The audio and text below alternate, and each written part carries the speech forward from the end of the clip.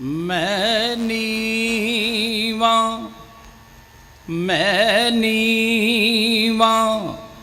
मेरा सतगुर उच्चा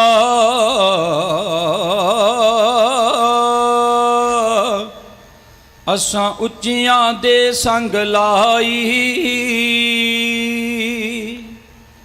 मैं नीवा मेरा मुर्शद उच्चा असां उच्चियां दे संग लाई।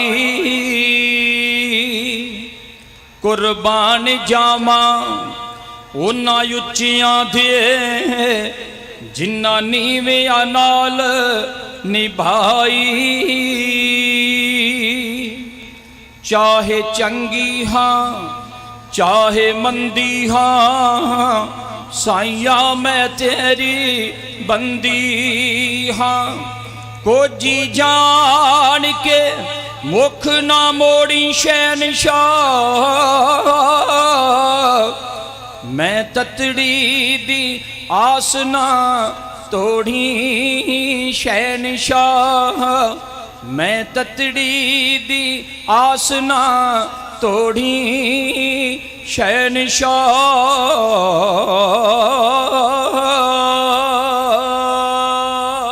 वासी हिंद दे सुसरी वांग सुते वासी हिंद दे सुसरी वांग सुते ते सुती अणख जमीर पंजाबियां दी।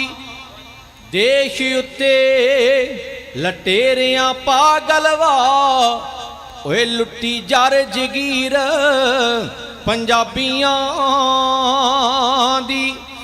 कैदों बने तैमूर दे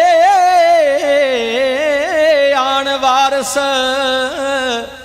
कैदों बने तैमूर दे आन वारस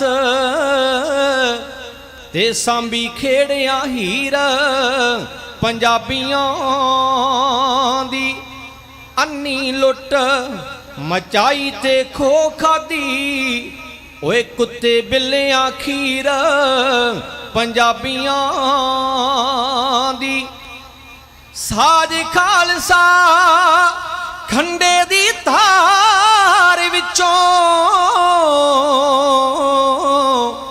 साज खालसा खंडे दी धार विचों ओ ऐसी खिची तस्वीर पंजाबियां दी। बाजां वाले वसाखी दे खास मौके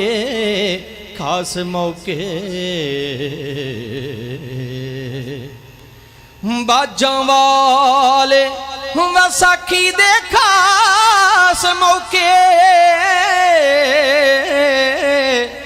ओए बदल दिती तकदीर पंजाबियां दी। बाजां वाले वसाखी दे खास मौके ओए बदल दिती तकदीर पंजाबियां दी। कौन कहंदा है सुनदा नहीं दाता कौन कहंदा है सुनदा नहीं दाता। दाता भरम रख दे लज्जां पाल दे ने इत्थे पीर फकीर अमीर सारे मनता मन देने जोता बाल देने। पीर होर भी दुनिया ते बहुत वेखे साडे गुरु तां गुरु कमाल देने। दाशान वेखो कईयां भुखियां नूं दाता पाल देने। दौलत हुसन हुकूमत दे नशे अंदर 4 दिन सरूर जरूर हुंदा माया दे जिन्ना नजदीक बंदा रब कोलों ओना दूर हुंदा। तोड़ सकदा ਤਾਰੇ ਆਕਾਸ਼ ਦੇ ਮੈਂ ਐਵੇਂ ਬੰਦੇ ਨੂੰ ਗਲਤ ਫਤੂਰ ਹੁੰਦਾ। ਜੋਸ਼ ਬੰਦੇ ਦੇ ਹੱਥ ਵਿੱਚ ਕੁਝ ਵੀ ਨਹੀਂ ਹੁੰਦਾ, ਸੋ ਜੋ ਉਹਨੂੰ ਮਨਜ਼ੂਰ ਹੁੰਦਾ ਸੋ ਜੋ ਉਹਨੂੰ ਮਨਜ਼ੂਰ ਹੁੰਦਾ। ਕਲਗੀਧਰ ਦਸਮੇਸ਼ ਪਿਤਾ ਦੀ ਸਿਫਤ ਲਿਖੀ ਨਾ ਜਾਵੇ, ਵਾ ਗੁਜਰੀ ਦੇ ਚੰਨਾ ਤੈਥੋਂ ਸਭ ਜਗ ਸਦਕੇ ਜਾਵੇ। ਚਰਜਾ ਦੇ ਸਦਾ ਹੀ ਰਹਿ ਕੇ ਮੰਨਣਾ ਉਸ ਦਾ ਪਾਣਾ, ਧੰਨ ਗੁਰੂ ਗੋਬਿੰਦ ਸਿੰਘ ਦੇ ਵਰਗਾ ਕਿਸ ਨੇ ਹੈ ਬਣ ਜਾਣਾ। ਛੋਟੀ ਉਮਰੇ ਪਿਤਾ ਆਪਣਾ ਦੇਸ਼ ਦੇ ਲੇਖੇ ਲਾਇਆ, ਬੁਝਿਆ ਦੀਪ ਜੋ ਹਿੰਦੀਆਂ ਦਾ ਸੀ ਪਾ ਕੇ ਖੂਨ ਜਗਾਇਆ। ਸਾਰੇ ਦੁੱਖਾਂ ਦਰਦਾਂ ਨੂੰ ਲੈ ਦਿਲ ਦੇ ਵਿੱਚ ਸਮਾਣਾ, ਧੰਨ ਗੁਰੂ ਗੋਬਿੰਦ ਸਿੰਘ ਦੇ ਵਰਗਾ ਕਿਸ ਨੇ ਹੈ ਬਣ ਜਾਣਾ। ਦੱਬੇ ਕੁਚਲੇ ਦੇਸ਼ ਦੇ ਲੋਕੀ ਸੀ ਦਹਿਸ਼ਤ ਦੇ ਮਾਰੇ, ਨੀਵੀਆਂ ਜਾਤਾਂ ਵਾਲੇ ਕਹਿ ਕੇ ਜ਼ਾਲਮ ਜੋ ਦੁਰਕਾਰੇ। ਉਹਨਾਂ ਨੂੰ ਲਾ ਨਾਲ ਕਾਲਜੇ ਉੱਚੀਆਂ ਨਾਲ ਰਲਾਣਾ, ਧੰਨ ਗੁਰੂ ਗੋਬਿੰਦ ਸਿੰਘ ਦੇ ਵਰਗਾ ਕਿਸ ਨੇ ਹੈ ਬਣ ਜਾਣਾ। ਗਿੱਦੜਾਂ ਤਾਈਂ ਸ਼ੇਰ ਬਣਾਇਆ, ਗਿੱਦੜਾਂ ਤਾਈਂ ਸ਼ੇਰ ਬਣਾਇਆ, ਖੰਡੇ ਪੌਲ ਪਿਲਾਈ, ਹੱਕ ਲਈ ਲੜਨਾ ਦੇਸ਼ ਲਈ ਮਰਨਾ ਸਾਰੀ ਬਾਤ ਬਤਾਈ। ਇੱਕ ਵੀਰ ਬਹਾਦਰ ਨੂੰ ਜਾ 1.25 ਲੱਖ ਨਾਲ ਡਾਣਾ, ਧੰਨ ਗੁਰੂ ਗੋਬਿੰਦ ਸਿੰਘ ਦੇ ਵਰਗਾ ਕਿਸ ਨੇ ਹੈ ਬਣ ਜਾਣਾ। ਸਰਸਾ ਨਦੀ ਦੇ ਕੰਢੇ ਉੱਤੇ ਪਿਆ ਪਰਿਵਾਰ ਵਿਛੋੜਾ, ਅੱਖਾਂ ਸਾਵੇਂ ਵਿਛੜ ਗਿਆ ਸੀ ਦੋ ਪੁੱਤਰਾਂ ਦਾ ਜੋੜਾ। ਰਾਜ ਨਾਨਾ ਦਿਲ ਘਬਰਾਇਆ, ਜਰਾ ਨਾਨਾ ਦਿਲ ਘਬਰਾਇਆ, ਆਖਿਆ ਰੱਬ ਦਾ ਪਾਣਾ, ਧੰਨ ਗੁਰੂ ਗੋਬਿੰਦ ਸਿੰਘ ਦੇ ਵਰਗਾ ਕਿਸ ਨੇ ਹੈ ਬਣ ਜਾਣਾ। 40 ਸਿੰਘ ਸਨ ਨਾਲ ਗੁਰਾਂ ਦੇ ਜਾਂ ਚਮਕੌਰ ਚ ਆਏ, 10 ਲੱਖ ਦੁਸ਼ਮਣ ਚੋਂ ਪਾਸਿਆਂ ਤੋਂ ਘੇਰੇ ਗੜੀ ਨੂੰ ਪਾਏ। ਨਾਨਾ ਦਿਲ ਘਬਰਾਇਆ, ਆਖਿਆ ਰੱਬ ਦਾ ਪਾਣਾ, ਧੰਨ ਗੁਰੂ ਗੋਬਿੰਦ ਸਿੰਘ ਦੇ ਵਰਗਾ ਕਿਸ ਨੇ ਹੈ ਬਣ ਜਾਣਾ। 35 ਸਿੰਘ ਤੇ ਲਾਲ ਦੋ ਵੱਡੇ ਵਿੱਚ ਚਮਕੌਰ ਕਟਾ ਕੇ, ਸਿੰਘਾਂ ਦੀ ਅਰਜ਼ੋਈ ਮੰਨ ਕੇ ਤੁਰ ਪੈ ਫਤਿਹ ਬੁਲਾ ਕੇ। ਸੀ ਨਾ ਹੋਇਆ ਹੁਣ ਤੱਕ ਐਸਾ ਯੁੱਧ ਮਹਾਨਾ, ਧੰਨ ਗੁਰੂ ਗੋਬਿੰਦ ਸਿੰਘ ਦੇ ਵਰਗਾ ਕਿਸ ਨੇ ਹੈ ਬਣ ਜਾਣਾ। ਤਨ ਦਾ ਚੋਲਾ ਲੀਰਾਂ ਹੋ ਗਿਆ ਪਹੁੰਚੇ ਮਾਛੀਵਾੜੇ, ਬੀਆਬਾਨ ਸੀ ਸੰਗਣਾ ਜੰਗਲ ਹਵਾਪੁਰੇ ਦੀ ਠਾਰੇ।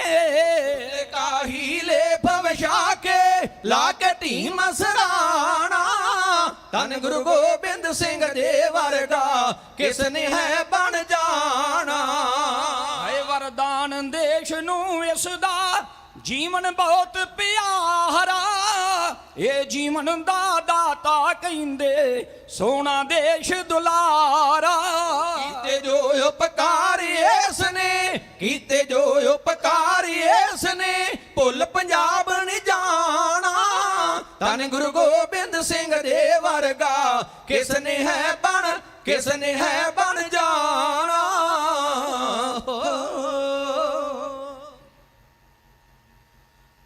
ਸਤਿਗੁਰ ਜੀ ਦੇ ਪਾਵਨ ਪਵਿੱਤਰ ਦਰਬਾਰ ਦੀ ਹਾਜ਼ਰੀ ਭਰਦੇ ਹੋਏ ਮਾਈ ਭਾਈ ਸਰਬੱਤ ਸਾਧ ਸੰਗਤ, ਸਭ ਤੋਂ ਪਹਿਲੇ ਜੋ ਸਿੱਖੀ ਦਾ ਸੱਚਾ ਤੇ ਸੁੱਚਾ ਅਸੂਲ ਹੈ, ਜੋੜੀਏ ਹੱਥ ਖਾਲਸਾ ਜੀ ਆਖੋ ਗੱਜ ਕੇ ਵਾਹਿਗੁਰੂ ਜੀ ਕਾ ਖਾਲਸਾ, ਸ਼੍ਰੀ ਵਾਹਿਗੁਰੂ ਜੀ ਕੀ ਫਤਿਹ। ਆਪ ਧੰਤਾ ਦੇ ਯੋਗ ਹੋ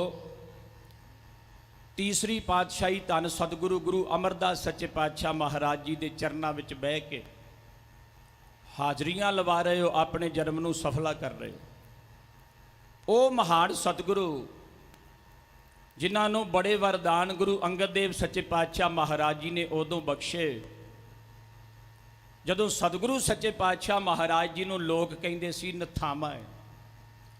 ਜਦੋਂ ਜਲਾਇਆਂ ਦੀ ਖੱਡੀ ਵਿੱਚ ਡਿੱਗੇ ਸਨ ਤੇ ਜਲਾਈ ਨੇ ਆਖਿਆ ਸੀ ਅਮਰੂ ਨਥਾਮਾ ਹੋਏਗਾ, ਆਪਣੇ ਪਤੀ ਨੂੰ ਦੱਸ ਰਹੀ ਸੀ।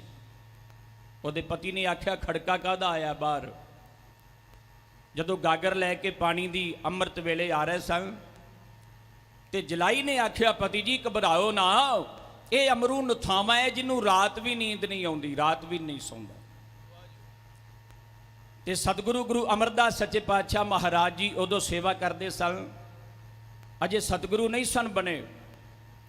ਤੇ ਉਸ ਵਕਤ ਸਹਿਜ ਸੁਭਾਅ ਆਖਿਆ ਆਂਦੇ ਨੇ ਚੱਲੀਏ, ਮੈਂ ਨਥਾਵਾਂ ਤੇ ਨਹੀਂ, ਨਥਾਵਾਂ ਤੇ ਉਦੋਂ ਸਾਂ ਜਦੋਂ ਮੈਂ ਗੁਰੂ ਵਾਲਾ ਨਹੀਂ ਸਾਂ, ਜਦੋਂ ਮੈਨੂੰ ਬੋਲੀਆਂ ਮਾਰੀਆਂ ਸਨ ਬ੍ਰਹਮਚਾਰੀ ਸਾਧ ਨੇ। ਹੁਣ ਤੇ ਮੈਂ ਗੁਰੂ ਵਾਲਾ, ਹੁਣ ਤੇ ਮੈਂ ਥਾਂ ਵਾਲਾ। ਇੰਨੀ ਆਖਣ ਦੀ ਦੇਰ ਸੀ, ਜਲਾਈ ਸ਼ਦੈਨ ਹੋ ਗਈ। ਤੁਸੀਂ ਕਈ ਵਾਰ ਇਤਿਹਾਸ ਸੁਣਿਆ। ਜਦੋਂ ਉਹਦਾ ਪਤੀ ਲੈ ਕੇ ਆਇਆ ਗੁਰੂ ਅੰਗਦ ਦੇਵ ਸੱਚੇ ਪਾਤਸ਼ਾਹ ਮਹਾਰਾਜ ਦੇ ਚਰਨਾਂ ਵਿੱਚ, ਪਾਗਲ ਹੋਈ ਜਲਾਈ ਨੂੰ, ਸ਼ਦੈਨ ਹੋਈ ਜਲਾਈ ਨੂੰ। ਤੇ ਗੁਰੂ ਅੰਗਦ ਦੇਵ ਸੱਚੇ ਪਾਤਸ਼ਾਹ ਨੇ ਆਖਿਆ ਇਹਨੂੰ ਬਿਮਾਰੀ ਕੀ ਹੈ, ਕਿਸੇ ਵੈਦ ਹਕੀਮ ਨੂੰ ਵਿਖਾਓ। ਇਹਦਾ ਪਤੀ ਕਹਿੰਦਾ ਜੀ ਬਿਮਾਰੀ ਵੈਦਾਂ ਹਕੀਮਾਂ ਵਾਲੀ ਨਹੀਂ। ਸਤਿਗੁਰੂ ਕਹਿੰਦੇ ਫਿਰ ਬਿਮਾਰੀ ਕੀ ਹੈ?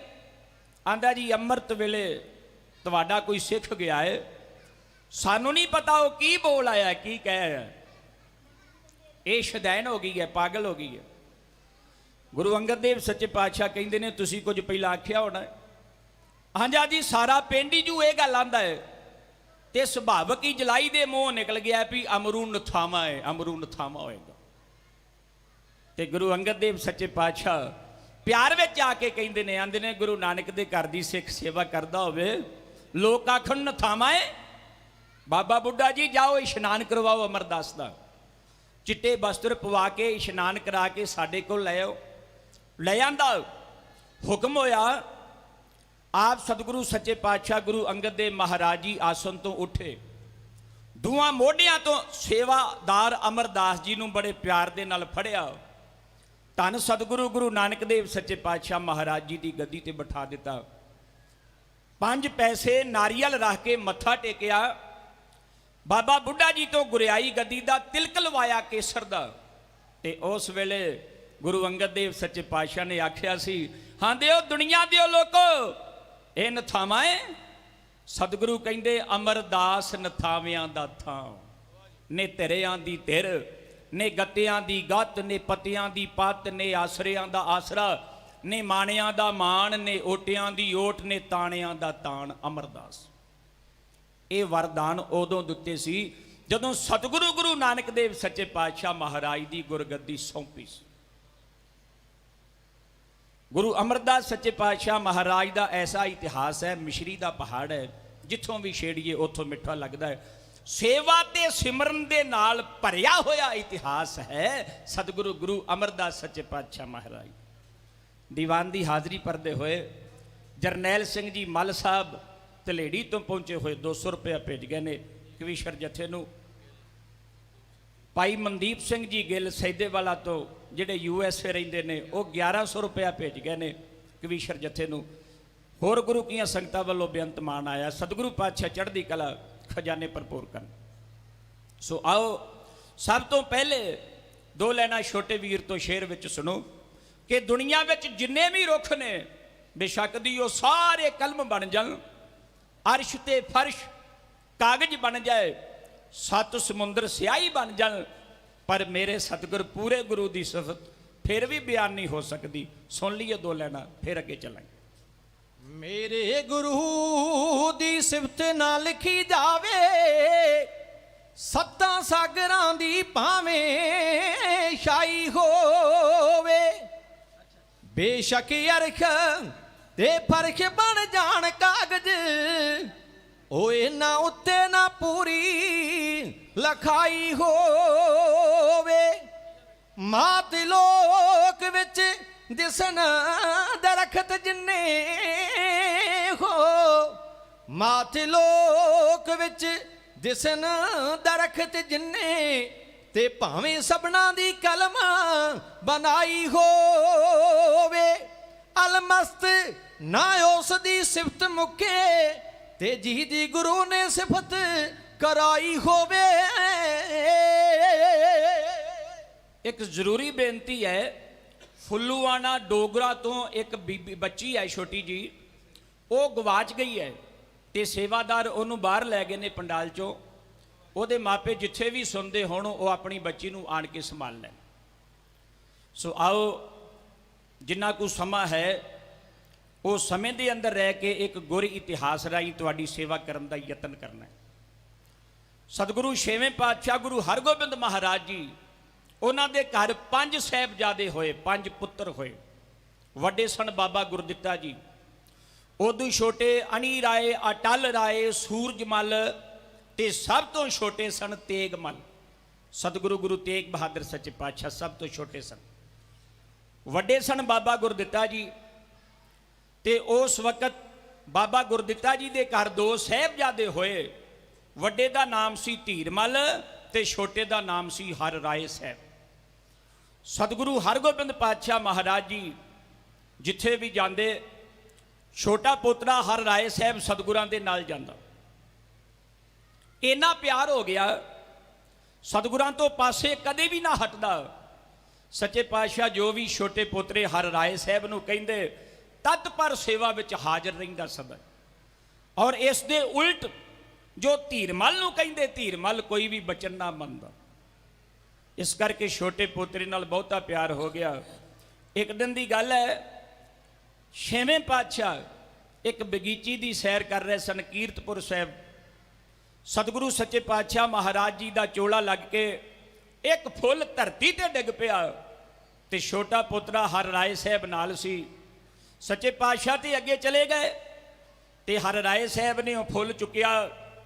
ਕਦੇ ਫੁੱਲ ਵੱਲ ਵੇਂਦੇ ਨੇ, ਕਦੇ ਟਾਹਣੀ ਵੱਲ ਵੇਂਦੇ ਨੇ। ਤੇ ਜਦੋਂ ਸਤਿਗੁਰਾਂ ਨੇ ਪਿੱਛਾ ਭੌਂ ਕੇ ਵੇਖਿਆ, ਆਖਿਆ ਬੇਟਾ ਕੀ ਕਰ ਰਹੇ ਹੋ? ਤੇ ਹਰ ਰਾਏ ਸਾਹਿਬ ਕਹਿਣ ਲੱਗੇ, ਆਂਦੇ ਨੇ ਦਾਦਾ ਜੀ, ਸਤਿਗੁਰ ਜੀ, ਆਪ ਜੀ ਦਾ ਚੋਲਾ ਲੱਗ ਕੇ ਫੁੱਲ ਟੁੱਟ ਗਿਆ ਇਸ ਟਾਹਣੀ ਨਾਲੋਂ। ਜਿਸ ਟਾਹਣੀ ਨਾਲੋਂ ਇਹ ਫੁੱਲ ਟੁੱਟਾ ਹੈ ਉਹਦਾ ਮਨ ਕਿੰਨਾ ਦੁਖਿਆ ਹੋਏਗਾ। ਇਹ ਛੋਟੀ ਜੀ ਗੱਲ ਵਿੱਚ ਬੜੀ ਵੱਡੀ ਰਮਜ ਸੀ, ਬੜਾ ਵੱਡਾ ਇਤਿਹਾਸ ਸੀ। ਛੇਵੇਂ ਪਾਤਸ਼ਾਹ ਨੇ ਸੋਚਿਆ ਜਿਸ ਬੱਚੇ ਨੇ ਇੱਕ ਫੁੱਲ ਟੁੱਟਣ ਦਾ ਇੰਨਾ ਦਰਦ ਪੇਸ਼ ਕੀਤਾ ਹੈ, ਇੰਨਾ ਦਰਦ ਮਹਿਸੂਸ ਕੀਤਾ ਹੈ, ਉਹ ਸੰਗਤ ਦਾ ਦਰਦ ਕਿਉਂ ਨਾ ਵੰਡਾਏਗਾ, ਦੁਨੀਆ ਦਾ ਦੁੱਖ ਕਿਉਂ ਨਾ ਵੰਡਾਏਗਾ। ਹਰ ਪੱਖੋਂ ਪੂਰਾ ਜਾਣ ਕੇ ਕਹਿਣ ਤੋਂ ਭਾਵ ਅਨੇਕਾਂ ਪਰਖਾਂ ਵਿੱਚ ਹਰ ਰਾਏ ਸਾਹਿਬ ਜੀ ਪੂਰੇ ਉਤਰੇ। ਤੇ ਗੁਰਬਾਣੀ ਵਿੱਚ ਪਾਠ ਆਉਂਦਾ ਹੈ, ਤਖਤ ਬਹੇ ਤਖਤੇ ਕੀ ਲਾਇਕ। ਜਿਹੜਾ ਸੇਵਾਦਾਰ ਹੈ ਨਾ, ਇਹ ਵਸਤੂ ਉਹਨੂੰ ਪ੍ਰਾਪਤ ਹੁੰਦੀ ਹੈ। ਇੱਥੇ ਹੱਡ ਮਾਸ ਚੰਮ ਦਾ ਰਿਸ਼ਤਾ ਨਹੀਂ। ਭਾਵੇਂ ਉਹ ਹੱਡ ਮਾਸ ਚੰਮ ਦਾ ਰਿਸ਼ਤਾ ਹੈ, ਜੇ ਸੇਵਾਦਾਰ ਨਹੀਂ, ਆਗਿਆ ਵਿੱਚ ਨਹੀਂ, ਤੇ ਸਤਿਗੁਰ ਦਾ ਕੁਝ ਵੀ ਨਹੀਂ ਲੱਗਦਾ। ਇਹ ਤੇ ਵਸਤੂ ਸੇਵਾਦਾਰ ਦੀ ਹੈ। ਜੇ ਸੇਵਾਦਾਰ ਪੁੱਤਰ ਹੋਵੇ, ਉਹ ਆਗਿਆ ਵਿੱਚ ਹੈ, ਤੇ ਵਸਤੂ ਉਹਨੂੰ ਮਿਲ ਜਾਂਦੀ ਹੈ। ਇਹ ਪੁੱਤਰ ਹੈ ਹਰ ਰਾਏ ਸਾਹਿਬ। ਸਤਿਗੁਰਾਂ ਨੇ ਹਰ ਪੱਖੋਂ ਜਾਣ ਕੇ ਸਤਿਗੁਰੂ ਗੁਰੂ ਨਾਨਕ ਦੇਵ ਸੱਚੇ ਪਾਤਸ਼ਾਹ ਜੀ ਦੀ ਗੱਦੀ ਸੌਂਪ ਲਿੱਤੀ। ਹੁਣ ਧੀਰਮਲ ਵੱਡਾ ਸੀ ਉਮਰ ਵਿੱਚ, ਇਹਨੂੰ ਬਹੁਤੀ ਤਕਲੀਫ ਹੋਈ ਵੀ ਹੱਕ ਮੇਰਾ ਸੀ। ਇਹ ਦਾਦਾ ਜੀ ਨੇ ਕੀ ਕੀਤਾ, ਛੋਟੇ ਭਰਾ ਨੂੰ ਗੱਦੀ ਦੇ ਦਿੱਤੀ ਹੈ। ਇਹਦੀ ਜਲੰਧਰ ਵਾਲੇ ਸੂਬੇ ਨਾਲ ਬੜੀ ਬਣਦੀ ਸੀ। ਇਹਨੇ ਉਹਨੂੰ ਨਾਲ ਲੈ ਕੇ ਬਾਦਸ਼ਾਹ ਔਰੰਗਜ਼ੇਬ ਦੇ ਦਰਬਾਰ ਵਿੱਚ ਅਰਜੀ ਪਾ ਦਿੱਤੀ ਵੀ ਮੇਰੇ ਨਾਲ ਬੇਇਨਸਾਫੀ ਹੋਈ ਹੈ, ਮੇਰਾ ਹੱਕ ਮੈਨੂੰ ਮਿਲਣਾ ਚਾਹੀਦਾ। ਸਮਾਂ ਆਪਣੀ ਚਾਲੇ ਚੱਲਦਾ ਰਿਹਾ। ਇਧਰ ਸਤਿਗੁਰੂ ਸੱਚੇ ਪਾਤਸ਼ਾਹ ਹਰ ਰਾਏ ਸਾਹਿਬ, ਇਹਨਾਂ ਦੇ ਘਰ ਵੀ 2 ਸਾਹਿਬਜ਼ਾਦੇ ਹੋਏ। ਵੱਡਾ ਸੀ ਰਾਮ ਰਾਏ ਤੇ ਛੋਟੇ ਸਨ ਹਰ ਕ੍ਰਿਸ਼ਨ ਸਾਹਿਬ। ਆਖਰ ਸਮਾਂ ਆਇਆ, ਇਹਦੀ ਅਰਜੀ ਦੀ ਸੁਣਵਾਈ ਹੋਈ। ਪੁਲਿਸ ਦਿੱਲੀੋਂ ਆਈ ਤੇ ਕੀਰਤਪੁਰ ਸਾਹਿਬ ਆਈ 7ਵੇਂ ਪਾਤਸ਼ਾਹ ਨੂੰ ਗ੍ਰਿਫਤਾਰ ਕਰਨ ਵਾਸਤੇ। ਸਤਿਗੁਰੂ ਹਰ ਰਾਏ ਸਾਹਿਬ ਨੇ ਕਹਿ ਦਿੱਤਾ ਸੀ ਕਿ ਮੈਂ ਮਲੇਸ਼ ਦੇ ਮੱਥੇ ਨਹੀਂ ਲੱਗਣਾ, ਮੈਂ ਝੂਠੀ ਕਚਹਿਰੀ ਵਿੱਚ ਨਹੀਂ ਜਾਣਾ, ਝੂਠੀ ਅਦਾਲਤ ਵਿੱਚ ਨਹੀਂ ਜਾਣਾ। ਆਪਣੇ ਵੱਡੇ ਪੁੱਤਰ ਰਾਮ ਰਾਏ ਨੂੰ ਗੁਰੂ ਘਰ ਵਿੱਚੋਂ ਚੋਖੀਆਂ ਕਰਾਮਾਤਾਂ ਬਖਸ਼ ਕੇ ਕੰਡ ਤੇ ਥਾਪੀ ਦੇ ਕੇ ਆਖਿਆ ਸੀ, ਜਾ ਬੱਚਾ ਬਾਦਸ਼ਾਹ ਰੰਗਜੇਬ ਦੇ ਦਰਬਾਰ ਵਿੱਚ ਤੂੰ ਪੇਸ਼ੀ ਭੁਗਤ ਕੇ ਆਉਣੀ ਹੈ, ਤਰੀਕ ਭੁਗਤ ਕੇ ਆਉਣੀ ਹੈ, ਪਰ ਇੱਕ ਗੱਲ ਯਾਦ ਰੱਖੀ, ਲਾਲਚ ਵਸ ਨਹੀਂ ਹੋਣਾ। ਔਰ ਜੋ ਵੀ ਬਾਦਸ਼ਾਹ ਰੰਗਜੇਬ ਸਵਾਲ ਕਰੇ ਬੜੀ ਨਿਰਭੈਤਾ ਦੇ ਨਾਲ ਉਹਦਾ ਜਵਾਬ ਦੇਣਾ। ਤੇ ਜਾ ਸਤਿਗੁਰੂ ਨਾਨਕ ਦੇ ਘਰੋਂ ਤੈਨੂੰ ਚੋਖੀਆਂ ਤਾਕਤਾਂ ਬਖਸ਼ੀਆਂ। 22 ਨਾਲ ਘੋੜਸਵਾਰ ਦਿੱਤੇ। ਰਾਮ ਰਾਏ ਜੀ 22 ਘੋੜਸਵਾਰਾਂ ਦੇ ਨਾਲ ਦਿੱਲੀ ਦਰਬਾਰ ਬਾਦਸ਼ਾਹ ਰੰਗਜੇਬ ਦੇ ਕੋਲ ਪਹੁੰਚੇ। ਬਾਦਸ਼ਾਹ ਰੰਗਜੇਬ ਨੇ ਬੜਾ ਸਤਿਕਾਰ ਕੀਤਾ, ਬੜਾ ਸਵਾਗਤ ਕੀਤਾ ਔਰ ਅਗਲੇ ਦਿਨ ਆਪਣੇ ਦਰਬਾਰ ਵਿੱਚ ਬਿਠਾਇਆ। ਬੜੇ ਪਿਆਰ ਦੇ ਨਾਲ ਗੱਲ ਸ਼ੁਰੂ ਕਰਦਾ ਹੈ, ਕਹਿੰਦਾ ਰਾਮ ਰਾਏ ਜੀ ਤੁਸੀਂ ਗੁਰੂ ਨਾਨਕ ਦੀ ਗੱਦੀ ਨੂੰ ਮੰਨਣ ਵਾਲੇ ਬੰਦੇ ਹੋ। ਇਹ ਗੱਦੀ ਵਿੱਚ ਬੜੀਆਂ ਤਾਕਤਾਂ ਨੇ, ਬੜੀਆਂ ਸ਼ਕਤੀਆਂ ਨੇ, ਕੋਈ ਕਲਾ ਕੁਦਰਤ ਵਿਖਾ ਸਕਦੇ ਹੋ? ਤੇ ਰਾਮ ਰਾਏ ਜੀ ਨੇ ਫਿਰ ਤਾਕਤਾਂ ਵਿਖਾਉਣੀਆਂ ਸ਼ੁਰੂ ਕਰ ਦਿੱਤੀਆਂ। ਬਾਦਸ਼ਾਹ ਜੋ ਵੀ ਚਾਹੁੰਦਾ ਸੀ, ਇਤਿਹਾਸ ਨੇ ਗਿਣਤੀ ਕੀਤੀ ਹੈ ਕਿ ਉਹ 72 ਕਰਾਮਾਤਾਂ ਸਨ ਜਿਹੜੀਆਂ ਰਾਮ ਰਾਏ ਜੀ ਨੇ ਵਿਖਾਈਆਂ। ਜਿਨ੍ਹਾਂ ਵਿੱਚੋਂ ਇੱਕ ਅਹਿਮ ਕਰਾਮਾਤ ਕੀ ਹੈ ਕਿ ਜਮਨਾ ਵਗਦੀ ਸੀ, ਭਰੀ ਵਗਦੀ ਸੀ, ਤੇ ਰਾਮ ਰਾਏ ਜੀ ਜਮਨਾ ਦੇ ਉੱਤੇ ਇਉਂ ਤੁਰੇ ਜਿਵੇਂ ਬੰਦਾ ਪੱਕੀ ਸੜਕ ਤੇ ਤੁਰਿਆ ਜਾਂਦਾ, ਪੱਕੀ ਸੜਕ ਤੇ। ਬਾਦਸ਼ਾਹ ਰੰਗਜੇਬ ਹੈਰਾਨ ਹੋ ਗਿਆ, ਦੰਗ ਰਹਿ ਗਿਆ। ਆਸਮਾਨ ਵਿੱਚ ਸੂਰਜ ਚੜ੍ਹਿਆ ਹੋਇਆ ਹੈ ਤੇ ਰਾਮ ਰਾਏ ਜੀ ਨੇ ਆਪਣੀ ਤਾਕਤ ਦੇ ਨਾਲ ਬਾਦਸ਼ਾਹ ਨੂੰ ਦਿਨੇ ਤਾਰੇ ਵਿਖਾ ਦਿੱਤੇ, ਆਕਾਸ਼ ਵਿੱਚ ਦਿਨੇ ਤਾਰੇ। ਬਾਦਸ਼ਾਹ ਨੂੰ ਉਡਾਇਆ ਇਹਦੀ ਕਚਹਿਰੀ ਵਿੱਚੋਂ ਤੇ ਇਹਦੇ ਘਰ ਬਿਨਾ ਪਾਲਕੀ ਤੋਂ ਲੈ ਆਂਦਾ। ਬਾਦਸ਼ਾਹ ਰੰਗਜੇਬ ਇੰਨਾ ਪ੍ਰਭਾਵਿਤ ਹੋਇਆ ਹੈ ਕਰਾਮਾਤਾਂ ਵੇਖ ਕੇ, ਉਹਨੇ ਰਾਮ ਰਾਏ ਨੂੰ ਆਪਣਾ ਮੁਰਸ਼ਿਦ ਮੰਨ ਲਿਆ, ਆਪਣਾ ਗੁਰੂ ਮੰਨ ਲਿਆ। ਤੇ ਗੁਰੂ ਦਕਸ਼ਨਾ ਵਿੱਚ ਦੇਹਰਾਦੂਨ ਦੀ ਸਾਰੀ ਜਗੀਰ ਬਾਦਸ਼ਾਹ ਰੰਗਜੇਬ ਨੇ ਰਾਮ ਰਾਏ ਨੂੰ ਮੱਥਾ ਟੇਕ ਦਿੱਤੀ। ਪਰ ਜਿਹੜੇ ਇਹਦੇ ਵਜ਼ੀਰ ਮਸਦੀ ਸਨ ਉਹਨਾਂ ਨੂੰ ਗੱਲ ਚੰਗੀ ਨਹੀਂ ਲੱਗੀ। ਉਹਨਾਂ ਆਖਿਆ ਉਹ ਬੰਦਾ ਪੇਸ਼ੀ ਭੁਗਤਣ ਆਇਆ ਹੋਵੇ ਤੇ ਬਾਦਸ਼ਾਹ ਰੰਗਜੇਬ ਇਹਨੂੰ ਗੁਰੂ ਮੰਨ ਲੈ। ਉਹਨਾਂ ਨੇ ਬਾਦਸ਼ਾਹ ਰੰਗਜੇਬ ਨੂੰ ਚੁੱਕਣਾ ਚਾਹਿਆ। ਆਖਿਆ ਬਾਦਸ਼ਾਹ ਜਿਸ ਬੰਦੇ ਨੂੰ ਤੂੰ ਗੁਰੂ ਮੰਨਿਆ ਹੈ ਨਾ, ਮੁਰਸ਼ਿਦ ਮੰਨਿਆ ਹੈ, ਇਹਨਾਂ ਦੇ ਵੱਡਿਆਂ ਨੇ ਇੱਕ ਪੂਜਨੀਕ ਗ੍ਰੰਥ ਲਿਖਿਆ। ਉਸ ਗ੍ਰੰਥ ਵਿੱਚ ਮੁਸਲਮਾਨਾਂ ਦੀ ਨਰਾਦਰੀ ਲਿਖੀ ਹੈ। ਇਹਨਾਂ ਦੇ ਵੱਡਿਆਂ ਨੇ ਲਿਖਿਆ ਮਿੱਟੀ ਮੁਸਲਮਾਨ ਕੀ ਪੇੜੇ ਪਈ ਕਮਿਆਰ, ਘੜ ਭਾਂਡੇ ਇੱਟਾਂ ਕੀਏ ਜਲ ਕੀ ਕਰੇ ਪੁਕਾਰ। ਹੁਣ ਇਸ ਤੁਕ ਦਾ ਅਰਥ ਰਾਮ ਰਾਏ ਜੀ ਸਹੀ ਕਰਕੇ ਬਾਦਸ਼ਾਹ ਦੀ ਸੰਤੁਸ਼ਟੀ ਕਰਵਾ ਸਕਦੇ ਸਨ। ਜਦੋਂ ਬਾਦਸ਼ਾਹ ਨੇ ਆਖਿਆ ਵੀ ਤੁਹਾਡੇ ਗੁਰੂ ਨੇ ਆ ਕੀ ਲਿਖਿਆ ਹੈ, ਤੇ ਰਾਮ ਰਾਏ ਜੀ ਨੇ ਜਾਣਬੁੱਝ ਕੇ ਗੱਲ ਨੂੰ ਟਾਲਣਾ ਚਾਹਿਆ। ਆਖਿਆ ਬਾਦਸ਼ਾਹ ਇਹ ਤੇ ਛਾਪੇਖਾਨੇ ਵਿੱਚ ਗਲਤੀ ਹੋ ਗਈ ਹੈ, ਸਾਡੇ ਵੱਡਿਆਂ ਨੇ ਉਹ ਨਹੀਂ ਲਿਖਿਆ। ਉਹਨਾਂ ਨੇ ਲਿਖਿਆ ਮਿੱਟੀ ਬੇਈਮਾਨ ਕੀ, ਮੁਸਲਮਾਨ ਦੀ ਥਾਂ ਤੇ ਬੇਈਮਾਨ ਲਾ ਦਿੱਤਾ। ਗੁਰਬਾਣੀ ਦੀ ਤੁਕ ਪਲਟ ਦਿੱਤੀ, ਬਦਲ ਦਿੱਤੀ। ਬਾਦਸ਼ਾਹ ਰੰਗਜੇਬ ਦੀ ਸੰਤੁਸ਼ਟੀ ਹੋ ਗਈ ਭਈ ਬੇਈਮਾਨ ਬੰਦੇ ਹਰ ਕੌਮਾਂ ਮਜ਼ਹਬਾਂ ਧਰਮਾਂ ਵਿੱਚ ਹੁੰਦੇ ਨੇ, ਬੰਦੇ ਥੋੜੇ ਹੁੰਦੇ ਨੇ ਬੇਈਮਾਨ, ਪਰ ਕਲੰਕਿਤ ਕੌਮਾਂ ਨੂੰ ਕਰ ਜਾਂਦੇ ਨੇ। ਉਹਦੀ ਤਸੱਲੀ ਹੋ ਗਈ। ਪਰ ਜਿਹੜੇ ਨਾਲ 22 ਸਿੱਖ ਆਏ ਸਨ ਰਾਮ ਰਾਏ ਦੇ, ਉਹਨਾਂ ਵਿੱਚੋਂ ਕਿਸੇ ਇੱਕ ਸਿੱਖ ਨੇ ਜਾ ਕੇ ਕੀਰਤਪੁਰ ਸਾਹਿਬ 7ਵੇਂ ਪਾਤਸ਼ਾਹ ਨੂੰ ਦੱਸਿਆ, ਸਤਿਗੁਰੂ ਰਾਮ ਰਾਏ ਜੀ ਲਾਲਚਵਸ ਹੋ ਕੇ ਗੁਰੂ ਨਾਨਕ ਦੇਵ ਦੀ ਪਵਿੱਤਰ ਬਾਣੀ ਦੀ ਤੁਕ ਬਦਲ ਦਿੱਤੀ ਹੈ। ਜਦੋਂ ਸਤਿਗੁਰਾਂ ਨੂੰ ਪਤਾ ਲੱਗਾ, ਸੱਚੇ ਪਾਤਸ਼ਾਹ ਫਿਰ ਗੁੱਸੇ ਵਿੱਚ ਆ ਗਏ। ਆਂਦੇ ਨੇ ਉਹ ਭਾਵੇਂ ਸਾਡਾ ਵੱਡਾ ਪੁੱਤਰ ਹੀ ਹੈ ਰਾਮ ਰਾਏ, ਹੱਡ ਮਾਸ ਖੂਨ ਚੰਮ ਦਾ ਰਿਸ਼ਤਾ ਹੈ, ਪਰ ਜਿਹੜਾ ਗੁਰੂ ਨਾਨਕ ਦੀ ਬਾਣੀ ਦਾ ਸਕਾ ਨਹੀਂ, ਉਹ ਸਾਡਾ ਕੁਝ ਨਹੀਂ ਲੱਗਦਾ, ਭਾਵੇਂ ਉਹ ਸਾਡਾ ਪੁੱਤਰ ਹੀ ਹੈ। ਅੱਜ ਤੋਂ ਬਾਅਦ ਸਾਡਾ ਵੱਡਾ ਪੁੱਤਰ ਰਾਮ ਰਾਏ ਗੁਰੂ ਨਾਨਕ ਦੇ ਘਰ ਦਾ ਬੇਮੁਖ ਬੰਦਾ ਹੈ। ਜਿਹੜਾ ਫਰਮਾਨ 7ਵੇਂ ਪਾਤਸ਼ਾਹ ਨੇ ਜਾਰੀ ਕੀਤਾ ਕੀਰਤਪੁਰ ਸਾਹਿਬ ਵਿੱਚ ਬਹਿ ਕੇ ਸੰਗਤ ਦੇ ਵਿੱਚ, ਕੀ ਆਖਿਆ ਰਾਮ ਰਾਏ ਦੇ ਖਿਲਾਫ ਸਤਿਗੁਰਾਂ ਨੇ, ਇਉਂ ਬੇਨਤੀ ਕੀਤੀ ਜਾ ਰਹੀ ਹੈ। ਏ ਜੀ ਰਾਮ ਰਾਏ ਨੇ ਗੁਰਬਾਣੀ ਦੇ ਬੋਲ ਅੱਖਰ ਬਦਲਾਏ, ਹਰ ਰਾਏ ਸਤਿਗੁਰ ਜੀ ਸੁਣ ਕੇ ਡਾਢੇ ਰੋ ਵਿੱਚ ਆਏ। ਮਿੱਟੀ ਮੁਸਲਮਾਨ ਦੀ ਥਾਂ ਤੇ ਬੇਈਮਾਨ ਬਤਲਾਇਆ, ਰਾਮ ਰਾਏ ਬੇਮੁਖ ਗੁਰ ਘਰ ਦਾ ਸਤਵੇਂ ਗੁਰ ਫਰਮਾਇਆ।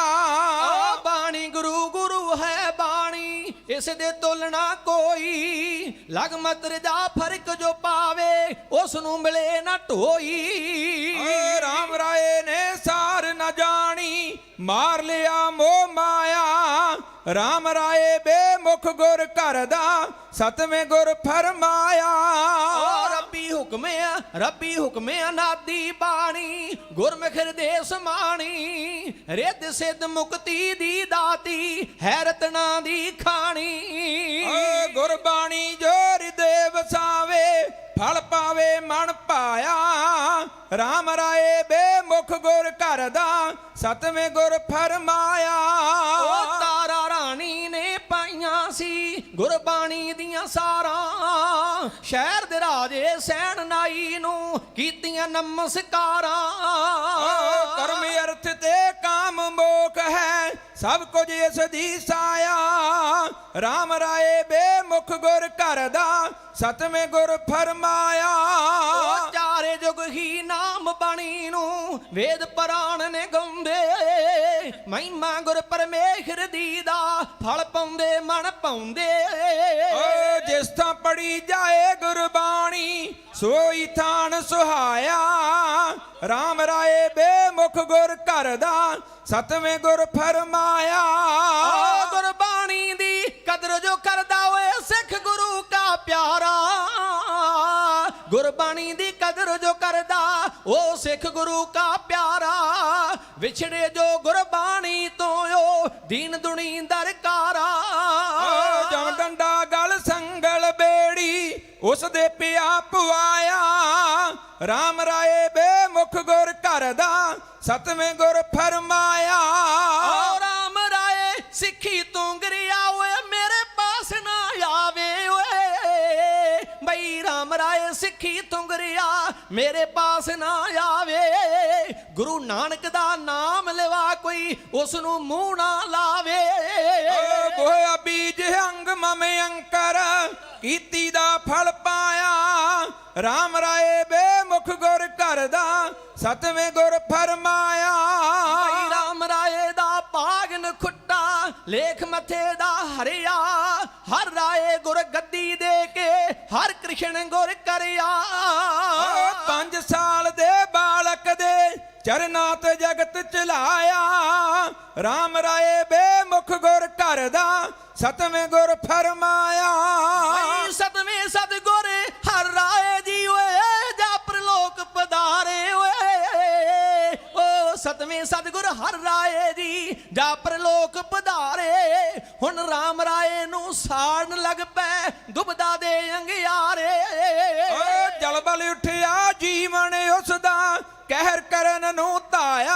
ਆਇਓ ਕਹਿਰ ਕਰਨ ਨੂੰ ਧਾਇਆ। ਰਾਮ ਰਾਏ ਬੇਮੁਖ ਗੁਰ ਘਰ ਦਾ ਸਤਵੇਂ ਗੁਰ ਫਰਮਾਇਆ।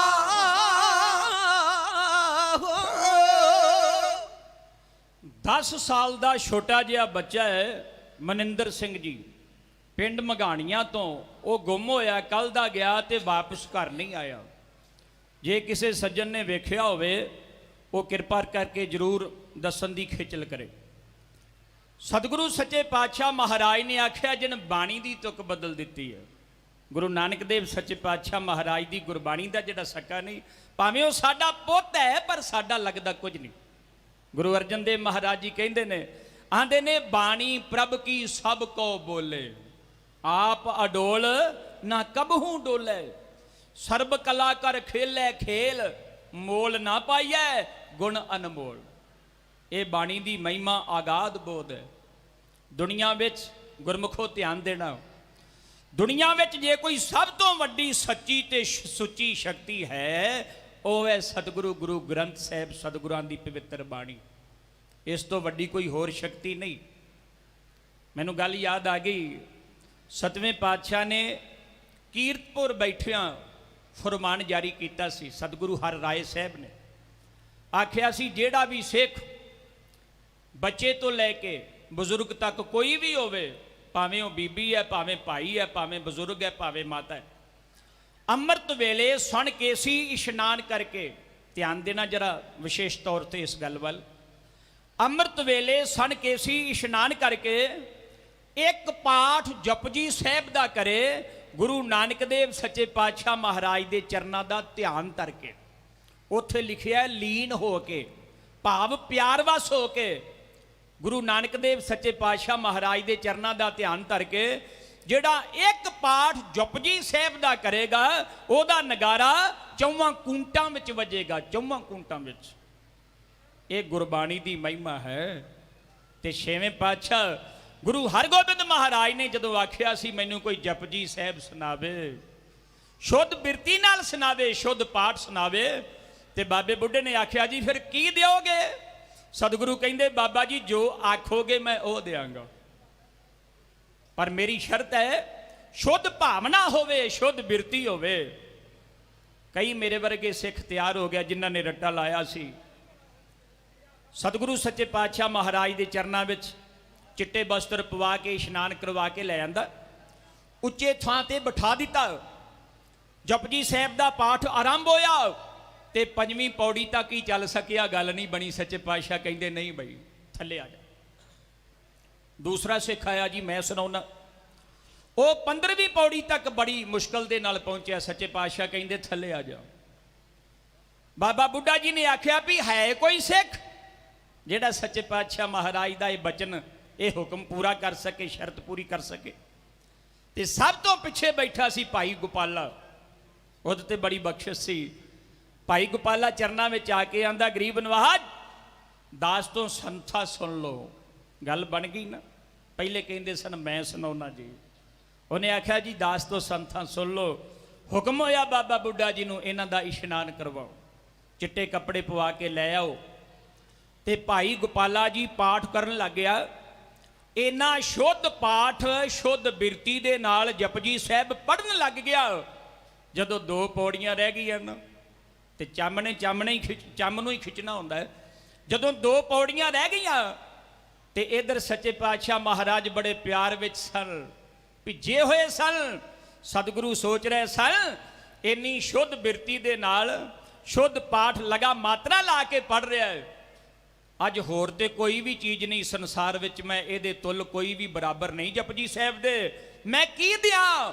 ਸੋਚਦੇ ਨੇ ਮੈਂ ਗੁਰੂ ਨਾਨਕ ਦੀ ਅੱਜ ਗੱਦੀ ਸੌਂਪ ਦੇਣੀ ਹੈ, ਇਹਨੂੰ ਗੱਦੀ ਦੇ ਦੇਣੀ।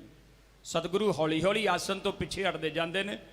ਪਰ ਇਧਰ ਜਦੋਂ 2 ਪੌੜੀਆਂ ਰਹਿ ਗਈਆਂ, ਭਾਈ ਗੋਪਾਲੇ ਦੇ ਮਨ ਵਿੱਚ ਇੱਕ ਵਿਚਾਰ ਆਈ ਵੀ ਗੋਪਾਲਿਆ ਹੁਣੇ ਹੀ ਸੋਚ ਲਾ, ਸਤਿਗੁਰੂ ਹਰਗੋਬਿੰਦ ਮਹਾਰਾਜ ਦੀਆਂ ਤੂੰ ਸ਼ਰਤਾਂ ਸਾਰੀਆਂ ਪੂਰੀਆਂ ਕਰਤੀਆਂ ਨੇ, ਬਾਅਦ ਵਿੱਚ ਇਹਨਾਂ ਨੇ ਪੁੱਛਣਾ ਦੱਸ ਕੀ ਦਈਏ, ਤੇ ਤੂੰ ਸੋਚ ਲਾ ਵੀ ਲੈਣਾ ਕੀ ਹੈ। ਆਂਦਾ ਅਰਬੀ ਘੋੜੇ ਨੇ ਸੱਚੇ ਪਾਤਸ਼ਾਹ ਦੇ ਕੋਲ 4, ਇੱਕ ਤੇ ਸਤਿਗੁਰੂ ਸਵਾਰੀ ਕਰਦੇ ਨੇ, ਇੱਕ ਤੇ ਪੈਂਦੇ ਖਾਂ ਸਵਾਰੀ ਕਰਦਾ ਹੈ, ਇੱਕ ਤੇ ਭਾਈ ਬਿਧੀ ਚੰਦ ਜੀ ਸਵਾਰੀ ਕਰਦੇ ਨੇ, ਤੇ ਇੱਕ ਘੋੜਾ ਜਿਹੜਾ ਉਹ ਖਾਲੀ ਹੈ। ਜੇ ਉਹ ਅਰਬੀ ਘੋੜਾ ਮੈਨੂੰ ਮਿਲ ਜਾਏ 1.25 ਲੱਖ ਦੀ ਕਾਠੀ ਸਮੇਤ, ਤੇ ਬੜਾ ਆਨੰਦ ਬਣ ਜਾਏ ਸਾਰੀ ਜ਼ਿੰਦਗੀ ਦਾ। ਤੇ ਸਤਿਗੁਰੂ ਸਭ ਤੋਂ ਵੱਡੀ ਸ਼ਕਤੀ ਹੁੰਦੀ ਹੈ, ਉਹ ਦਿਲ ਦੀਆਂ ਜਾਣਦਾ ਹੈ। ਗੁਰੂ ਨੂੰ ਦੱਸਣਾ ਨਹੀਂ ਪੈਂਦਾ। मेरे दिल की बातों को वो जानता है, इरादों को खूब पहचानता है। उजाला हो या छा रहा हो अंधेरा, है उनकी नजर में हर एक काम मेरा। सतगुरु सच्चे पातशाह जानते सन, वो उस तरह जिहड़ा आसन तो पिछे हो रहे सन, फिर आसन ते उस तरह अडोल बह गए। जदों समाप्ति हुई पाठ की, सच्चे पातशाह ने सिखां नूं हुक्म लाया भी जाओ जिहड़ा चौथा घोड़ा है अरबी घोड़ा, वो 1.25 लाख की काठी पा के लैके आओ, भाई गोपाले नूं देना। सतगुरु कहंदे ओ गोपालिया, अज 2 पौड़ियां जड़ियां रहिंदियां सन, ये भी उवें ही शुद्ध पढ़ देंदों शुद्ध बिरती दे नाल अज मैं सतगुरु गुरु नानक देव जी की गद्दी सौंप देनी सी। गज के कह दिओ सतनाम श्री वाहिगुरु। गुरबाणी की महानता इन्नी वड्डी है, ये गुरु हरगोबिंद महाराज ने आख्या सी भी ये मेरे तो उच्ची है। जदों बाबे बुढ़े ने आख्या सी ना, सच्चे पातशाह गल विच पल्ला पा के जोड़ियां विच खलो गए सन, ते बाबे बुढ़े ने आख्या सी जी जोड़ियां विच क्यों खलो गए हो? आंदे मेरा दिल करदा जपजी साहब सुना, अज मैनू कोई जपजी साहब सुनावे। ते बाबा बुढ़ा जी ने आख्या सी उवें ही कह देंदे, जोड़ियां विच खलोण दी की लोड़ सी।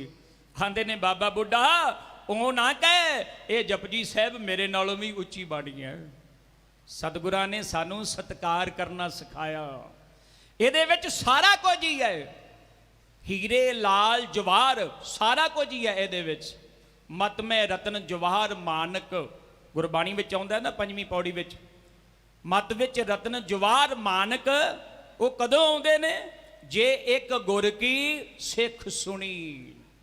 ਜਦੋਂ ਸਤਿਗੁਰ ਦੀ ਆਗਿਆ ਵਿੱਚ ਸਿੱਖ ਚੱਲੇਗਾ, ਉਹਦੀ ਰਜ਼ਾ ਵਿੱਚ ਚੱਲੇਗਾ, ਫਿਰ ਸਾਰਾ ਕੁਝ ਸਤਿਗੁਰੂ ਬਖਸ਼ਿਸ਼ਾਂ ਕਰਨਗੇ। ਅੱਜ ਸਤਵੇਂ ਪਾਤਸ਼ਾਹ ਨੇ ਆਖਿਆ ਵੀ ਸਾਡਾ ਵੱਡਾ ਪੁੱਤਰ ਜਿਹਨੇ ਗੁਰਬਾਣੀ ਦੀ ਤੁਕ ਬਦਲ ਦਿੱਤੀ ਹੈ ਨਾ, ਇਹ ਸਾਡਾ ਕੁਝ ਨਹੀਂ ਲੱਗਦਾ। ਅੱਜ ਤੋਂ ਬਾਅਦ ਗੁਰੂ ਨਾਨਕ ਦੇ ਘਰ ਦਾ ਬੇਮੁਖ ਬੰਦਾ ਹੈ, ਗੁਰੂ ਨਾਨਕ ਨਾਮ ਲੈਵਾ ਸੰਗਤ ਉਹਨੂੰ ਮੱਥੇ ਨਾ ਲਾਏ, ਉਹਨੂੰ ਘਰ ਨਾ ਵਾੜੇ। ਜਿਹੜਾ ਉਹਨੂੰ ਘਰ ਵਾੜੇਗਾ, ਉਹਦੀ ਸੇਵਾ ਕਰੇਗਾ ਨਾ, ਜੀਆਂ ਆਖੇਗਾ, ਉਹ ਵੀ ਗੁਰੂ ਨਾਨਕ ਦੇ ਘਰ ਦਾ ਬੇਮੁਖ ਬੰਦਾ ਹੋਏਗਾ। ਤੇ ਰਾਮ ਰਾਏ ਨੂੰ ਵੀ ਇਹਦੇ ਜਿਹੜੇ ਬੰਦੇ ਸਨ, ਇਹਦਾ ਧੜਾ ਸੀ, ਉਹਨਾਂ ਨੇ ਜਾ ਕੇ ਸੁਨੇਹਾ ਦੇ ਦਿੱਤਾ ਵੀ ਸਤਿਗੁਰੂ ਨਾਰਾਜ਼ ਹੋ ਗਏ ਨੇ ਤੁਹਾਡੇ ਤੇ। ਉਹਨਾਂ ਨੇ ਆਹ ਫੁਰਮਾਨ ਜਾਰੀ ਕਰ ਦਿੱਤਾ ਹੈ। ਸਤਿਗੁਰੂ ਸੱਚੇ ਪਾਤਸ਼ਾਹ ਨੇ ਇਹ ਵੀ ਕਹਿ ਦਿੱਤਾ ਸੀ ਵੀ ਸਾਡੇ ਮੱਥੇ ਨਾ ਲੱਗੇ, ਅੱਜ ਤੋਂ ਬਾਅਦ ਉਹ ਸਾਡੇ ਮੱਥੇ ਨਾ ਲੱਗੇ, ਸਾਨੂੰ ਆ ਕੇ ਮਿਲੇ ਨਾ। ਰਾਮ ਰਾਏ ਜੀ ਦਿੱਲੀ ਰਹਿ ਰਹੇ ਸਨ ਬਾਦਸ਼ਾਹ ਰੰਗਜੀਤ ਦੇ ਕੋਲ। ਦੂਸਰੇ ਬੰਨੇ ਸਤਵੇਂ ਪਾਤਸ਼ਾਹ ਨੇ ਹਰ ਪੱਖੋਂ ਪੂਰਾ ਜਾਣ ਕੇ 8ਵੀਂ ਪਾਤਸ਼ਾਹੀ ਆਪਣਾ ਛੋਟਾ ਪੁੱਤਰ ਸਤਿਗੁਰੂ ਹਰਕ੍ਰਿਸ਼ਨ ਸਾਹਿਬ, ਜਿਨ੍ਹਾਂ ਦੀ ਉਮਰ ਕੇਵਲ ਉਦੋਂ 5.5 ਸਾਲ ਦੀ ਸੀ, 5.5 ਸਾਲ, ਜਿਨ੍ਹਾਂ ਦੇ ਬਾਰੇ ਗੁਰੂ ਗੋਬਿੰਦ ਸਿੰਘ ਸੱਚੇ ਪਾਤਸ਼ਾਹ ਮਹਾਰਾਜ ਜੀ ਦਸਮ ਗ੍ਰੰਥ ਵਿੱਚ ਲਿਖਦੇ ਨੇ। ਤੁਸੀਂ ਜਿਹੜੀ ਅਰਦਾਸ ਰੋਜ਼ ਕਰਦੇ ਹੋ, ਸੱਚੇ ਪਾਤਸ਼ਾਹ ਕਹਿੰਦੇ ਨੇ ਸ਼੍ਰੀ ਹਰਿ ਕ੍ਰਿਸ਼ਨ ਧਿਆਈਐ ਜਿਸ ਡਿਠੈ ਸਭ ਦੁੱਖ ਜਾਏ। ਉਹਨਾਂ ਦਾ ਦਰਸ਼ਨ ਕੀਤਿਆਂ ਸਾਰੇ ਦੁੱਖ ਤੁਰ ਜਾਂਦੇ ਨੇ। ਉਹ ਸਤਿਗੁਰੂ ਹਰਕ੍ਰਿਸ਼ਨ ਸਾਹਿਬ ਸੱਚੇ ਪਾਤਸ਼ਾਹ 5.5 ਸਾਲ ਦੀ ਉਮਰ ਹੈ, ਤੇ ਸਤਿਗੁਰਾਂ ਨੇ ਸਤਵੇਂ ਪਾਤਸ਼ਾਹ ਨੇ ਹਰ ਪੱਖੋਂ ਪੂਰਾ ਜਾਣ ਕੇ ਆਪਣੇ ਛੋਟੇ ਪੁੱਤਰ ਨੂੰ ਗੁਰੂ ਨਾਨਕ ਦੇਵ ਜੀ ਦੀ ਗੱਦੀ ਸੌਂਪ ਦਿੱਤੀ। ਇਸ ਗੱਲ ਦਾ ਹੁਣ ਰਾਮ ਰਾਏ ਨੂੰ ਪਤਾ ਲੱਗਾ। ਇਹਨੂੰ ਬੜੀ ਤਕਲੀਫ ਹੋਈ ਵੀ ਗੱਲ ਬੜੀ ਮਾੜੀ ਬਣ ਗਈ ਹੈ। ਇਹ ਕੀਰਤਪੁਰ ਸਾਹਿਬ ਆਇਆ, ਸਤਿਗੁਰੂ ਸੱਚੇ ਪਾਤਸ਼ਾਹ ਜੋਤੀ ਜੋਤ ਸਮਾ ਗਏ ਸਤਵੇਂ ਪਾਤਸ਼ਾਹ ਗੁਰਗੱਦੀ ਦੇ ਕੇ। ਇਹ ਫਿਰ ਜਿਹੜੇ ਕਮਰੇ ਵਿੱਚ ਸੱਚੇ ਪਾਤਸ਼ਾਹ ਦੀ ਦੇਹ ਪਈ ਸੀ, ਜਾ ਕੇ ਦਰਸ਼ਨ ਕਰਦਾ ਹੈ, ਉਥੋਂ ਦੇਹ ਅਲੋਪ ਹੋ ਜਾਂਦੀ ਹੈ। ਇਤਿਹਾਸ ਕਹਿੰਦਾ ਇਹਨੂੰ ਸਤਿਗੁਰਾਂ ਦੇ ਬੋਡੀ ਦੇ ਸਰੀਰ ਦੇ ਦੇਹ ਦੇ ਦਰਸ਼ਨ ਨਹੀਂ ਹੋਏ। ਇਹਨੇ ਗੱਦੀ ਵੀ ਲਾਈ, ਪਰ ਸੰਗਤ ਜਾਣਦੀ ਸੀ ਸਤਵੇਂ ਪਾਤਸ਼ਾਹ ਨੇ ਆਪਣੇ ਹੱਥੀਂ ਗੱਦੀ ਸੌਂਪੀ ਹੈ ਸ੍ਰੀ ਹਰਿਕ੍ਰਿਸ਼ਨ ਸਾਹਿਬ ਸੱਚੇ ਪਾਤਸ਼ਾਹ ਨੂੰ। ਇਹ ਕਾਮਯਾਬ ਨਾ ਹੋਇਆ। ਇਹ ਫਿਰ ਵਾਪਸ ਦਿੱਲੀ ਆਇਆ। ਬਾਦਸ਼ਾਹ ਔਰੰਗਜ਼ੇਬ ਦੇ ਦਰਬਾਰ ਵਿੱਚ ਇਹ ਆਣ ਕੇ ਉੱਚੀ ਉੱਚੀ ਰੋਇਆ, ਉਹਦੇ ਸਾਹਮਣੇ ਆਪਣਾ ਦੁੱਖ ਸੁਣਾਇਆ। ਆਂਦਾ ਬਾਦਸ਼ਾਹ ਔਰੰਗਜ਼ੇਬ, ਤੇਰੇ ਕੋਲ ਰਹਿੰਦਾ ਕਰਕੇ ਮੇਰੇ ਪਿਤਾ ਜੀ ਮੇਰੇ ਤੇ ਇੰਨੇ ਨਾਰਾਜ਼ ਹੋ ਗਏ ਵੀ ਉਹ ਗੱਦੀ ਵੀ ਮੇਰੇ ਛੋਟੇ ਭਰਾ ਨੂੰ ਸੌਂਪ ਗਏ ਨੇ। ਉਸ ਛੋਟੇ ਭਰਾ ਦੀ ਉਮਰ ਹੈ 5.5 ਸਾਲ ਦੀ, ਤੇ 5.5 ਸਾਲ ਦਾ ਬੱਚਾ, ਉਹਨੂੰ ਤੇ ਖੇਡਣ ਮੱਲਣ ਦਾ ਗਿਆਨ ਨਹੀਂ ਹੁੰਦਾ। ਤੇ ਗੁਰੂ ਨਾਨਕ ਦੇ ਘਰ ਦੀਆਂ ਜ਼ਿੰਮੇਵਾਰੀਆਂ ਕੀ ਨੇ, ਸ਼ਕਤੀਆਂ ਕੀ ਨੇ, ਕਿਵੇਂ ਵਰਤਣੀਆਂ ਨੇ, ਉਹਨੂੰ ਕੀ ਪਤਾ ਹੈ ਕਿਵੇਂ ਵਰਤਣੀਆਂ ਨੇ। ਤੇ ਮੇਰੇ ਸ਼ਰੀਕੇ ਵਿੱਚ ਗੁਰੂ ਨਾਨਕ ਨਾਮ ਲੈਵਾ ਸੰਗਤ ਵਿੱਚ ਮੈਂ ਕਿਤੇ ਮੂੰਹ ਦੇਣ ਜੋਗਾ ਨਹੀਂ ਰਿਹਾ। ਮੇਰੀ ਬੜੀ ਬੇਇੱਜ਼ਤੀ ਹੋਈ ਹੈ ਤੇ ਮੇਰਾ ਹੱਕ ਮੈਨੂੰ ਮਿਲਣਾ ਚਾਹੀਦਾ। ਬਾਦਸ਼ਾਹ ਔਰੰਗਜ਼ੇਬ ਦੇ ਦਰਬਾਰ ਵਿੱਚ ਅਰਜੀ ਪਾਉਂਦਾ ਹੈ, ਨਾਲੇ ਜ਼ੁਬਾਨੀ ਆਪਣਾ ਦੁੱਖ ਪ੍ਰਗਟ ਕਰਦਾ ਰਾਮ ਰਾਏ। ਜਿਸ ਤਰ੍ਹਾਂ ਅਰਜੀ ਲਿਖ ਕੇ ਪਾਈ, ਕੀ ਲਿਖਿਆ ਸੀ ਉਸ ਪੱਤਰਕਾ ਤੇ, ਇਉਂ ਬੇਨਤੀ ਕੀਤੀ ਜਾ ਰਹੀ। ਏ ਜੀ ਦਿੱਲੀ ਪਤੀ ਪਾਤਸ਼ਾਹ ਦੇ ਪਾਸ ਜਾਏ ਕੇ ਰਾਮ ਰਾਏ ਪਾਉਂਦਾ ਯਾਰ ਜੀ ਲਿਖਾਏ ਕੇ। ਹੋਇਆ ਨਿਆਏ ਆਖ ਕੇ ਸੁਣਾਇਆ ਏ ਮੇਰਾ ਹੱਕ ਛੋਟੇ ਵੀਰ ਨੇ ਦਬਾਇਆ ਏ। ਪਿਤਾ ਜੀ ਨੇ ਮੇਰੇ ਨਾਲ ਛਾਲ ਕਰਕੇ ਦਿੱਲੀ ਤੋਰ ਦਿੱਤਾ ਕਰਾ ਮਾਤਾ ਭਰ ਕੇ। ਮੈਨੂੰ ਘਰੋਂ ਕੱਢ ਕੱਪ ਟਕ ਮਾਇਆ ਏ ਮੇਰਾ ਹੱਕ ਛੋਟੇ ਵੀਰ ਨੇ ਦਬਾਇਆ ਏ। ਕਾਹਰ ਦਾ ਦੋਸ਼ ਮੁਝ ਤੇ ਲਗਾ ਦਿੱਤਾ, ਬਾਲਕ ਮਾਸੂਮ ਗੱਦੀ ਤੇ ਬਿਠਾ ਦਿੱਤਾ। ਜਿਹਦੇ ਕੋਲੋਂ ਜਾਵੇ ਕੰਮ ਨਾ ਚਲਾਇਆ ਏ ਮੇਰਾ ਹੱਕ ਛੋਟੇ ਵੀਰ ਨੇ ਦਬਾਇਆ ਏ। ਨਾਨਕ ਦੀ ਗੱਦੀ ਕਰਾਮਾਤਾਂ ਭਾਰੀਆਂ, ਉਹ ਕਹਿੰਦਾ ਨਾਨਕ ਦੀ ਗੱਦੀ ਕਰਾਮਾਤਾਂ ਭਾਰੀਆਂ। ਉਹਨੂੰ ਕੀ ਸਮਝ ਕੀ ਨੇ ਜ਼ਿੰਮੇਵਾਰੀਆਂ।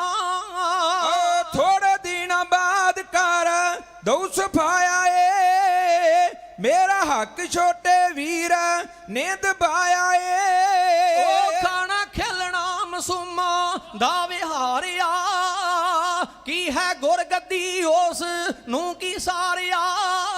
ਓ ਸਤੋ ਗੁਣੀ ਸਾਂਭੀ ਜਾਮ ਨੀ ਨਾ ਮਾਇਆ ਏ, ਮੇਰਾ ਹੱਕ ਛੋਟੇ ਵੀਰ ਨੇ ਦਬਾਇਆ ਏ। ਚੁਗਲਾਂ ਨੇ ਝੂਠ ਤੂੰ ਮਾਂ ਤਾਂ ਲਗਾਏ ਕੇ, ਪਿਤਾ ਨੂੰ ਵਿਰੁੱਧ ਮੁੱਝ ਦੇ ਸਿਖਾਏ ਕੇ।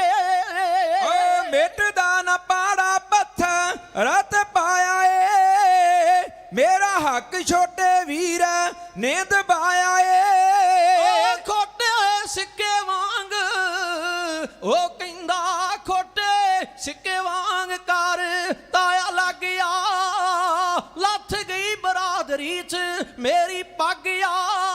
ਓ ਲੁੱਟ ਲਈ ਸ਼ਰੀਕ ਨੇ ਸ਼ਾ ਤਰਸ਼ਾਇਆ ਏ, ਮੇਰਾ ਹੱਕ ਛੋਟੇ ਵੀਰ ਨੇ ਦਬਾਇਆ ਏ। ਭਾਈਚਾਰੇ ਬੋਲੀਆਂ ਆ ਨੇਕ ਮਾਰੀਆਂ, ਕਾਲਜੇ ਹਮਾਰੇ ਲੱਗੀਆਂ ਕਟਾਰੀਆਂ। ਓ ਮੇਣਿਆਂ ਨੇ ਮੇਰਾ ਹੀਰ ਦੇ ਨੂੰ ਤਾਇਆ ਏ, ਮੇਰਾ ਹੱਕ ਛੋਟੇ ਵੀਰ ਨੇ ਦਬਾਇਆ ਏ। ਇੱਕ ਵਾਰ ਗਿਆ ਘਰੋਂ ਬਾਹਰੋਂ ਕੱਢਿਆ, ਦੁਨੀਆ 'ਚ ਗਿਆ ਮੇਰਾ ਨੱਕ ਵੱਡਿਆ। ਓ ਚਿੰਤਾ ਦੀ ਚੀਖਾ ਪੰਬ ਮਚਾਇਆ ਏ, ਮੇਰਾ ਹੱਕ ਛੋਟੇ ਵੀਰ ਨੇ ਦਬਾਇਆ ਏ। ਓ ਖਾਣਾ ਪੀਣਾ ਸੌਣਾ ਹੋ ਗਿਆ ਹਰਾਮੀਆਂ, ਉਹ ਕਹਿੰਦਾ ਖਾਣਾ ਪੀਣਾ ਸੌਣਾ ਹੋ ਗਿਆ ਹਰਾਮੀਆਂ। ਜੀਵਨ ਨੂੰ ਰਾਤ ਦਿਨੇ ਨਾ ਆਰਾਮੀਆਂ। ਓ ਜਾਵੇ ਸੁੱਤਾ ਭਾਗ ਮੋਜ ਦਾ ਜਗਾਇਆ ਏ, ਮੇਰਾ ਹੱਕ ਛੋਟੇ ਵੀਰ ਨੇ ਦਬਾਇਆ ਏ। ਭਾਈ ਗੁਰਲਾਲ ਸਿੰਘ ਜੀ ਢਿੱਲੋਂ ਸਾਹਿਬ ਪਿੰਡ ਤਲਹੇੜੀ ਤੋਂ ਕਵੀਸ਼ਰ ਜਥੇ ਨੂੰ 100 ਰੁਪਇਆ ਭੇਜ ਗਏ ਨੇ।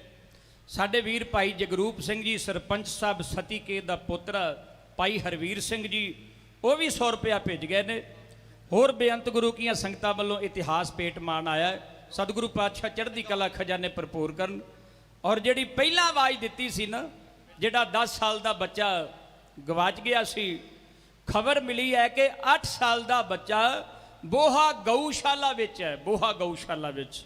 ਔਰ ਜਿਨ੍ਹਾਂ ਦਾ ਬੱਚਾ ਗਵਾਚਿਆ ਹੈ ਉਹ ਮਗਾਣੀਆਂ ਵਾਲੀ ਸੰਗਤ ਉੱਥੇ ਜਾ ਕੇ ਉਹਨਾਂ ਦੇ ਮਾਪੇ ਉਹਨਾਂ ਦਾ ਪਰਿਵਾਰ ਉਸ ਬੱਚੇ ਨੂੰ ਜਾ ਕੇ ਸਿਆਣ ਲੈਣ।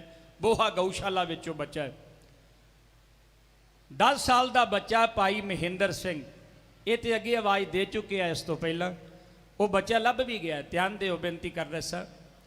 ਮੇਰੇ ਇਲਾਕੇ ਦੀਆਂ ਸੰਗਤਾਂ ਸਰਸਾ ਜ਼ਿਲ੍ਹਾ ਪਿੰਡ ਸੰਤ ਨਗਰ ਕਰੀਵਾਲਾ ਐਲਨਾਬਾਦ ਤੋਂ ਆਈਆਂ ਹੋਈਆਂ ਸੰਗਤਾਂ, ਬੇਅੰਤ ਸੰਗਤਾਂ ਵੱਲੋਂ ਇਤਿਹਾਸ ਭੇਟ ਮਾਇਆ ਆਈ ਹੈ।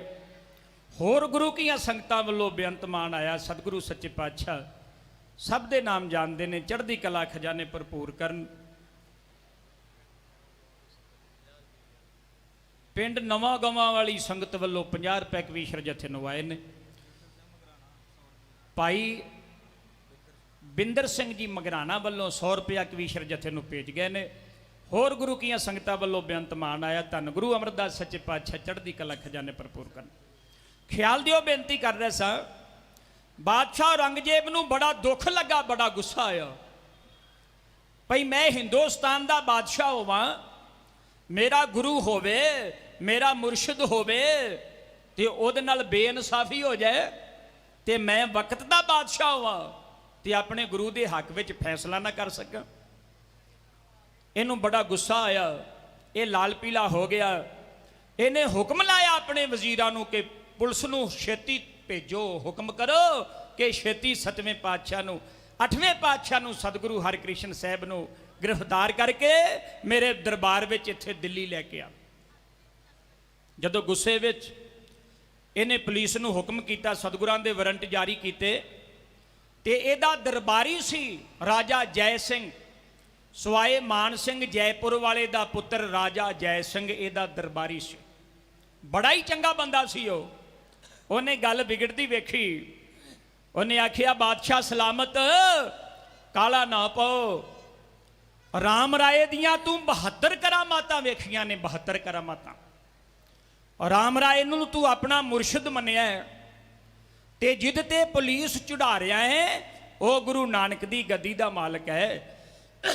72 ਕਰਾਮਾਤਾਂ ਤੇ ਰਾਮ ਰਾਏ ਦੀਆਂ ਤੂੰ ਵੇਖ ਚੁੱਕਾ ਹੈ, ਪਰ ਜਿਹਦੇ ਬਾਰੇ ਹੁਕਮ ਕਰ ਰਿਹਾ ਹੈ ਵੀ ਗ੍ਰਿਫਤਾਰ ਕਰਕੇ ਮੇਰੇ ਦਰਬਾਰ ਵਿੱਚ ਲੈ ਆਓ, ਉਹ ਗੁਰੂ ਨਾਨਕ ਦੀ ਗੱਦੀ ਦਾ ਮਾਲਕ ਹੈ। ਉਹਦੇ ਵਿੱਚ ਕਿੰਨੀਆਂ ਕੁ ਤਾਕਤਾਂ ਹੋਣਗੀਆਂ, ਕਿੰਨੀਆਂ ਕੁ ਕਰਾਮਾਤਾਂ ਹੋਣਗੀਆਂ। ਤੂੰ ਕਾਲਾ ਨਾ ਪਾਓ, ਗੁੱਸੇ ਵਿੱਚ ਨਾ ਆ।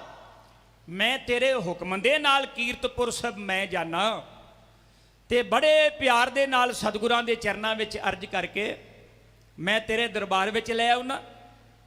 ਦੋਵਾਂ ਭਰਾਵਾਂ ਨੂੰ ਦਰਬਾਰ ਵਿੱਚ ਬਿਠਾ ਕੇ ਇਹਨਾਂ ਦੀ ਗੱਲ ਸੁਣ, ਤੇ ਜਿਹਦੇ ਹੱਕ ਵਿੱਚ ਫੈਸਲਾ ਆਉਂਦਾ, ਜਿਹੜਾ ਸੱਚਾ ਜਾਪਦਾ ਹੈ, ਉਹਦੇ ਹੱਕ ਵਿੱਚ ਫੈਸਲਾ ਸੁਣਾ ਦੇ। ਬਾਦਸ਼ਾਹ ਔਰੰਗਜ਼ੇਬ ਨੇ ਆਖਿਆ ਗੱਲ ਤੇਰੀ ਠੀਕ ਹੈ। ਇਹਨੇ ਫਿਰ ਰਾਜੇ ਜੈ ਸਿੰਘ ਨੂੰ ਹੁਕਮ ਲਾਇਆ ਤੇ ਨਾਲ ਕੁਝ ਬੰਦੇ ਦਿੱਤੇ ਆਪਣੇ ਹੋਰ। ਆਖਿਆ ਜਾਓ ਕੀਰਤਪੁਰ ਸਾਹਿਬ ਤੇ ਛੇਤੀ ਲੈ ਕੇ ਆਓ ਉਹਨਾਂ ਨੂੰ ਮੇਰੇ ਦਰਬਾਰ ਵਿੱਚ। ਰਾਜਾ ਜੈ ਸਿੰਘ ਦਿੱਲੀੋਂ ਤੁਰਿਆ ਤੇ ਕੀਰਤਪੁਰ ਸਾਹਿਬ ਆ ਗਿਆ। ਕੀਰਤਪੁਰ ਸਾਹਿਬ ਸਤਿਗੁਰੂ ਸੱਚੇ ਪਾਤਸ਼ਾਹ ਮਹਾਰਾਜ ਦੇ ਦਰਸ਼ਨ ਕੀਤੇ। ਜੋ ਵੀ ਵਾਰਤਾਲਾਪ ਬਾਦਸ਼ਾਹ ਔਰੰਗਜ਼ੇਬ ਦੇ ਨਾਲ ਹੋਇਆ ਸੀ, ਉਹ ਕਾਲਾ ਜਿਵੇਂ ਪੈ ਰਿਹਾ ਸੀ, ਸਾਰੀ ਹਕੀਕਤ ਸੁਣਾ ਦਿੱਤੀ। ਆਖਿਆ ਸੱਚੇ ਪਾਤਸ਼ਾਹ ਆਪ ਜੀ ਮੇਰੇ ਨਾਲ ਕੱਲ ਨੂੰ ਹੀ ਚੱਲੋ। ਜੇ ਆਪ ਜੀ ਨੇ ਦੇਰੀ ਕਰ ਦਿੱਤੀ ਤੇ ਰਾਮ ਰਾਏ ਦਾ ਭੜਕਾਇਆ ਹੋਇਆ ਬਾਦਸ਼ਾਹ ਔਰੰਗਜ਼ੇਬ ਬੜੇ ਗੁੱਸੇ ਵਿੱਚ ਹੈ, ਪਤਾ ਨਹੀਂ ਕੀ ਕਰ ਗੁਜ਼ਰੇ।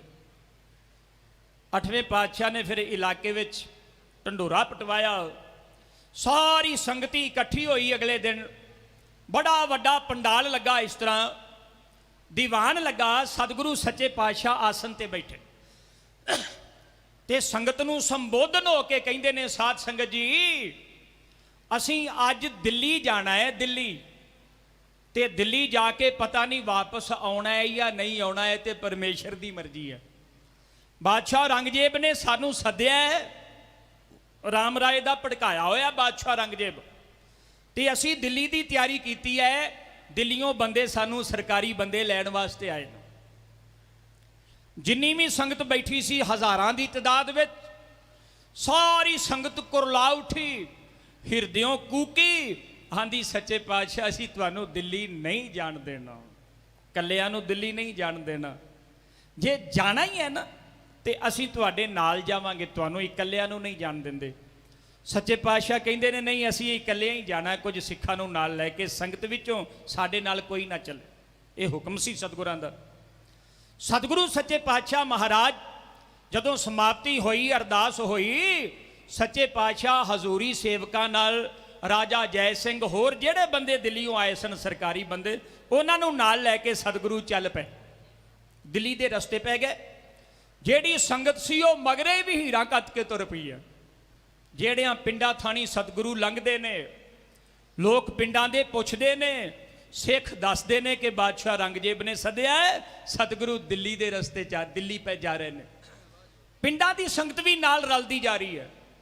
ਚਲਦੇ ਚਲਦੇ ਸਤਿਗੁਰੂ ਸੱਚੇ ਪਾਤਸ਼ਾਹ ਥਨੇਸਰ ਨਗਰ ਅਪੜੇ। ਥਨੇਸਰ ਨਗਰ ਜਦੋਂ ਸਤਿਗੁਰੂ ਸੱਚੇ ਪਾਤਸ਼ਾਹ ਇੱਥੇ ਆ ਗਏ ਤੇ ਇੱਥੇ ਆਣ ਕੇ ਪੰਜੋਖਰੇ ਨਗਰ ਜਦੋਂ ਆਏ, ਪੰਜੋਖਰੇ ਨਗਰ ਹਰਿਆਣੇ ਵਿੱਚ, ਵੇਖਿਆ ਪਿੱਛੇ ਭੌਂ ਕੇ ਹਜ਼ਾਰਾਂ ਦੀ ਤਾਦਾਦ ਵਿੱਚ ਬੜੀ ਲੰਬੀ ਕਤਾਰ ਹੈ ਸੰਗਤ ਦੀ, ਸੰਗਤ ਤੁਰੀ ਆ ਰਹੀ ਹੈ। ਸੱਚੇ ਪਾਤਸ਼ਾਹ ਮਹਾਰਾਜ ਨੇ ਪੰਜੋਖਰੇ ਨਗਰ ਆਣ ਕੇ ਇੱਕ ਰੇਤੇ ਦੀ ਬੁਰਜੀ ਬਣਾਈ।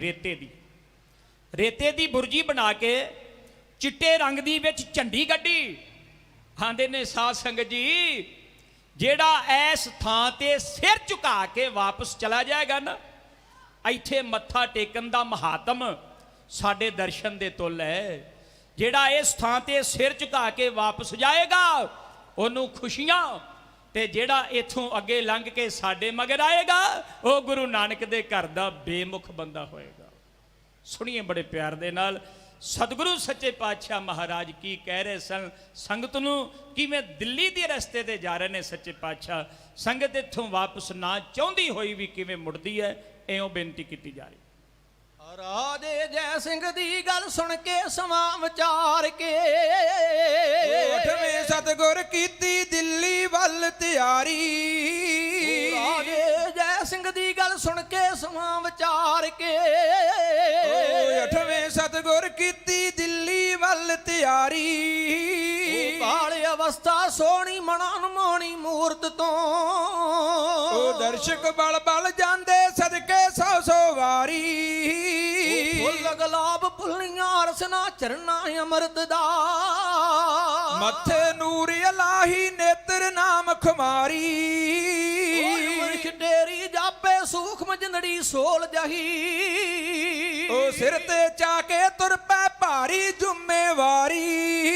ਉਹ ਕੋਮਲੀ ਛਾਤੀ ਦੇ ਵਿੱਚ ਹਿਰਦਾ ਸੁੱਚਾ ਹੀਰੇ ਤੂੰ, ਉਹ ਕੋਮਲ ਛਾਤੀ ਦੇ ਵਿੱਚ ਹਿਰਦਾ ਸੁੱਚਾ ਹੀਰੇ ਤੂੰ, ਉਹ ਨਿਰਮਲ ਨਿਰਭੈਤਾ ਨਿਰਸੰਖ ਗਿਆਨ ਭੰਡਾਰੀ। ਉਹ ਕੀਰਤਪੁਰ ਦੀ ਸਾਰੀ ਸੰਗਤ ਵਾਪਸ ਪੁੱਬਾਂ ਮਾਰ ਉੱਠੀ। ਉਹ ਤੀਰ ਵਿਛੋੜੇ ਦੇ ਨਾ ਮਾਰੋ ਬਿਨੇ ਹਮਾਰੀ। ਉਹ ਜਿੱਥੇ ਜਾ ਰਹੇ ਹੋ ਲੈ ਚੱਲੋ ਨਾਲੇ ਸਾਨੂੰ ਵੀ, ਉਹ ਸਾਂਝੀ ਦੁੱਖ ਸੁੱਖ ਦੀ ਹੈ ਵਸਦੀ ਨਗਰੀ ਸਾਰੀ। ਉਹ ਸੰਗਤ ਮੰਜਲੋ ਮੰਜਲੀ ਸਾਰੀ ਨਾਲੇ ਚਲਦੀ ਗਈ। ਉਹ ਹੋਇਆ ਨਗਰ ਪੰਜੋਖਰ ਆਣਿਆ ਕਾਠਿਆ ਭਾਰੀ। ਉਹ ਗੁਰੂ ਦੀ ਰੇਤੇ ਦੀ ਇੱਕ ਉਹ ਲਾ ਕੇ ਝੰਡੀ ਗੱਡ ਦਿੱਤੀ।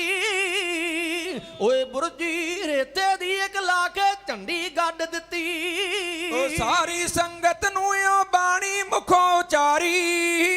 ਇਸ ਨੂੰ ਲੰਘੇ ਸਾਡੇ, ਉਹ ਇਸ ਨੂੰ ਲੰਘੇ ਸਾਡੇ ਪਿੱਛੇ ਕੋਈ ਵੀ ਆਵੇ ਨਾ। ਉਹ ਜੋ ਵੀ ਆਵੇਗਾ ਉਹ ਬੇਮੁਖ ਗੁਰੂ ਦੁਆਰੀ। ਉਹ ਮੇਰੇ ਦਰਸ਼ਨ ਦੇ ਤੁਲੇ ਜਗ੍ਹਾ ਨੂੰ ਜਾਣ ਲਿਓ। ਉਹ ਇੱਥੇ ਸੀਸ ਝੁਕਾਵੇ ਸਤਿਗੁਰ ਦਾ ਹਿਤਕਾਰੀ।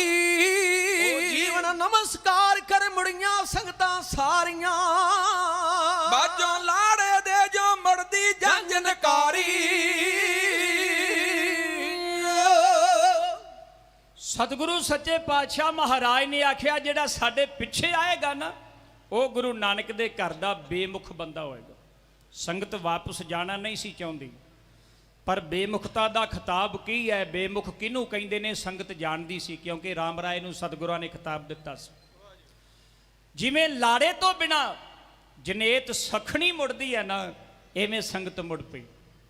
ਇੱਕ ਵਾਰ ਗੁਰੂ ਨਾਨਕ ਦੇਵ ਸੱਚੇ ਪਾਤਸ਼ਾਹ ਤੁਰੇ ਜਾ ਰਹੇ ਸਨ, ਨਾਲ ਬਾਲਾ ਮਰਦਾਨਾ ਸਨ, ਤੇ ਮਰਦਾਨੇ ਤੇ ਸੱਚੇ ਪਾਤਸ਼ਾਹ ਨੇ ਨਾਰਾਜ਼ ਹੋ ਕੇ ਆਖਿਆ, ਮਰਦਾਨਿਆ ਜਾ ਚਲਾ ਜਾ, ਸਾਡੀਆਂ ਅੱਖਾਂ ਤੋਂ ਦੂਰ ਹੋ ਜਾ।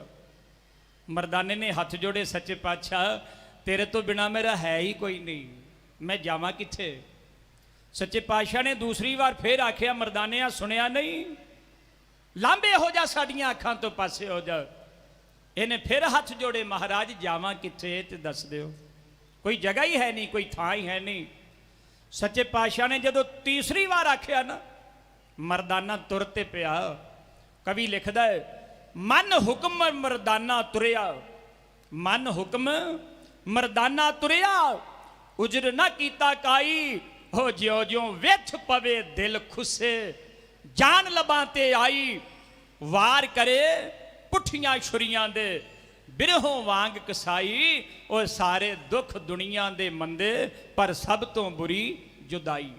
ਮਨ ਮਾਹੀ ਦਾਇਓ ਨਾ ਕੀ ਮੋਹ ਲੈਣਾ, ਮਨ ਮਾਹੀ ਦਾ ਉਹਨਾਂ ਕੀ ਮੋਹ ਲੈਣਾ, ਤੇ ਜਿਹੜੇ ਬਿਰਖੋਂ ਦੀ ਅੱਗ ਵਿੱਚ ਸੜੇ ਹੀ ਨਹੀਂ, ਉਹਨਾਂ ਤਾਈਂ ਕੀ ਵਸਲ ਦੀ ਰਾਤ ਆਉਣੀ, ਤੇਰਾ ਵੇਖਣ ਲਈ ਸੂਲੀ ਜੋ ਚੜੇਗੀ ਨਹੀਂ।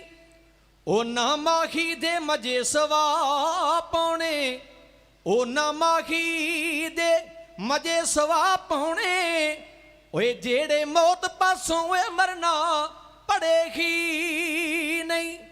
ਉਹਨਾਂ ਦਿਲਾਂ ਦਾ ਕੀ ਵਪਾਰ ਕਰਨਾ, ਓਏ ਜਿਹੜੇ ਪਿਆਰ ਬਾਜ਼ਾਰ ਵਿੱਚ ਵੜੇ ਹੀ ਨਹੀਂ, ਦਿਲ ਦੇ ਦੀਵੇ ਤੇ ਰੱਖ ਕੇ ਪ੍ਰੇਮ ਬੱਤੀ, ਦਿਲ ਦੇ ਦੀਵੇ ਤੇ ਰੱਖ ਕੇ ਪ੍ਰੇਮ ਬੱਤੀ, ਓਏ ਹੋਮੇ ਸਾੜ ਕੇ ਜੋਤ ਜਗਾਈ ਦੀ ਏ, ਕਾਸਾ ਖੋਪਰ ਦਾ ਫੜ ਕੇ ਹੱਥ ਬਾਲਮ, ਓ ਤੇ ਫਿਰ ਪ੍ਰੀਤਮ ਦੀ ਕੁੰਡੀ ਖੜਕਾਈ ਦੀ ਏ। ਉਹ ਵਹਿਨ ਮੰਜ ਧਾਰ ਦਾ ਕੀ ਜਾਣੇ, ਉਹ ਵਹਿਨ ਮੰਜ ਧਾਰ ਦਾ ਕੀ ਜਾਣੇ, ਕੰਢੇ ਜੋ ਦਰਿਆ ਦੇ ਗਿਆ ਹੀ ਨਹੀਂ। ਉਹ ਕੀ ਜਾਣਦਾ ਇਸ਼ਕ ਦੇ ਪੰਧ ਔਖੇ, ਉਹ ਜਿਹੜਾ ਗਲੀ ਪਿਆਰੇ ਦੀ ਪਿਆ ਹੀ ਨਹੀਂ, ਕਦਰ ਕੀ ਬਹਾਰਾਂ ਦੀਆਂ ਰੌਣਕਾਂ ਦੀ, ਉਹਦਾ ਦੀਦ ਨਜ਼ਾਰਾ ਜਿੰਨੇ ਲਿਆ ਹੀ ਨਹੀਂ, ਉਹਨੂੰ ਕੀ ਵਿਛੋੜੇ ਦੀ ਪੀੜ ਲੁਕ, ਉਹ ਜਿਹਦਾ ਮਾਹੀ ਪਰਦੇਸ ਨੂੰ ਗਿਆ ਹੀ ਨਹੀਂ। ਸੰਗਤ ਉਥੋਂ ਵਾਪਸ ਮੁੜ ਪਈ। ਸਤਿਗੁਰਾਂ ਦਾ ਹੁਕਮ ਸੀ ਵੀ ਸਾਡੇ ਮਗਰ ਕੋਈ ਨਾ ਆਵੇ। ਇੱਕ ਜ਼ਰੂਰੀ ਬੇਨਤੀ ਹੈ, ਪ੍ਰਬੰਧਕ ਸੱਜਣਾ ਨੇ ਹੁਕਮ ਲਾਇਆ ਸੀ ਕਿ ਜੋੜਾ ਘਰ ਦੇ ਸਾਹਮਣੇ ਦਸਤਾਰ ਸਿਖਲਾਈ ਕੈਂਪ ਚੱਲ ਰਿਹਾ ਹੈ। ਜਿਹੜੇ ਵੀਰਾਂ ਨੇ, ਨੌਜਵਾਨਾਂ ਮੁੰਡਿਆਂ ਨੇ ਹਿੱਸਾ ਲੈਣਾ ਹੋਵੇ, ਦਸਤਾਰ ਸਿੱਖਣੀ ਹੈ, ਉਹ ਕਿਰਪਾ ਕਰਕੇ ਉੱਥੇ ਜ਼ਰੂਰ ਪਹੁੰਚਣ। ਧਿਆਨ ਦਿਓ, ਬੇਨਤੀ ਕਰ ਰਿਹਾ ਸਾਂ। ਸਤਿਗੁਰੂ ਸੱਚੇ ਪਾਤਸ਼ਾਹ ਮਹਾਰਾਜ ਕੁਝ ਕੁ ਸੇਵਕਾਂ ਦੇ ਨਾਲ ਅੱਗੇ ਚਲੇ ਗਏ। ਅੱਗੇ ਸੱਚੇ ਪਾਤਸ਼ਾਹ ਥਨੇਸਰ ਨਗਰ ਅੱਪੜ ਗਿਆ। ਥਨੇਸਰ ਨਗਰ, ਥਨੇਸਰ ਨਗਰ ਸਾਰਾ ਵਿਦਵਾਨ ਪੰਡਤਾਂ ਦਾ ਨਗਰ ਹੈ। ਬੜੇ ਬੜੇ ਵਿਦਵਾਨ ਪੰਡਤ ਕਾਸ਼ੀ ਤੋਂ ਪੜ੍ਹ ਕੇ ਆਏ ਹੋਏ ਨੇ ਇਸ ਨਗਰ ਵਿੱਚ।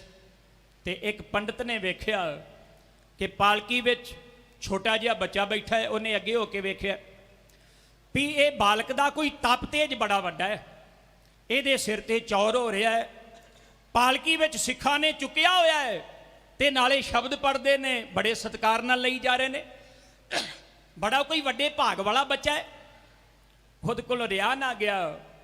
ਉਹਨੇ ਲਾਗੇ ਹੋ ਕੇ ਸਿੱਖਾਂ ਨੂੰ ਪੁੱਛਿਆ ਵੀ ਇਹ ਬਾਲਕ ਕੌਣ ਹੈ। ਸਿੱਖਾਂ ਨੇ ਆਖਿਆ ਬਾਲਕ ਨਹੀਂ, ਇਹ ਸਤਿਗੁਰੂ ਗੁਰੂ ਨਾਨਕ ਦੇਵ ਸੱਚੇ ਪਾਤਸ਼ਾਹ ਦੀ ਗੱਦੀ ਦੇ ਮਾਲਕ ਨੇ, ਸਤਿਗੁਰੂ ਹਰਿਕ੍ਰਿਸ਼ਨ ਸਾਹਿਬ ਸੱਚੇ ਪਾਤਸ਼ਾਹ। ਪੰਡਤ ਖੇਡ ਖੜਾ ਕੇ ਹੱਥ ਤੇ ਹੱਥ ਮਾਰ ਕੇ ਹੱਸਿਆ। ਆਂਦਾ ਅਜੀਬ ਗੱਲ ਹੈ ਭਾਈ, ਛੋਟਾ ਜਿਹਾ ਬੱਚਾ, ਨਾਮ ਹੀ ਹਰਿਕ੍ਰਿਸ਼ਨ, ਭਗਵਾਨ ਕ੍ਰਿਸ਼ਨ ਨਾਲੋਂ ਵੀ ਵੱਡਾ। ਉਹਨਾਂ ਦਾ ਨਾਂ ਹੈ ਕ੍ਰਿਸ਼ਨ ਭਗਵਾਨ ਕ੍ਰਿਸ਼ਨ, ਤੇ ਇਸ ਬੱਚੇ ਦਾ ਨਾਂ ਹੈ ਹਰਿਕ੍ਰਿਸ਼ਨ। ਤੇ ਗੱਦੀ ਗੁਰੂ ਨਾਨਕ ਦੀ ਗੱਦੀ ਦਾ ਮਾਲਕ। ਮੈਂ ਨਹੀਂ ਮੰਨਦਾ। ਇਹ ਤਕਵੰਜ ਬਣਾਇਆ ਤੁਸੀਂ ਰੋਟੀਆਂ ਕਾਰਨ ਪੂਰੇ ਤਾਲ। ਤੁਸੀਂ ਇਸ ਤਰ੍ਹਾਂ ਤੁਰੇ ਫਿਰਦੇ ਹੋ, ਪਰ ਇਹ ਮੈਂ ਮੰਨ ਨਹੀਂ ਸਕਦਾ ਕਿ ਗੁਰੂ ਨਾਨਕ ਦੀ ਗੱਦੀ ਦਾ ਇਹ ਮਾਲਕ ਹੋਵੇ ਬੱਚਾ। ਸਿੱਖਾਂ ਨੇ ਆਖਿਆ ਪੰਡਤ ਜੀ ਮੰਨੋ ਨਾ ਮੰਨੋ, ਤੁਹਾਡੇ ਮੰਨਣ ਮਨਾਉਣ ਨਾਲ ਕੋਈ ਫਰਕ ਨਹੀਂ ਪੈਂਦਾ। ਇਹ ਸਤਿਗੁਰੂ ਗੁਰੂ ਨਾਨਕ ਦੀ ਗੱਦੀ ਦੇ ਮਾਲਕ ਨੇ, ਪਰਮੇਸ਼ਰ ਦਾ ਰੂਪ ਹੈ। ਗੁਰਬਾਣੀ ਵਿੱਚ ਪਾਠ ਆਉਂਦਾ ਹੈ, ਗੁਰ ਪਰਮੇਸ਼ਰ ਏਕੋ ਜਾਣ। ਗੁਰੂ ਤੇ ਪਰਮੇਸ਼ਰ ਵਿੱਚ ਕੋਈ ਭਿੰਨ ਭੇਦ ਨਹੀਂ, ਕੋਈ ਫਰਕ ਨਹੀਂ। ਨਾਨਕ ਦਾਸ ਮੁਖ ਤੇ ਜੋ ਬੋਲੇ, ਇਹਾਂ ਉਹਾਂ ਸੱਚ ਹੋਵੇ। ਸੱਚ ਤਾਂ ਹੀ ਹੁੰਦਾ ਵੀ ਇੱਕ ਨਕਸ਼ਨ ਇੱਕੋ ਹੀ ਹੈ। ਇਹ ਬੋਡੀ ਵਿੱਚ ਸਤਿਗੁਰੂ ਧਰਤੀ ਵਿੱਚ ਹੈ, ਉਹ ਨਿਰਾਕਾਰ ਹੈ, ਉਹਦਾ ਕੋਈ ਆਕਾਰ ਨਹੀਂ। ਇਹ ਦੋਵੇਂ ਇੱਕ ਨੇ, ਇਹ ਦੋ ਨਹੀਂ ਹੈਗੇ। ਗੁਰ ਪਰਮੇਸ਼ਰ ਏਕੋ ਜਾਣ। ਸਿੱਖਾਂ ਨੇ ਆਖਿਆ ਸਾਡਾ ਤੇ ਪਰਮੇਸ਼ਰ ਹੈ, ਅਕਾਲ ਪੁਰਖ ਹੈ, ਗੁਰੂ ਨਾਨਕ ਦਾ ਰੂਪ ਹੈ, ਗੁਰੂ ਨਾਨਕ ਦੀ ਗੱਦੀ ਦਾ ਮਾਲਕ ਹੈ। ਉਹ ਆਂਦਾ ਮੈਂ ਨਹੀਂ ਮੰਨਦਾ। ਸਿੱਖ ਕਹਿੰਦੇ ਪੰਡਤ ਜੀ ਨਾ ਮੰਨੋ। ਫਿਰ ਉਹ ਕਹਿੰਦਾ ਇੱਕ ਗੱਲ ਹੈ, ਮੇਰਾ ਇੱਕ ਸ਼ੰਕਾ ਹੈ। ਤੁਹਾਡਾ ਗੁਰੂ ਮੇਰਾ ਸ਼ੰਕਾ ਨਿਵਰਤ ਕਰਦਾ ਹੈ। ਜੇ ਤੇ ਉਹੋ ਹੀ ਜੋਤ ਆਉਂਦੀ ਹੈ, ਭੱਟਾਂ ਦੇ ਸਵਈਆਂ ਵਿੱਚ ਲਿਖਿਆ ਹੈ, ਸੱਚ ਜੁਗ ਤੇ ਮਾਣਿਓ ਬਲ ਬਾਵਨ ਪਾਇਓ, ਤ੍ਰੇਤੇ ਤੇ ਮਾਨਿਓ ਰਾਮ ਰਗਵੰਸ਼ ਕੁਹਾਇਓ, ਦੁਆਪਰ ਕ੍ਰਿਸ਼ਨ ਮੁਰਾਰ ਕੰਸ ਕਰਤਾਰਥ ਕੀਓ, ਉਗਰ ਸੈਨਿਕੋ ਰਾਜਾ ਪਹਿ ਭਗਤਾ ਜਨ ਦਿਓ, ਕਲ ਯੁਗ ਪਰਮਾਨ ਨਾਨਕ ਗੁਰ ਅੰਗਦ ਅਮਰ ਕਹਾਇਓ, ਸ਼੍ਰੀ ਗੁਰੂ ਰਾਜ ਅਟਲ ਅਬ ਚਲ ਆਦ ਪੁਰਖ ਫਰਮਾਇਓ। ਜੇ ਤੇ ਉਹੋ ਹੀ ਜੋਤ ਹੈ ਭਗਵਾਨ ਕ੍ਰਿਸ਼ਨ ਦੀ, ਸ਼੍ਰੀ ਰਾਮਚੰਦਰ ਦੀ, ਗੁਰੂ ਨਾਨਕ ਦਾ ਰੂਪ ਹੈ, ਤੇ ਫਿਰ ਜਿਹੜੀ ਗੀਤਾ ਲਿਖੀ ਹੈ ਨਾ ਭਗਵਾਨ ਕ੍ਰਿਸ਼ਨ ਨੇ, ਉਸ ਗੀਤਾ ਦੇ ਇੱਕ ਸ਼ਲੋਕ ਦਾ ਅਰਥ ਤੁਹਾਡਾ ਸਤਿਗੁਰੂ ਕਰ ਦੇਵੇ, ਗੁਰੂ ਕਰ ਦੇਵੇ, ਤੇ ਮੈਂ ਸਮਝਾਂਗਾ ਗੁਰੂ ਨਾਨਕ ਦੀ ਗੱਦੀ ਦਾ ਮਾਲਕ ਹੈ। ਸਿੱਖਾਂ ਨੇ ਸੱਚੇ ਪਾਤਸ਼ਾਹ ਨੂੰ ਦੱਸਿਆ। ਤੇ ਸਤਿਗੁਰੂ ਹਰਕ੍ਰਿਸ਼ਨ ਸਾਹਿਬ ਸੱਚੇ ਪਾਤਸ਼ਾਹ ਆਂਦੇ ਨੇ ਪਾਲਕੀ ਇੱਥੇ ਰੱਖ ਦਿਓ। ਪਾਲਕੀ ਰੱਖੀ ਗਈ, ਸਤਿਗੁਰੂ ਬਾਹਰ ਬੈਠੇ ਆਣ ਕੇ, ਪੰਡਤ ਆ ਗਿਆ ਤੇ ਉਸ ਵਕਤ ਪੰਡਤ ਨੇ ਆਖਿਆ ਮਹਾਰਾਜ ਜੋ ਸਿੱਖਾਂ ਨੇ ਆਖਿਆ ਉਹ ਕਿਰਪਾ ਕਰੋ, ਮੇਰਾ ਸ਼ੰਕਾ ਨਿਵਰਤ ਕਰੋ। ਸਤਿਗੁਰੂ ਕਹਿੰਦੇ ਨੇ ਪੰਡਤ ਜੀ ਜੇ ਮੈਂ ਤੁਹਾਡਾ ਸ਼ੰਕਾ ਨਿਵਰਤ ਕਰਤਾ ਨਾ ਤੇ ਤੁਹਾਨੂੰ ਯਕੀਨ ਫੇਰ ਵੀ ਨਹੀਂ ਆਉਣਾ, ਤੁਸੀਂ ਮੰਨਣਾ ਨਹੀਂ। ਆਂਦਾ ਜੀ ਜਿਹੜਾ ਸ਼ਲੋਕ ਹੈ ਗੀਤਾ ਦਾ ਕਿਸੇ ਵੀ ਇੱਕ ਸ਼ਲੋਕ ਦਾ ਅਰਥ ਕਰ ਦਿਓ ਤੁਸੀਂ, ਮੈਂ ਮੰਨਾਂਗਾ। ਸਤਿਗੁਰੂ ਕਹਿੰਦੇ ਨਹੀਂ, ਤੂੰ ਕੋਈ ਸਧਾਰਨ ਬੰਦਾ ਲੈ ਆ, ਸਧਾਰਨ ਬੰਦਾ ਜਿਹਨੂੰ ਤੂੰ ਜਾਣਦਾ ਹੋਣਾ। ਗੀਤਾ ਦੇ ਸ਼ਲੋਕ ਦੇ ਅਰਥ ਆਪਾਂ ਉਹਦੇ ਕੋਲੋਂ ਕਰਵਾ ਦਿੰਨੇ ਆ। ਇਹਨੂੰ ਬੜਾ ਮਾਣ ਸੀ ਆਪਣੀ ਵਿਦਿਆ ਤੇ ਬੜਾ ਹੰਕਾਰ ਸੀ। ਇਹ ਫਿਰ ਆਪਣੇ ਥਨੇਸਰ ਨਗਰ ਵਿੱਚ ਹੋਰਨਾਂ ਪੰਡਤਾਂ ਨੂੰ ਆਣ ਕੇ ਮਿਲਿਆ। ਇਹਨਾਂ ਨੇ ਰਹਿ ਕੀਤੀ ਵੀ ਜਿਹੜਾ ਆਪਣੇ ਆਪ ਨੂੰ ਸਤਿਗੁਰੂ ਨਾਨਕ ਦੀ ਗੱਦੀ ਦਾ ਮਾਲਕ ਅਖਵਾਉਂਦਾ ਹੈ, ਅੱਜ ਉਸ ਬੱਚੇ ਦਾ ਪਤਾ ਲੱਗ ਜਾਏਗਾ। ਆਪਾਂ ਐਸਾ ਬੰਦਾ ਚੁਣੀਏ ਜਿਹੜਾ ਜਮਾਂਦਰੂ ਬਹਿਰਾ ਤੇ ਜਮਾਂਦਰੂ ਗੂੰਗਾ ਹੈ, ਜਿਹਦਾ ਨਾਂ ਇਤਿਹਾਸ ਵਿੱਚ ਆਉਂਦਾ ਹੈ ਛੱਜੂ ਝੀਵਰ। ਹੁਣ ਸਾਰੇ ਪੰਡਤ ਜਾਣਦੇ ਸਨ, ਪਿੰਡ ਵਾਲੇ ਜਾਣਦੇ ਸਨ, ਇਲਾਕਾ ਜਾਣਦਾ ਸੀ ਵੀ ਇਹਨੂੰ ਕਦੀ ਸੁਣਿਆ ਹੀ ਨਹੀਂ, ਇਹ ਕਦੀ ਬੋਲਿਆ ਹੀ ਨਹੀਂ। ਇਸ ਤੋਂ ਸਧਾਰਨ ਬੰਦਾ ਹੋਰ ਤੇ ਕੋਈ ਨਹੀਂ ਹੋ ਸਕਦਾ ਜਿਹੜਾ ਬੋਲ ਨਹੀਂ ਸਕਦਾ, ਜਿਹਨੂੰ ਸੁਣ ਨਹੀਂ ਸਕਦਾ, ਜਿਹਨੂੰ ਕੋਈ ਸੋਝੀ ਹੈ ਨਹੀਂ, ਕੋਈ ਗਿਆਨ ਹੈ ਨਹੀਂ, ਉਹ ਛੱਜੂ ਝੀਵਰ ਲੈ ਆਂਦਾ। ਮੈਂ ਸਮਝਦਾ ਕਈ ਵਾਰ ਵੀ ਸੱਚੇ ਪਾਤਸ਼ਾਹ ਤੇ ਬਹਾਨੇ ਦੇ ਨਾਲ ਗਏ ਹੀ ਉਹਦੀ ਕਿਸਮਤ ਚਮਕਾਉਣ ਵਾਸਤੇ ਸਨ, ਉਹਦਾ ਭਲਾ ਕਰਨ ਗਏ ਸਨ, ਬਹਾਨੇ ਦੇ ਨਾਲ ਉਹਦਾ ਭਲਾ ਹੋਣਾ ਸੀ। ਅੱਜ ਉਹ ਛੱਜੂ ਝੀਵਰ ਨੂੰ ਸਤਿਗੁਰਾਂ ਦੇ ਚਰਨਾਂ ਵਿੱਚ ਲੈ ਆਂਦਾ ਤੇ ਉਸ ਪੰਡਤ ਨੇ ਆਖਿਆ ਮਹਾਰਾਜ ਇਹਨੂੰ ਆਖੋ ਗੀਤਾ ਦੇ ਸ਼ਲੋਕ ਦੇ ਅਰਥ ਕਰੇ, ਗੀਤਾ ਦੇ ਸ਼ਲੋਕ ਦੇ ਅਰਥ ਕਰੇ। ਤੇ ਸਤਿਗੁਰੂ ਜੋ ਚਾਹੇ ਸੋ ਕਰ ਸਕਦਾ ਹੈ, ਸਤਿਗੁਰ ਦੀ ਮੁੱਠੀ ਵਿੱਚ ਹੈ ਸਾਰਾ ਕੁਝ। ਸਤਿਗੁਰ ਕਿਸ ਹਸਤੀ ਦਾ ਨਾਮ ਹੈ, ਕਿਸ ਸ਼ਕਤੀ ਦਾ ਨਾਮ ਸਤਿਗੁਰੂ ਹੈ।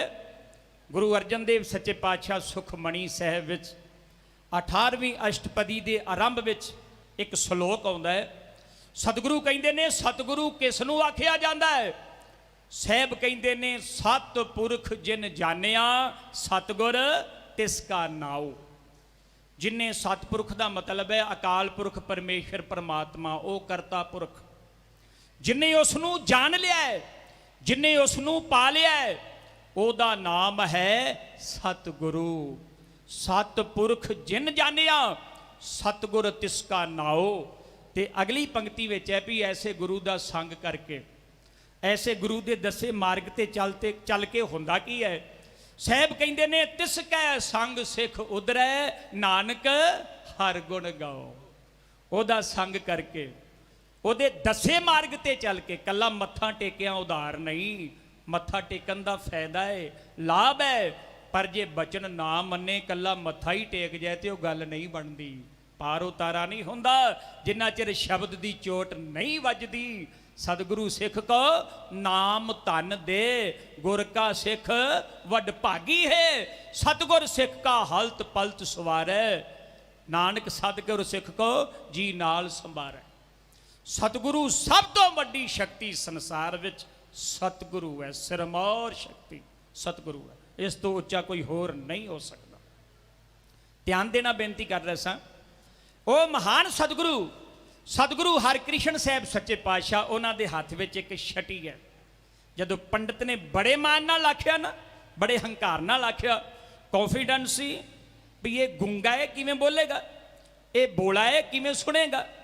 ਐਸੇ ਮਾਣ ਦੇ ਨਾਲ, ਹੰਕਾਰ ਦੇ ਨਾਲ ਸਤਿਗੁਰਾਂ ਨੂੰ ਕਹਿੰਦਾ ਮਹਾਰਾਜ ਇਹ ਤੋਂ ਕਰਾਓ ਗੀਤਾ ਦੇ ਅਰਥ।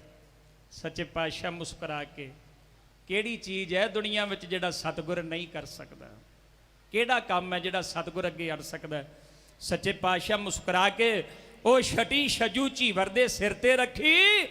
ਜਿਹੜਾ ਕਦੀ ਬੋਲਿਆ ਨਹੀਂ ਸੀ ਉਹ ਬੋਲਣ ਲੱਗ ਪਿਆ, ਜਿਹਨੂੰ ਕਦੀ ਸੁਣਿਆ ਨਹੀਂ ਸੀ ਉਹਨੂੰ ਸੁਣਨ ਲੱਗ ਗਿਆ।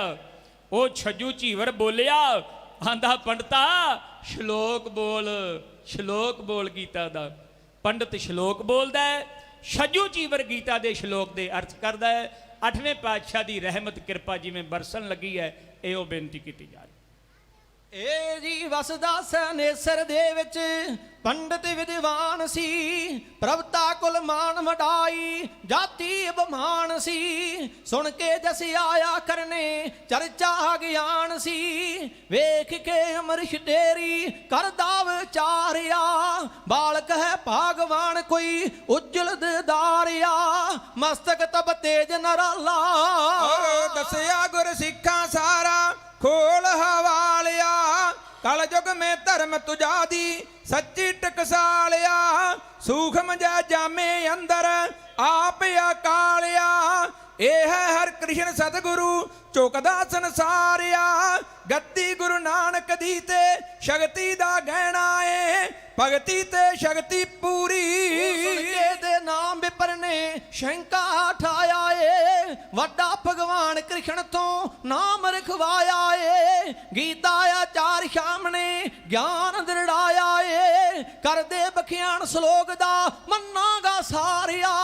ਬਾਲਕ ਹੈ ਭਾਗਵਾਨ ਕੋਈ ਉਜਲ ਦਿਦਾਰਿਆ, ਮਸਤਕ ਤਬ ਤੇਜ ਨਰਾਲਾ। ਕਹਿੰਦੇ ਸਤਿਗੁਰ ਜੀ ਪੰਡਤਾ ਹੋਣਾ ਹੈਰਾਨ ਓਏ, ਕਰਦਾ ਗੁਰੂ ਨਾਨਕ ਸਭ ਦੀ ਮੁਸ਼ਕਿਲ ਆਸਾਨ ਓਏ। ਲੈ ਆ ਕੋਈ ਭਾਲ ਕੇ ਵੱਡਾ ਮੂਰਖ ਨਿਦਾਨ ਓਏ, ਦੱਸ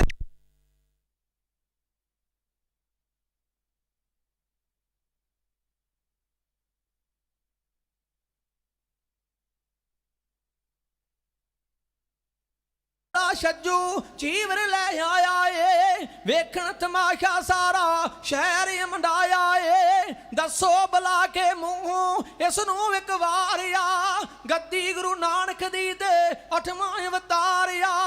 ਭਗਤੀ ਤੇ ਸ਼ਕਤੀ ਪੂਰੀ, ਓ ਮੇਰਾਂ ਦੇ ਮਾਲਕ ਸਿਰ ਤੇ ਛਾਟੀ ਟਕਾਈਏ। ਉਸ ਨੂੰ ਤ੍ਰਿਲੋਕੀ ਦੀ ਤਾਂ ਸੋਝੀ ਹੋ ਆਈਏ, ਰਸਨਾ ਤੇ ਆਈ ਸਰਸਤੀ ਬੁੱਧੀ ਪਲਟਾਈਏ। ਅਰਥਾਂ ਦੇ ਸਹਿਤ ਗੀਤਾ ਦੱਸੀ ਉਚਾਰਿਆ, ਗੱਦੀ ਗੁਰੂ ਨਾਨਕ ਦੀ ਤੇ 8ਵਾਂ ਅਵਤਾਰਿਆ।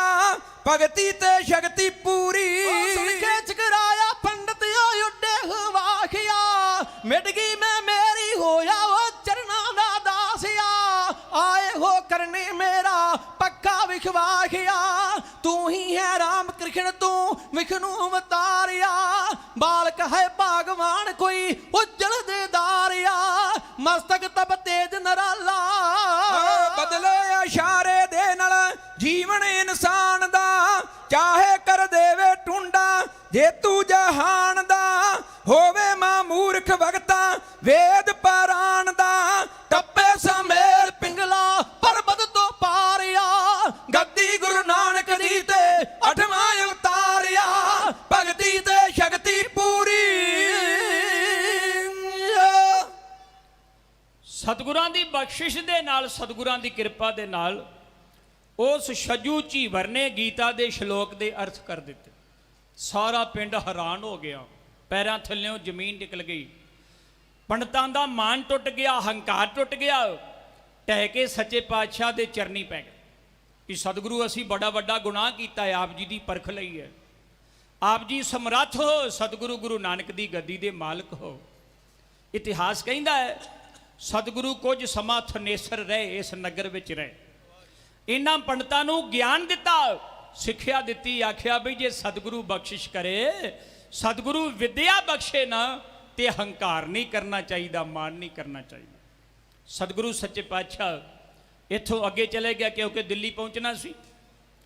ਅਜੇ ਦਿੱਲੀ ਨਹੀਂ ਪਹੁੰਚੇ, ਦਿੱਲੀ ਦੇ ਲਾਗੇ ਨੇ ਜਿੱਥੇ ਸਤਿਗੁਰਾਂ ਦਾ ਡੇਰਾ ਲੱਗਣਾ ਸੀ ਨਾ, ਇਹ ਰਾਜੇ ਜੈ ਸਿੰਘ ਦਾ ਬੰਗਲਾ ਸੀ ਜਿੱਥੇ ਡੇਰਾ ਲੱਗਣਾ ਸੀ। ਜਿਹੜਾ ਅੱਜ ਬੰਗਲਾ ਸਾਹਿਬ ਗੁਰਦੁਆਰਾ ਦਿੱਲੀ ਹੈ, ਇਹ ਰਾਜੇ ਜੈ ਸਿੰਘ ਦਾ ਬੰਗਲਾ ਸੀ, ਕੱਲਾ ਬੰਗਲਾ ਹੀ ਸੀ। ਰਾਜਾ ਜੈ ਸਿੰਘ ਇੱਥੇ ਰਹਿੰਦਾ ਸੀ। ਪਰ ਜਦੋਂ ਸੱਚੇ ਪਾਤਸ਼ਾਹ ਮੇਰੇ ਸਾਹਿਬ ਚਲੇ ਗਏ ਉਸ ਬੰਗਲੇ ਵਿੱਚ, ਉਦੋਂ ਬਣ ਗਿਆ ਬੰਗਲਾ ਸਾਹਿਬ। ਬੰਗਲੇ ਤੋਂ ਬੰਗਲਾ ਸਾਹਿਬ ਉਦੋਂ ਬਣਦਾ ਹੈ ਜਦੋਂ ਸਤਿਗੁਰੂ ਸੱਚੇ ਪਾਤਸ਼ਾਹ ਇੱਥੇ ਚਰਨ ਪਾਉਂਦੇ ਨੇ। ਰਾਜੇ ਜੈ ਸਿੰਘ ਦੀ ਘਰਵਾਲੀ, ਇਹਦੀ ਰਾਣੀ, ਇਹਦੇ ਮਨ ਵਿੱਚ ਵੀ ਇੱਕ ਸ਼ੰਕਾ ਆ ਗਿਆ, ਇੱਕ ਵਿਚਾਰ ਆਈ ਮਨ ਵਿੱਚ। ਆਂਦੀ ਸੋਚਦੀ ਹੈ ਵੀ ਜਿਸ ਗੁਰੂ ਨੇ ਸਾਡੇ ਘਰ ਅੱਜ ਡੇਰਾ ਲਾਉਣਾ ਨਾ, ਸਾਡੇ ਘਰ ਆਉਣਾ, ਉਸ ਗੁਰੂ ਦੀ ਉਮਰ ਹੈ 8.25 ਸਾਲ ਦੀ। ਸਤਿਗੁਰਾਂ ਦੀ ਉਦੋਂ ਸਵਾ ਕੁ 8 ਸਾਲ ਦੀ ਉਮਰ ਹੋ ਚੁੱਕੀ ਸੀ ਤੇ ਐਡਾ ਬੱਚਾ ਗੁਰੂ ਨਾਨਕ ਦੀ ਗੱਦੀ ਦਾ ਮਾਲਕ ਨਹੀਂ ਹੋ ਸਕਦਾ। ਮੈਂ ਨਹੀਂ ਮੰਨਦੀ ਇਹ ਗੱਲ ਵੀ ਏਡੀ ਵੱਡੀ ਗੱਡੀ ਪਰਮੇਸ਼ਰ ਦੀ ਗੱਦੀ, ਉਸ ਗੱਦੀ ਦਾ ਮਾਲਕ ਛੋਟਾ ਜਿਹਾ ਬੱਚਾ, ਮੈਨੂੰ ਯਕੀਨ ਨਹੀਂ ਆਉਂਦਾ। ਮੈਂ ਇੱਕ ਗੱਲ ਮੇਰੇ ਮਨ ਵਿੱਚ ਹੈ, ਜੇ ਗੁਰੂ ਬੁੱਝ ਲਵੇ ਤੇ ਮੈਂ ਸਮਝਾਂਗੀ ਇਹ ਗੁਰੂ ਨਾਨਕ ਦੀ ਗੱਦੀ ਦਾ ਮਾਲਕ ਹੈ, ਪੂਰਾ ਸਤਿਗੁਰੂ ਹੈ। ਉਹ ਸ਼ੰਕਾ ਕੀ ਹੈ ਮਨ ਵਿੱਚ ਧਾਰਦੀ ਕੀ ਹੈ? ਉਹ ਇੱਕ ਗੋਲੀ ਨੂੰ ਕੋਲ ਸੱਦਿਆ, ਉਹਨੇ ਗੋਲੀ ਨੂੰ ਆਪਣੀ ਪੁਸ਼ਾਕ, ਰਾਣੀਆਂ ਵਾਲੀ ਪੁਸ਼ਾਕ ਉਸ ਗੋਲੀ ਨੂੰ ਪਵਾਈ, ਹਾਰ ਸ਼ਿੰਗਾਰ ਲਾ ਕੇ ਪੀੜੇ ਤੇ ਬਿਠਾ ਦਿੱਤਾ, ਰਾਣੀ ਬਣਾ ਕੇ ਆਪ ਉਸ ਗੋਲੀ ਦੇ ਕੱਪੜੇ ਪਾ ਕੇ ਗੋਲੀਆਂ ਵਾਲੀ ਕਤਾਰ ਵਿੱਚ ਬਹਿ ਗਈ ਤੇ ਮਨ ਵਿੱਚ ਭਾਵਨਾ ਇਹ ਰੱਖ ਲਈ ਵੀ ਜੇ ਤੇ ਪੂਰਾ ਸਤਿਗੁਰੂ ਹੋਇਆ ਤੇ ਲੱਭ ਲੈਗਾ ਵੀ ਅਸਲੀ ਰਾਣੀ ਕੌਣ ਹੈ, ਅਸਲੀ ਰਾਣੀ ਕੌਣ ਹੈ ਤੇ ਗੋਲੀ ਕੌਣ ਹੈ। ਕਿਉਂਕਿ ਭੁਲੇਖਾ ਪਾਉਣ ਵਾਸਤੇ ਗੋਲੀ ਨੂੰ ਪੀੜੇ ਤੇ ਬਿਠਾ ਦਿੱਤਾ ਸੀ ਰਾਣੀਆਂ ਵਾਲੀ ਪੁਸ਼ਾਕ ਪਾ ਕੇ। ਇਹ ਵੀ ਮਨ ਵਿੱਚ ਧਾਰ ਲਿਆ ਵੀ ਇੱਕ ਤੇ ਪਛਾਣ ਕਰ ਲੈ, ਲੱਭ ਲੈ, ਤੇ ਦੂਸਰਾ ਮੇਰੀ ਗੋਦੀ ਵਿੱਚ ਬਹਿ ਜਾਏ, ਮੇਰੀ ਗੋਦੀ ਵਿੱਚ ਬਹਿ ਜਾਏਗਾ, ਮੈਂ ਸਮਝਾਂਗੀ ਇਹ ਪੂਰਨ ਪੁਰਖ ਹੈ, ਸਮਰੱਥ ਹੈ, ਸਤਿਗੁਰੂ ਹੈ। ਇਹ ਸ਼ੰਕਾ ਧਾਰ ਲਿਆ ਮਨ ਵਿੱਚ। ਤੇ ਗੁਰਬਾਣੀ ਵਿੱਚ ਪਾਠ ਆਉਂਦਾ ਹੈ, ਘਟ ਘਟ ਕੇ ਅੰਤਰ ਕੀ ਜਾਣਤ, ਭਲੇ ਬੁਰੇ ਕੀ ਪੀਰ ਪਛਾਣਤ। ਸੱਚੇ ਪਾਤਸ਼ਾਹ ਦੇ ਹੱਥ ਵਿੱਚ ਉਹ ਹੀ ਛਟੀ ਹੈ ਜਦੋਂ ਬੰਗਲੇ ਵੜੇ ਦਿੱਲੀ, ਉਸ ਬੰਗਲੇ 'ਚ ਆਏ ਰਾਜੇ ਜੈ ਸਿੰਘ ਦੇ ਬੰਗਲੇ ਵਿੱਚ, ਉਹ ਹੀ ਛਟੀ ਹੈ ਜਿਹੜੀ ਛੱਜੂ ਝੀਵਰ ਦੇ ਸਿਰ ਤੇ ਰੱਖੀ ਸੀ। ਨਾਲ ਸਿੱਖ ਨੇ, ਰਾਜਾ ਜੈ ਸਿੰਘ ਨਾਲ ਹੈ, ਤੇ ਸੱਚੇ ਪਾਤਸ਼ਾਹ ਵੇਖਦੇ ਕੀ ਨੇ, ਕਤਾਰੋ ਦੀ ਕਤਾਰ ਗੋਲੀਆਂ ਬੈਠੀਆਂ ਨੇ ਲੈਣ ਲਗਾ ਕੇ, ਇੱਕ ਰਾਣੀ ਬਣ ਕੇ ਪੀੜੇ ਤੇ ਬੈਠੀ ਆ ਹਾਰ ਸ਼ਿੰਗਾਰ ਲਾ ਕੇ। ਸਤਿਗੁਰੂ ਸੱਚੇ ਪਾਤਸ਼ਾਹ ਬਾਲ ਅਵਸਥਾ ਵਿੱਚ ਹੱਥ ਵਿੱਚ ਛਟੀ ਹੈ ਤੇ ਸਾਰਿਆਂ ਦੇ ਸਿਰ ਤੇ ਸਤਿਗੁਰੂ ਛਟੀ ਰੱਖੀ ਜਾਂਦੇ ਨੇ, ਆਂਦੇ ਨੇ ਆ ਵੀ ਗੋਲੀ ਹੈ, ਆ ਵੀ ਗੋਲੀ ਹੈ, ਆ ਵੀ ਗੋਲੀ ਹੈ।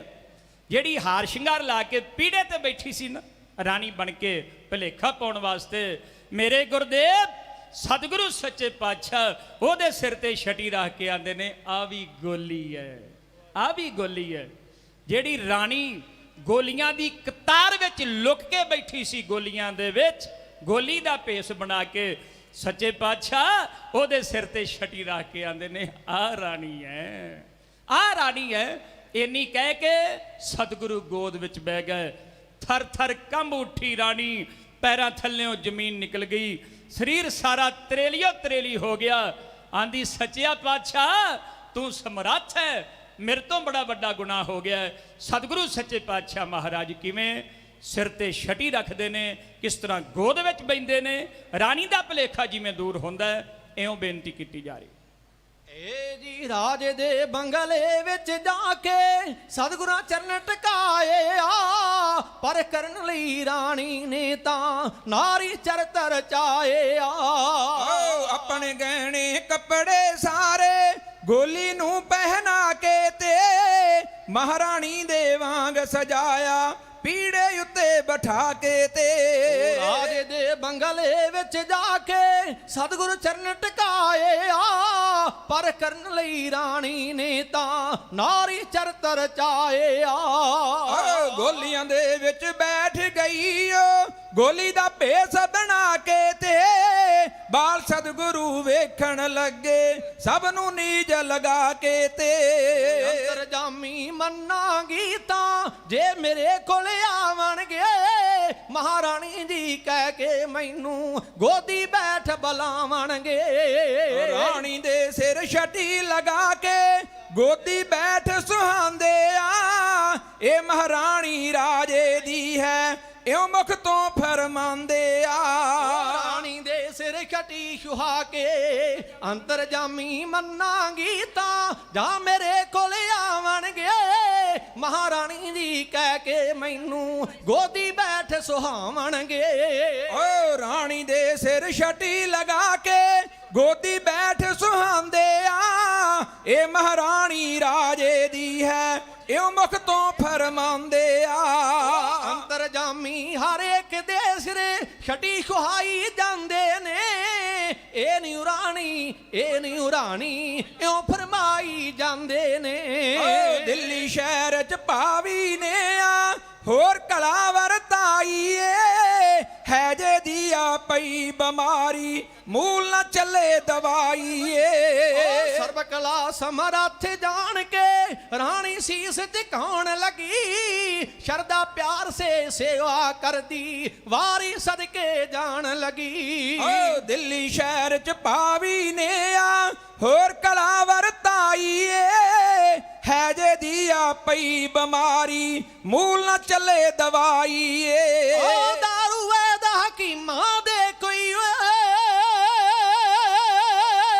ਦਾਰੂ ਵੈਦ ਹਕੀਮਾਂ ਦੇ ਕੋਈ ਚਾਰੇ ਮੂਲ ਨਾ ਚੱਲਦੇ ਆ ਮਹਾਮਾਰੀ ਦਾ ਮਚਿਆ ਰੌਲਾ ਸਵੇਚ ਫੇਰੇ ਬਲਦੇ ਆ ਓ ਇੱਕ ਦੀ ਅਰਥੀ ਜਾਵੇ ਕੂਕਦੀ ਦੂਜਾ ਲੰਮਿਆਂ ਸਾਹਾਂ ਤੇ ਕਹਿਰ ਖੁਦਾਈ ਵਰਤ ਗਿਆ ਦਿਨ ਦੀਵੀਂ ਬੇਗੁਨਾਹਾਂ ਤੇ ਚਰਨ ਪੌਲ ਸਤਿਗੁਰ ਚਰਨਾਂ ਦੀ ਚਰਨ ਪੌਲ ਸਤਿਗੁਰ ਚਰਨਾਂ ਦੀ ਜਿਸ ਨੂੰ ਜਾਏ ਭਲਾਈ ਤੁਰਤ ਮਰੀਜ਼ ਹੋ ਜਾਂਦੇ ਰਾਜੀ ਹੋਰ ਨਾ ਚੱਲੇ ਦਵਾਈ ਓ ਇੱਕ ਦੋ ਤੀਨ ਹੋ ਜਾਂਦੇ ਰਾਜੀ ਹੋਰ ਚੱਲੇ 10 ਆਉਂਦੇ ਆ ਵੱਧ ਗਈ ਭੀੜ ਮਰੀਜ਼ਾਂ ਦੀ ਤਾਂ ਸਤਿਗੁਰ ਖੇਡ ਰਚਾਉਂਦੇ ਆ ਹਰੇ ਚ ਬੱਚੇ ਪਾਣੀ ਦੇ ਵਿੱਚ ਚਰਨ ਪਵਿੱਤਰ ਪਾਏ ਆ ਲੈ ਲੈ ਜਾਣ ਲਗੇ ਸਭ ਲੋਕੀ ਸਭ ਦੇ ਕਸ਼ਟ ਮਟਾਏ ਆ ਓ ਮੇਰਾ ਵਾਲੇ ਮੇਰ ਕਰੀਓ ਸ਼ਹਿਰੋਂ ਗਈ ਬਿਮਾਰੀ ਏ ਜੀਵਨ ਦਾਤੇ ਦੇ ਚਰਨਾਂ ਤੇ ਝੁਕੀ ਲਖਾਈ ਸਾਰੀ ਏ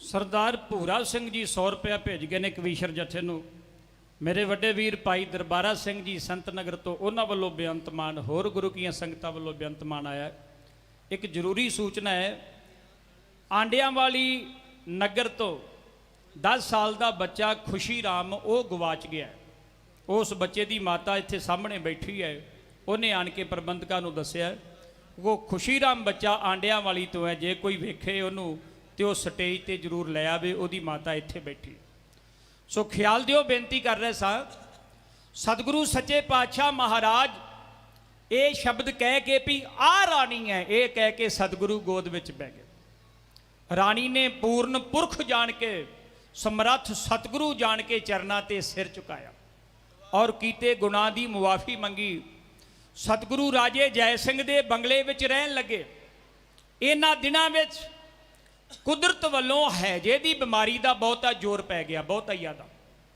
ਡਾਕਟਰ ਵੈਦ ਹਕੀਮਾਂ ਨੇ ਬੜੇ ਯਤਨ ਲਾਏ ਬੜੇ ਚਾਰੇ ਲਾਏ ਪਰ ਬੇਇਲਾਜ ਬਿਮਾਰੀ ਹੋ ਗਈ ਦਵਾਈ ਕੰਮ ਨਹੀਂ ਕਰਦੀ ਬੇਕਾਬੂ ਹੋ ਗਈ ਬਿਮਾਰੀ ਲੋਕ ਮਰਨ ਲੱਗੇ ਦਿੱਲੀ ਦੇ ਲੋਕ ਮਰਨ ਲੱਗੇ ਬਿਮਾਰੀ ਇੰਨੀ ਭਿਆਨਕ ਇੰਨੀ ਵੱਧ ਗਈ ਵੀ ਇੱਕ ਦਾ ਸੰਸਕਾਰ ਕਰਕੇ ਆਉਂਦੇ ਨੇ ਦੂਸਰੇ ਦੀ ਅਰਥੀ ਤਿਆਰ ਹੁੰਦੀ ਹੈ ਦਿੱਲੀ ਦੇ ਲੋਕ ਦਿੱਲੀ ਛੱਡ ਕੇ ਲਾਗੇ ਲਾਗੇ ਪਿੰਡਾਂ ਵਿੱਚ ਜਾਣ ਲੱਗ ਗਏ ਬਾਦਸ਼ਾਹ ਔਰੰਗਜ਼ੇਬ ਵੀ ਡਰ ਗਿਆ ਉਹ ਡਰ ਕੇ ਔਰੰਗਾਬਾਦ ਚਲਾ ਗਿਆ ਦਿੱਲੀ ਛੱਡ ਕੇ ਹੈਜੇ ਦੀ ਬਿਮਾਰੀ ਬੜਾ ਜ਼ੋਰ ਪਾ ਗਈ ਦਿੱਲੀ ਦੀ ਸੰਗਤ ਨੂੰ ਪਤਾ ਲੱਗਾ ਵੀ ਸੱਚੇ ਪਾਤਸ਼ਾਹ ਰਾਜੇ ਦੇ ਬੰਗਲੇ ਵਿੱਚ ਆਏ ਨੇ ਜਿਹੜੇ ਕੁਝ ਰੋਗੀ ਸਨ ਉਹ ਸਤਿਗੁਰਾਂ ਦੇ ਕੋਲ ਆਏ ਸਿੱਖਾਂ ਨੇ ਸੱਚੇ ਪਾਤਸ਼ਾਹ ਦੇ ਚਰਨਾਂ ਵਿੱਚ ਅਰਜ਼ ਕੀਤੀ ਵੀ ਕਿਰਪਾ ਕਰੋ ਇਹ ਠੀਕ ਹੋਣ ਸਤਿਗੁਰਾਂ ਨੇ ਆਪਣੀ ਚਰਨਾਮਤ ਦਿੱਤੀ ਚਰਨ ਧੋ ਕੇ ਦਿੱਤੇ ਆਂਦੇ ਨੇ ਜਿਹੜਾ ਵੀ ਰੋਗੀ ਆਉਂਦਾ ਹੈ ਉਹਨੂੰ ਛਕਾ ਦਿਓ ਉਹ ਠੀਕ ਹੋ ਜਾਏਗਾ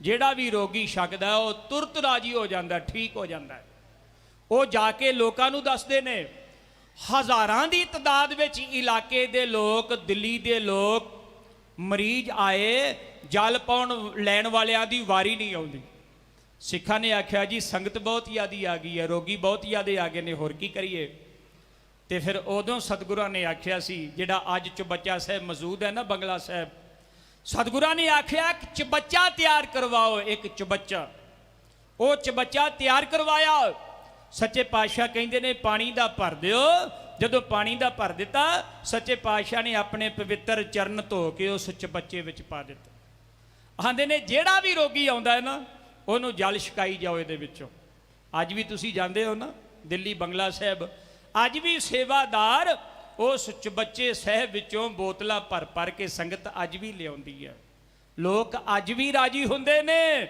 ਪਰ ਰਾਜੀ ਉਹ ਹੁੰਦਾ ਹੈ ਜਿਹੜਾ ਸ਼ਰਧਾ ਰੱਖਦਾ, ਜਿਹੜਾ ਭਾਵਨਾ ਨਾਲ ਛਕਦਾ ਹੈ, ਉਹ ਰਾਜੀ ਹੁੰਦਾ।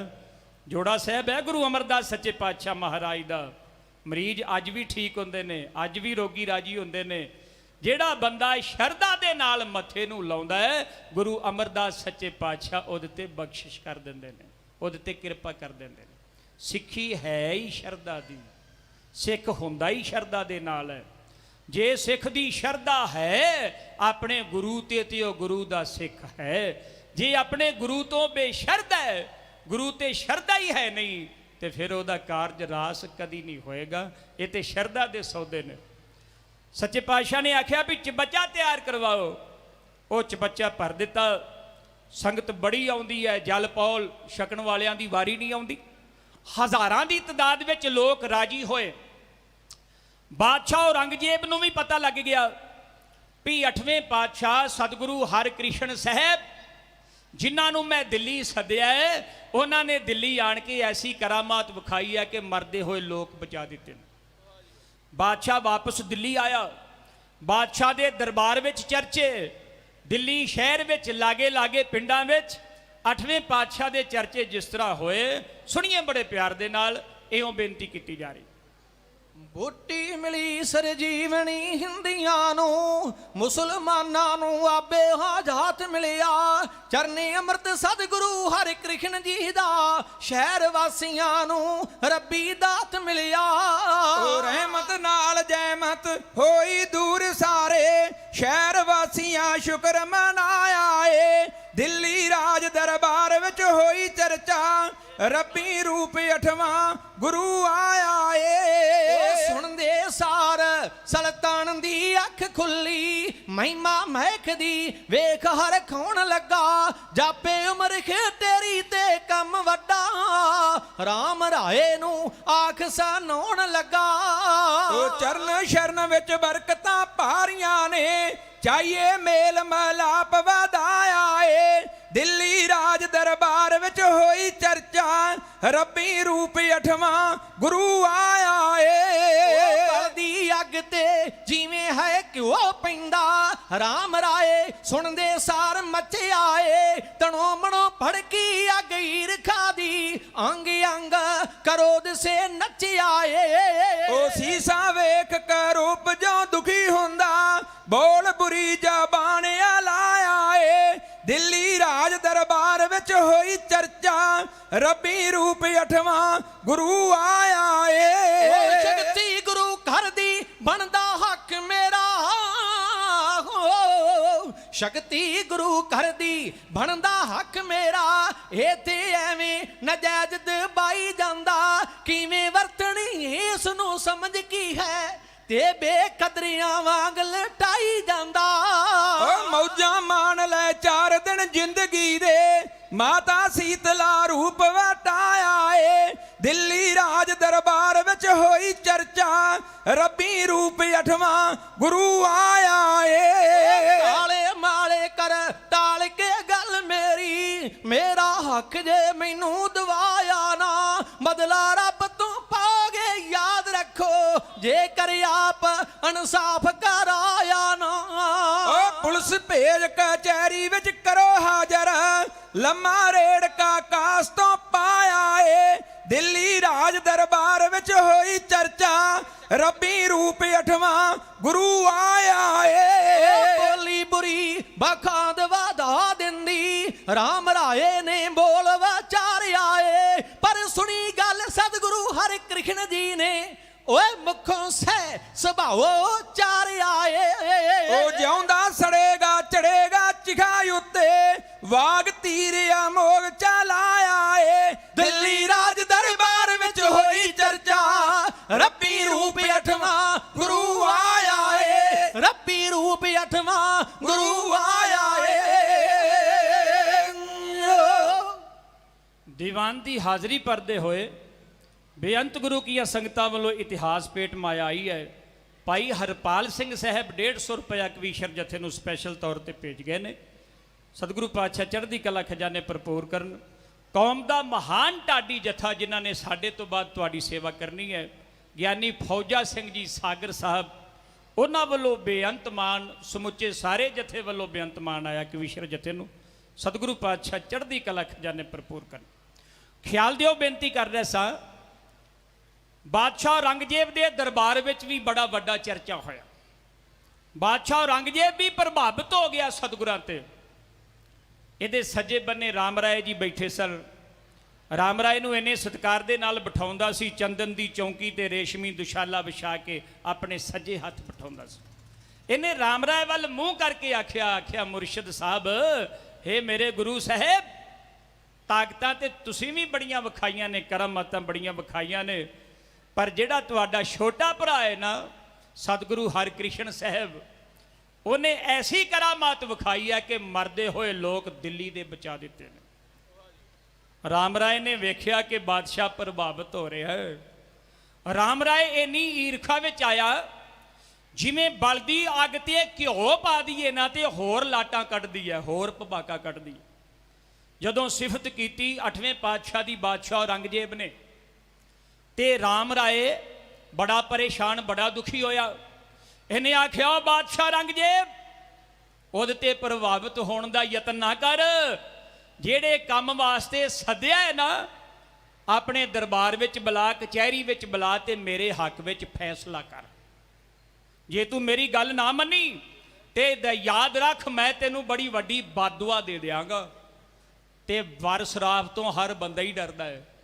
ਡਰਦਾ ਤਾਂ ਸੀ ਬਾਦਸ਼ਾਹ ਔਰੰਗਜ਼ੇਬ, ਕਿਉਂਕਿ 72 ਕਰਾਮਾਤਾਂ ਪਹਿਲਾਂ ਤਾਕਤਾਂ ਵੇਖ ਚੁੱਕਾ ਸੀ ਰਾਮ ਰਾਏ ਦੀਆਂ, ਤਾਂ ਹੀ ਆਪਣਾ ਮੁਰਸ਼ਿਦ ਮੰਨਿਆ ਸੀ ਨਾ ਉਹਨੇ। ਉਹ ਸੋਚਦਾ ਹੈ ਵੀ ਜੇ ਮੇਰੇ ਗੁਰੂ ਨੇ, ਮੇਰੇ ਮੁਰਸ਼ਿਦ ਨੇ ਬਦਦੁਆ ਦੇ ਦਿੱਤੀ ਤੇ ਗੱਲ ਖਰਾਬ ਹੋ ਜਾਣੀ ਹੈ। ਦੂਸਰੇ ਬੰਨੇ ਸੋਚਦਾ, ਉਹ ਮਨਾ 72 ਕਰਾਮਾਤਾਂ ਤੂੰ ਰਾਮ ਰਾਏ ਦੀਆਂ ਵੇਖੀਆਂ ਨੇ, ਇਹਦੇ ਵਿੱਚ ਸ਼ੱਕ ਨਹੀਂ ਕੋਈ, ਬੜੀਆਂ ਅਹਿਮ ਕਰਾਮਾਤਾਂ ਸਨ, ਮਹਾਨ ਕਰਾਮਾਤਾਂ ਸਨ। ਪਰ ਦੂਸਰੇ ਬੰਨੇ ਗੁਰੂ ਨਾਨਕ ਦੀ ਗੱਦੀ ਦਾ ਮਾਲਕ ਹੈ, ਉਹਦੇ ਵਿੱਚ ਸ਼ਕਤੀਆਂ ਕਿੰਨੀਆਂ ਕੁ ਨੇ। ਉਹਨੇ ਮੇਰੀਆਂ ਅੱਖਾਂ ਦੇ ਸਾਹਮਣੇ ਐਸੀ ਸ਼ਕਤੀ ਵਿਖਾਈ ਹੈ, ਐਸੀ ਕਿਰਪਾ ਕੀਤੀ ਹੈ, ਐਸੀ ਕਲਾ ਵਰਤਾਈ ਹੈ, ਦਿੱਲੀ ਦੇ ਮਰਦੇ ਹੋਏ ਲੋਕ ਭਿਆਨਕ ਬਿਮਾਰੀ ਤੋਂ ਬਚਾ ਲਏ ਨੇ। ਤੇ ਜਦੋਂ ਬੰਦਾ ਫਸ ਜਾਏ ਨਾ, ਮਨ ਵਿੱਚ ਸੋਚਦਾ, ਜੇ ਮੈਂ ਆਪਣੇ ਗੁਰੂ ਦੇ ਹੱਕ ਵਿੱਚ ਫੈਸਲਾ ਕਰ ਦਿੱਤਾ, ਰਾਮ ਰਾਏ ਦੇ ਹੱਕ ਵਿੱਚ, ਮੇਰੇ ਗੁਰੂ ਨੇ ਤੇ ਹੋ ਜਾਣਾ, ਮੇਰੇ ਤੇ ਖੁਸ਼, ਤੇ 8ਵੇਂ ਪਾਤਸ਼ਾਹ ਦੀ ਨਾਰਾਜ਼ਗੀ ਨਹੀਂ ਚੱਲੀ ਜਾਣੀ, ਗੁਰੂ ਨਾਨਕ ਦੀ ਗੱਦੀ ਦੀ ਨਾਰਾਜ਼ਗੀ ਨਹੀਂ ਚੱਲੀ ਜਾਣੀ।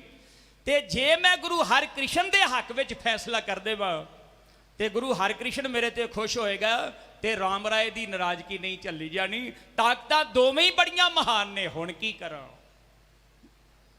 ਰਾਮ ਰਾਏ ਨੇ ਕਾਹਲੇ ਪੈ ਕੇ ਇਹ ਵੀ ਗੱਲ ਕਹਿ ਦਿੱਤੀ ਸੀ। ਆਖਿਆ, ਬਾਦਸ਼ਾਹ ਔਰੰਗਜ਼ੇਬ, ਉਹ ਬੱਚਾ ਹੈ, ਬੱਚਿਆਂ ਵਾਲੀ ਉਹਦੀ ਉਮਰ ਹੈ, ਉਹਨੂੰ ਗਿਆਨ ਨਹੀਂ ਵੀ ਗੁਰੂ ਨਾਨਕ ਦੇ ਘਰ ਦੀਆਂ ਤਾਕਤਾਂ ਕਿਵੇਂ ਵਰਤਣੀਆਂ ਨੇ। ਹੈ ਤੇ ਮਾਤਾ ਦਾ ਮਾਲ ਹੀ ਨਾ, ਵਿਖਾ ਲੈ ਜਿੰਨੇ ਕੁ ਦਿਨ ਤਾਕਤਾਂ ਵਿਖਾ ਸਕਦਾ, ਰਹੇਗਾ ਨਹੀਂ ਸੰਸਾਰ ਤੇ। ਇਹ ਕਾਹਲਿਆਂ ਪੈ ਕੇ ਗੁੱਸੇ ਵਿੱਚ ਆ ਕੇ ਉਹਨੇ ਕਹਿ ਦਿੱਤਾ ਸੀ। ਇਹ ਸਾਰੀਆਂ ਗੱਲਾਂ ਬਾਤਾਂ ਰਾਜੇ ਜੈ ਸਿੰਘ ਨੇ ਜਦੋਂ ਰਾਤ ਨੂੰ ਆਇਆ ਵਾਪਸ ਬੰਗਲੇ ਵਿੱਚ, ਉਹਨੇ ਸੱਚੇ ਪਾਤਸ਼ਾਹ ਨੂੰ ਦੱਸੀਆਂ। ਆਖਿਆ, ਸਤਿਗੁਰੂ, ਬਾਦਸ਼ਾਹ ਔਰੰਗਜ਼ੇਬ ਪ੍ਰਭਾਵਿਤ ਤੇ ਬੜਾ ਹੋਇਆ ਸੀ, ਪਰ ਰਾਮ ਰਾਏ ਨੇ ਆ ਕੁਝ ਆਖਿਆ, ਤੇ ਸਭ ਤੋਂ ਮਾੜੀ ਉਹਨ ਗੱਲ ਇਹ ਆਖੀ ਹੈ ਵੀ ਹੈ ਤੇ ਮਾਤਾ ਦਾ ਮਾਲ ਹੀ ਹਰਿਕ੍ਰਿਸ਼ਨ, ਦੁਨੀਆ ਤੇ ਰਹੇਗਾ ਨਹੀਂ, ਵਿਖਾ ਲੈ ਤਾਕਤਾਂ ਕਿੰਨੇ ਕੁ ਦਿਨ ਵਿਖਾਉਂਦਾ। ਤੇ ਸਤਿਗੁਰੂ ਸੱਚੇ ਪਾਤਸ਼ਾਹ ਸ਼ਾਂਤੀ ਦੇ ਪੁੰਜ 8ਵੀਂ ਪਾਤਸ਼ਾਹੀ ਸਤਿਗੁਰੂ ਹਰਿਕ੍ਰਿਸ਼ਨ ਸਾਹਿਬ ਮੁਸਕਰਾ ਕੇ ਕਹਿੰਦੇ ਨੇ, ਆਂਦੇ ਨੇ, ਰਾਜਾ ਸਾਹਿਬ, ਜਦੋਂ ਦੀ ਸ੍ਰਿਸ਼ਟੀ ਬਣੀ ਹੈ ਸੰਸਾਰ ਵਿੱਚ ਸਰੀਰ ਕਰਕੇ ਜਿਉਂਦਾ ਕੋਈ ਵੀ ਨਹੀਂ ਰਿਹਾ, ਦੇਹ ਕਰਕੇ ਕੋਈ ਵੀ ਜਿਉਂਦਾ ਨਹੀਂ ਰਿਹਾ, ਕਰਮ ਕਰਕੇ ਹਰ ਬੰਦਾ ਜਿਉਂਦਾ ਹੈ, ਸਰੀਰ ਕਰਕੇ ਕੋਈ ਜਿਉਂਦਾ ਨਹੀਂ। ਜਾਣਾ ਅਸੀਂ ਵੀ ਸੰਸਾਰ ਤੋਂ ਹੈ, ਸਾਨੂੰ ਇਸ ਗੱਲ ਦੀ ਚਿੰਤਾ ਨਹੀਂ, ਪਰ ਜਿਸ ਬੰਦੇ ਨੇ ਸਾਨੂੰ ਸਰਾਫ ਦਿੱਤਾ ਹੈ, ਬਦਦੁਆ ਦਿੱਤੀ ਹੈ, ਜਿਉਂਦਾ ਉਹ ਵੀ ਨਹੀਂ ਰਹੇਗਾ, ਉਹਦੇ ਮਸੰਦ ਉਹਨੂੰ ਜਿਉਂਦੇ ਨੂੰ ਸਾੜ ਦੇਣਗੇ। ਇਹ ਬੜਾ ਲੰਬਾ ਇਤਿਹਾਸ ਹੈ ਵੀ ਰਾਮ ਰਾਏ ਨੂੰ ਦੇਹਰਾਦੂਨ ਇਹਦੇ ਮਸੰਦਾਂ ਨੇ ਕਿਵੇਂ ਸਾੜਿਆ, ਇਹ ਬੜਾ ਲੰਬਾ ਪ੍ਰਸੰਗ ਹੈ।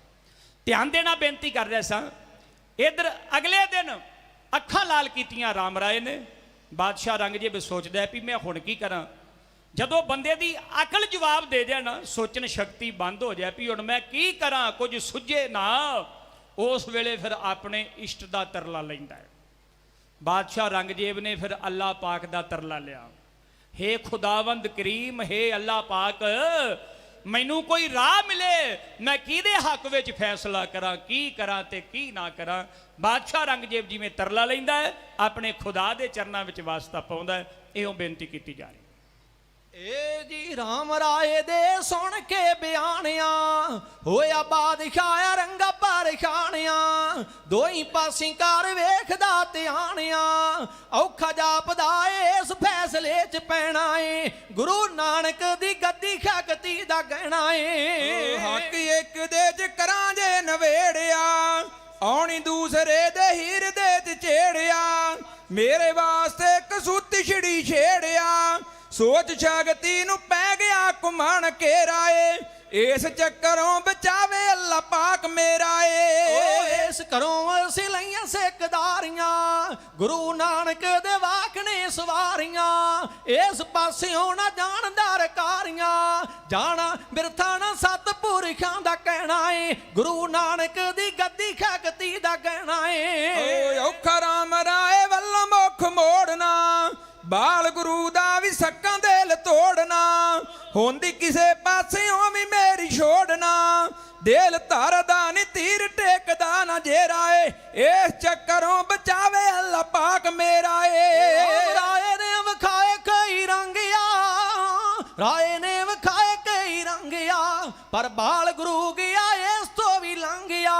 ਹੋ ਕੇ ਖੈਰ ਵਾਸੀਆਂ ਦੇ ਅੰਗ ਸੰਗਿਆ, ਕੀਤਾ ਦੂਰ ਸਾਰਾ ਮਹਾਮਾਰੀ ਦਾ ਗਰਹਿਣਾ ਏ, ਗੁਰੂ ਨਾਨਕ ਦੀ ਗੱਦੀ ਸ਼ਕਤੀ ਦਾ ਗਹਿਣਾ ਏ। ਪੇੜ ਸਾਨਾਂ ਦੇ ਚ ਖੇਤ ਦੀ ਖਵਾਰੀ ਏ, ਮੇਰੀ ਜਾਨ ਉੱਤੇ ਬਣੀ ਆਵਾਜ਼ਾਰੀ ਏ। ਪੈ ਗਈ ਬਾਜ ਨਾਲ ਕੂੰਜਦੀ ਉਡਾਰੀ ਏ, ਲੜੇ ਹਾਥੀ ਨਾਲ ਕਿਵੇਂ ਅਲੜਾ ਵਸ਼ੇਰਾ ਏ। ਇਸ ਚੱਕਰੋਂ ਬਚਾਵੇ ਅੱਲਾ ਪਾਕ ਮੇਰਾ ਏ। ਬੱਚੇ ਲੱਟਾ ਲੱਟ ਅਗਣੀ ਅਗਾਰਿਆ, ਤੇ ਪਿੱਛੇ ਖੜਾ ਜਾਪੇ ਖੂਨ ਖਾਰ ਖੇਰਿਆ।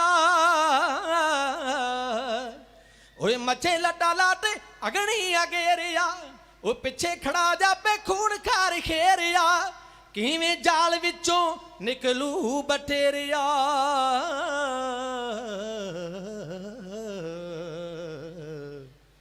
ਕਿਵੇਂ ਜਾਲ ਵਿੱਚੋਂ ਨਿਕਲੂ ਬਟੇਰਿਆ। ਉਹ ਕਾਬੂ ਸੂਰਜ ਨੂੰ ਕਰ ਸਕੇ ਨਾ ਡਟਣਾ ਏ, ਗੁਰੂ ਨਾਨਕ ਦੀ ਗੱਦੀ ਸ਼ਕਤੀ ਦਾ ਗਹਿਣਾ ਏ। ਮੂੰਹ ਨਾਗਣੀ ਚਕੁੰਦਰ ਨੂੰ ਪਾਵੰਦੀ, ਖਾਵੇ ਕੋੜ ਛੱਡੇ ਅੱਖੀਆਂ ਲਜਾਵੰਦੀ। ਆਸ ਪਾਸ ਪਾਕ ਡੰਡੀ ਨਾ ਦਸਾਵੰਦੀ, ਨਾਗ ਫਾਸ ਵਾਂਗ ਪਿਆ ਜੀਵਨ ਨੂੰ ਘੇਰਾ ਏ। ਇਸ ਚੱਕਰੋਂ ਬਚਾਵੇ ਅੱਲਾ ਪਾਕ ਮੇਰਾ ਏ। ਦੀਵਾਨ ਦੀ ਹਾਜ਼ਰੀ ਪਰਦੇ ਹੋਏ ਬੇਅੰਤ ਗੁਰੂ ਕੀਆਂ ਸੰਗਤਾਂ ਵੱਲੋਂ ਇਤਿਹਾਸ ਭੇਟ ਮਾਇਆ ਆਈ ਹੈ। ਹਰਿਆਣੇ ਵਿੱਚ ਪਿੰਡ ਨੌਚ ਤੋਂ ਆਏ ਹੋਏ ਮੇਰੇ ਵੀਰ ਭਾਈ ਹਰਵਿੰਦਰ ਸਿੰਘ ਜੀ USA, ਲਵਪ੍ਰੀਤ ਸਿੰਘ ਜੀ USA ਪੱਕੇ ਹੋਣ ਦੀ ਅਰਦਾਸ ਕਰਵਾਉਂਦੇ ਨੇ। ਸਤਿਗੁਰੂ ਗੁਰੂ ਅਮਰਦਾਸ ਸੱਚੇ ਪਾਤਸ਼ਾਹ ਮਹਾਰਾਜ ਜੀ ਬਖਸ਼ਿਸ਼ਾਂ ਕਰਨ, ਕਿਰਪਾ ਕਰਨ, ਉਹਨਾਂ ਦੀ ਜੋ ਵੀ ਭਾਵਨਾ ਸਤਿਗੁਰੂ ਸੱਚੇ ਪਾਤਸ਼ਾਹ ਬਖਸ਼ਿਸ਼ ਕਰਨ। ਹੋਰ ਗੁਰੂ ਕੀਆਂ ਸੰਗਤਾਂ ਵੱਲੋਂ ਬੇਅੰਤ ਮਾਣ ਆਇਆ ਹੈ। ਮੇਰੇ ਵੀਰ ਐਰਮਾ ਤੋਂ ਆਏ ਹੋਏ, ਉਹਨਾਂ ਦੀ ਗੁੜੀਆ ਪੱਕੀ ਹੋ ਜਾਵੇ, ਗੁਰੂ ਅਮਰਦਾਸ ਜੀ ਦੇ ਚਰਨਾਂ ਵਿੱਚ ਅਰਦਾਸ ਕਰਾਉਂਦੇ ਨੇ। ਭਾਈ ਮਹਿਲ ਸਿੰਘ ਜੀ ਮੱਲ ਸਾਹਿਬ 100 ਰੁਪਇਆ ਕਵੀਸ਼ਰ ਜਥੇ ਨੂੰ ਭੇਜ ਗਏ ਨੇ। ਮੇਰੇ ਵੱਡੇ ਵੀਰ ਭਾਈ ਬਸੰਤ ਸਿੰਘ ਜੀ ਸੂਬੇਦਾਰ ਜੀ ਖਜ਼ਾਨਚੀ ਸਾਹਿਬ, ਜਿਨ੍ਹਾਂ ਨੇ ਸਾਨੂੰ ਫੋਨ ਕਰਕੇ, ਸਾਰੀ ਕਮੇਟੀ ਦੇ ਸਹਿਯੋਗ ਦੇ ਨਾਲ ਸਾਨੂੰ ਫੋਨ ਕਰਕੇ ਤੁਹਾਡੇ ਸਾਧ ਸੰਗਤ ਦੇ ਦਰਸ਼ਨ ਕਰਵਾਏ। ਮੇਰੇ ਮਨ ਵਿੱਚ ਸੀ ਵੀ ਸੂਬੇਦਾਰ ਬੜੇ ਸਖਤ ਹੁੰਦੇ ਨੇ ਤੇ ਪਤਾ ਨਹੀਂ ਕਿਸ ਤਰ੍ਹਾਂ ਦੇ ਹੋਣ ਭਾਈ ਬਸੰਤ ਸਿੰਘ ਜੀ ਸੂਬੇਦਾਰ ਖਜ਼ਾਨਚੀ ਸਾਹਿਬ, ਪਰ ਗੁਰਮੁਖੋ ਜਦੋਂ ਆਣ ਕੇ ਉਹਨਾਂ ਨੂੰ ਮਿਲੇ ਤੇ ਆਨੰਦ ਆ ਗਿਆ। ਇੰਨਾ ਪਿਆਰ, ਇੰਨੀ ਨਿਮਰਤਾ, ਇੰਨੇ ਵਧੀਆ ਤਰੀਕੇ ਦੇ ਨਾਲ ਉਹਨਾਂ ਨੇ ਸਾਨੂੰ ਗਾਈਡ ਕੀਤਾ ਤੇ ਮੈਂ ਕਿਹਾ ਧੰਨ ਗੁਰੂ ਅਮਰਦਾਸ ਸੱਚੇ ਪਾਤਸ਼ਾਹ ਮਹਾਰਾਜ, ਤੇਰੇ ਦਰ ਦੇ ਸੇਵਕ ਜਿਹੜੇ ਨੇ ਇੰਨੀ ਨਿਮਰਤਾ ਵਾਲੇ ਹੀ ਹੋਣੇ ਚਾਹੀਦੇ ਨੇ, ਇੰਨੀ ਨਿਮਰਤਾ ਵਾਲੇ ਹੋਣੇ ਚਾਹੀਦੇ ਨੇ, ਜਿਹੜੇ ਆਣ ਕੇ ਤੇਰੇ ਆਗੂਆਂ, ਪ੍ਰਬੰਧਕਾਂ, ਸੇਵਕਾਂ ਨੂੰ ਮਿਲਣ ਤੇ ਮਿਲਦਿਆਂ ਸਾਰ ਉਹਨਾਂ ਨੂੰ ਤੇਰੀ ਯਾਦ ਆਵੇ ਕਿ ਇਹੋ ਜਿਹੇ ਸੇਵਾਦਾਰ। ਬੜੀ ਬਖਸ਼ਿਸ਼ ਹੈ ਉਹਨਾਂ ਤੇ। ਹੋਰ ਗੁਰੂ ਕੀਆਂ ਸੰਗਤਾਂ ਵੱਲੋਂ ਬੇਅੰਤ ਮਾਣ ਆਇਆ। ਸਤਿਗੁਰੂ ਪਾਤਸ਼ਾਹ ਚੜ੍ਹਦੀ ਕਲਾ ਖਜ਼ਾਨੇ ਭਰਪੂਰ ਕਰਨ। ਖਿਆਲ ਦਿਓ, ਬੇਨਤੀ ਕਰ ਰਿਹਾ ਸਾਂ, ਬਾਦਸ਼ਾਹ ਔਰੰਗਜ਼ੇਬ ਨੇ ਆਪਣੇ ਅੱਲਾਹ ਤਾਲਾ ਦਾ ਤਰਲਾ ਲਿਆ। ਆਖਰ ਤੀਸਰੇ ਚੌਥੇ ਦਿਨ ਬਾਦਸ਼ਾਹ ਵੱਲ ਅੱਖਾਂ ਲਾਲ ਕੀਤੀਆਂ ਰਾਮ ਰਾਏ ਨੇ ਕਿ ਪੁਲਿਸ ਭੇਜ ਤੇ ਹਰਕ੍ਰਿਸ਼ਨ ਸਾਹਿਬ ਨੂੰ ਦਰਬਾਰ ਵਿੱਚ ਸੱਦ, ਕਚਹਿਰੀ ਵਿੱਚ ਸੱਦ। ਉਹਨੂੰ ਮਜਬੂਰਨ ਪੁਲਿਸ ਭੇਜਣੀ ਪਈ। ਤੇ ਜਦੋਂ ਪੁਲਿਸ ਆਈ ਰਾਜੇ ਜੈ ਸਿੰਘ ਦੇ ਬੰਗਲੇ ਵਿੱਚ, ਤੇ ਸਤਿਗੁਰਾਂ ਦੇ ਪਿੰਡੇ ਤੇ ਬੁਖਾਰ ਸੀ, ਬੁਖਾਰ ਚੜ ਗਿਆ। ਪੁਲਿਸ ਵਾਪਸ ਚਲੀ ਗਈ ਵੀ ਉਹਨਾਂ ਦੇ ਹਾਲਾਤ ਕਚਹਿਰੀ ਵਿੱਚ ਲਿਆਉਣ ਵਾਲੇ ਨਹੀਂ। 2-4 ਦਿਨ ਪੁਲਿਸ ਜਾਂਦੀ ਰਹੀ, ਬੁਖਾਰ ਵੱਧਦਾ ਗਿਆ। 5-7 ਦਿਨਾਂ ਬਾਅਦ ਸਤਿਗੁਰਾਂ ਦੇ ਸਰੀਰ ਤੇ ਮੋٹے-ਮੋٹے ਦਾਣੇ ਹੋ ਗਏ। ਤੇ ਸੱਚੇ ਪਾਤਸ਼ਾਹ ਕਹਿੰਦੇ ਨੇ, ਆਂਦੇ ਨੇ ਰਾਜਾ ਜੈ ਸਿੰਘਾ, ਇਉਂ ਲੱਗਦਾ ਜਿਵੇਂ ਸਮਾਂ ਅੰਤਲਾ ਲਾਗੇ ਆ ਗਿਆ ਹੈ। ਯਮਨਾ ਦੇ ਕੰਢੇ ਤੇ ਤੰਬੂ ਲਵਾਏ ਜਾਣ, ਯਮਨਾ ਦੇ ਕੰਢੇ ਤੇ। ਅਸੀਂ ਡੇਰਾ ਹੁਣ ਬੰਗਲੇ ਨਹੀਂ ਰੱਖਣਾ। ਰਾਜੇ ਜੈ ਸਿੰਘ ਨੇ ਦਿੱਲੀ ਦੇ ਬਾਰ-ਬਾਰ ਯਮਨਾ ਦੇ ਕੰਢੇ ਤੇ ਤੰਬੂ ਲਵਾ ਦਿੱਤਾ। ਸਤਿਗੁਰੂ ਸੱਚੇ ਪਾਤਸ਼ਾਹ ਜੀ ਉਸ ਤੰਬੂ ਵਿੱਚ ਆਣ ਕੇ ਆਰਾਮ ਕਰਨ ਲੱਗੇ। ਦਿੱਲੀ ਦੀ ਜਿੰਨੀ ਵੀ ਸੰਗਤ ਸੀ, ਸਾਰੀ ਸੰਗਤ ਨੂੰ ਬੜਾ ਫਿਕਰ ਹੋਇਆ ਵੀ ਸੱਚੇ ਪਾਤਸ਼ਾਹ ਦਾ ਸਰੀਰ ਪੈਰੋਂ ਪੈਰ ਢਿੱਲਾ ਹੋ ਰਿਹਾ ਹੈ। ਸੰਗਤ ਸਾਰੀ ਵਹੀਰਾਂ ਕੱਤ ਕੇ ਯਮਨਾ ਦੇ ਕੰਢੇ ਤੇ ਆ ਗਈ। ਸਤਿਗੁਰਾਂ ਦੇ ਸਰੀਰ ਦੀ ਹਾਲਤ ਜਿਹੜੀ ਆ ਉਹ ਪੈਰੋਂ ਪੈਰ ਨਿਢਾਲ ਹੁੰਦੀ ਜਾ ਰਹੀ ਹੈ, ਵਿਗੜਦੀ ਜਾ ਰਹੀ ਹੈ। ਸੰਗਤ ਨੇ ਗੁਰਬਖਸ਼ ਮਸੰਦ ਨੂੰ ਆਖਿਆ, ਦਿੱਲੀ ਦਾ ਆਗੂ ਸੀ ਗੁਰਬਖਸ਼ ਮਸੰਦ, ਆਖਿਆ ਉਹ ਗੁਰਬਖਸ਼, ਸੱਚੇ ਪਾਤਸ਼ਾਹ ਦੇ ਚਰਨਾਂ ਵਿੱਚ ਅਰਜ ਕਰ, ਇਉਂ ਲੱਗਦਾ ਸਤਿਗੁਰੂ ਜਿਵੇਂ ਭਾਣਾ ਵਰਤਾਉਣ ਲੱਗੇ ਹੋ, ਤੇ ਸਾਡਾ ਕੀ ਬਣੇਗਾ, ਮਗਰ ਸੰਗਤ ਦਾ ਕੀ ਬਣੇਗਾ। ਸੂਰਜ ਪ੍ਰਕਾਸ਼ ਦਾ ਇਤਿਹਾਸ ਹੈ ਗੁਰਮੁਖ। 8ਵੇਂ ਪਾਤਸ਼ਾਹ ਨੇ ਆਖਿਆ ਉਹ ਗੁਰਬਖਸ਼, ਸਾਡੇ ਤੋਂ ਬਾਅਦ ਗੁਰੂ ਗ੍ਰੰਥ ਸਾਹਿਬ ਨੂੰ ਗੁਰੂ ਮੰਨ ਲੈਣਾ ਹੈ। ਗੁਰੂ ਗ੍ਰੰਥ ਸਾਹਿਬ ਵੀ ਸਾਡੇ ਤੋਂ ਬਾਅਦ ਗੁਰੂ ਗ੍ਰੰਥ ਸਾਹਿਬ ਨੂੰ ਗੁਰੂ ਮੰਨਣਾ ਹੈ। ਉਸ ਵੇਲੇ ਗੁਰਬਖਸ਼ ਮਸੰਦ ਨੇ ਫਿਰ ਬੇਨਤੀ ਕੀਤੀ ਵੀ ਸਤਿਗੁਰੂ, ਗੁਰੂ ਕੋਈ ਬੀੜ ਹੈ ਧੀਰਮਲ ਦੇ ਕੋਲ, ਤੇ ਉਹ ਟਿਕਣ ਨਹੀਂ ਦਿੰਦਾ ਕਿਸੇ ਨੂੰ। ਇਹ ਤੇ ਸਾਰੇ ਸੋਢੀ ਪੂਜਾ ਦੇ ਭੁੱਖੇ ਆਪੋ ਆਪਣੇ ਘਰਾਂ ਵਿੱਚ ਬਹਿ ਜਾਣਗੇ, ਤੇ ਫਿਰ ਕੀ ਕਰਾਂਗੇ। ਬਖਸ਼ਿਸ਼ ਕਰੋ, ਕਿਰਪਾ ਕਰੋ, ਜਿਵੇਂ ਪਿੱਛੇ ਗੁਰੂ ਹੋਏ ਨੇ ਆਪਣੇ ਵਰਗਾ ਇਸ ਤਰ੍ਹਾਂ ਦਾ ਸਤਿਗੁਰੂ ਬਖਸ਼ੋ। ਉਸ ਵੇਲੇ ਫਿਰ ਸਤਿਗੁਰਾਂ ਨੇ ਆਖਿਆ, ਬਾਬਾ ਬਸੇ ਗ੍ਰਾਮ ਬਕਾਲੇ, ਬਨ ਗੁਰੂ ਸਰਬ ਸੰਗਤ ਸੰਭਾਲੇ। ਬਾਬੇ ਬਕਾਲੇ ਦਾ ਇਸ਼ਾਰਾ ਦੇ ਦਿੱਤਾ ਕਿ ਸਾਡੇ ਤੋਂ ਬਾਅਦ ਬਕਾਲੇ ਦੀ ਧਰਤੀ ਅੰਦਰ ਸਤਿਗੁਰੂ ਪ੍ਰਗਟ ਹੋਣਗੇ। ਰਿਸ਼ਤੇਦਾਰੀ ਵਿੱਚ ਵੀ ਬਾਬਾ ਲੱਗਦੇ ਸਨ ਗੁਰੂ ਤੇਗ ਬਹਾਦਰ ਮਹਾਰਾਜ ਸੱਚੇ ਪਾਤਸ਼ਾਹ। ਜਿੰਨੇ ਵੀ ਸੋਢੀ ਸਨ, ਪਿਰਥੀਏ ਦੀ ਜਿੰਨੀ ਵੀ ਅੰਸ਼ ਬੰਸ਼ ਸੀ, ਮਿਹਰਬਾਨ, ਧੀਰਮਲ, ਸਾਰੇ ਇਤਿਹਾਸ ਕਹਿੰਦਾ 22 ਮੰਜੀਆਂ ਡੱਠ ਗਈਆਂ, 22 ਮੰਜੀਆਂ ਬਾਬੇ ਕੇ ਬਕਾਲੇ। ਇਸ਼ਾਰਾ ਦੇਤਾ ਸਤਿਗੁਰਾਂ ਨੇ ਬਾਬੇ ਬਕਾਲੇ ਦਾ। ਹੁਣ 22 ਗੁਰੂ ਬਣ ਕੇ ਬਹਿ ਗਏ, ਭੋਲੀ ਸੰਗਤ 22 ਨੂੰ ਹੀ ਮੱਥਾ ਟੇਕੀ ਜਾਂਦੀ ਹੈ, 22 ਨੂੰ। ਧੀਰਮਲ ਦੇ ਕੋਲ ਗੁਰੂ ਗ੍ਰੰਥ ਸਾਹਿਬ ਦੀ ਬੀੜ ਸੀ, ਕਲਗੀਆਂ ਚੀਰੇ ਇਹਦੇ ਸਿਰ ਤੇ ਲੱਗੇ ਸਨ, ਇਹਦੇ ਚੇਲੇ ਚਪਟੇ ਬਹੁਤੇ ਸਨ, ਇਹਨੂੰ ਬਹੁਤਾ ਚੜਾਵਾ ਚੜਦਾ ਸੀ, ਬਹੁਤਾ ਚੜਦਾ ਸੀ।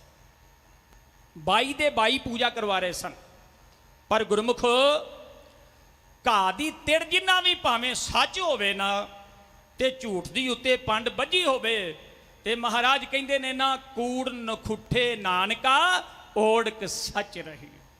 ਝੂਠ ਝੂਠ ਹੀ ਹੁੰਦਾ ਹੈ, ਝੂਠ ਨੂੰ 100 ਵਾਰ ਵੀ ਬੋਲ ਲਓ, ਇਹ ਝੂਠ ਝੂਠ ਹੀ ਰਹੇਗਾ। ਤੇ ਸੱਚ ਦਾ ਸਭ ਤੋਂ ਵੱਡਾ ਫਾਇਦਾ ਹੈ ਵੀ ਇਹ ਜਦੋਂ ਮਰਜ਼ੀ ਕੋਈ ਪੁੱਛ ਲਓ, ਭਾਵੇਂ 10 ਸਾਲ ਬਾਅਦ ਗੱਲ ਪੁੱਛ ਲਓ, ਬੰਦਾ ਉਹ ਹੀ ਦੱਸੇਗਾ ਜਿਹੜੀ ਸੱਚੀ ਹੋਈ ਸੀ, ਜਿਹੜੀ 10 ਸਾਲ ਪਹਿਲਾਂ ਦੱਸੀ ਸੀ। ਸੱਚ ਬੋਲ ਕੇ ਯਾਦ ਨਹੀਂ ਰੱਖਣਾ ਪੈਂਦਾ, ਸਭ ਤੋਂ ਵੱਡਾ ਇਹਦਾ ਇਹ ਫਾਇਦਾ।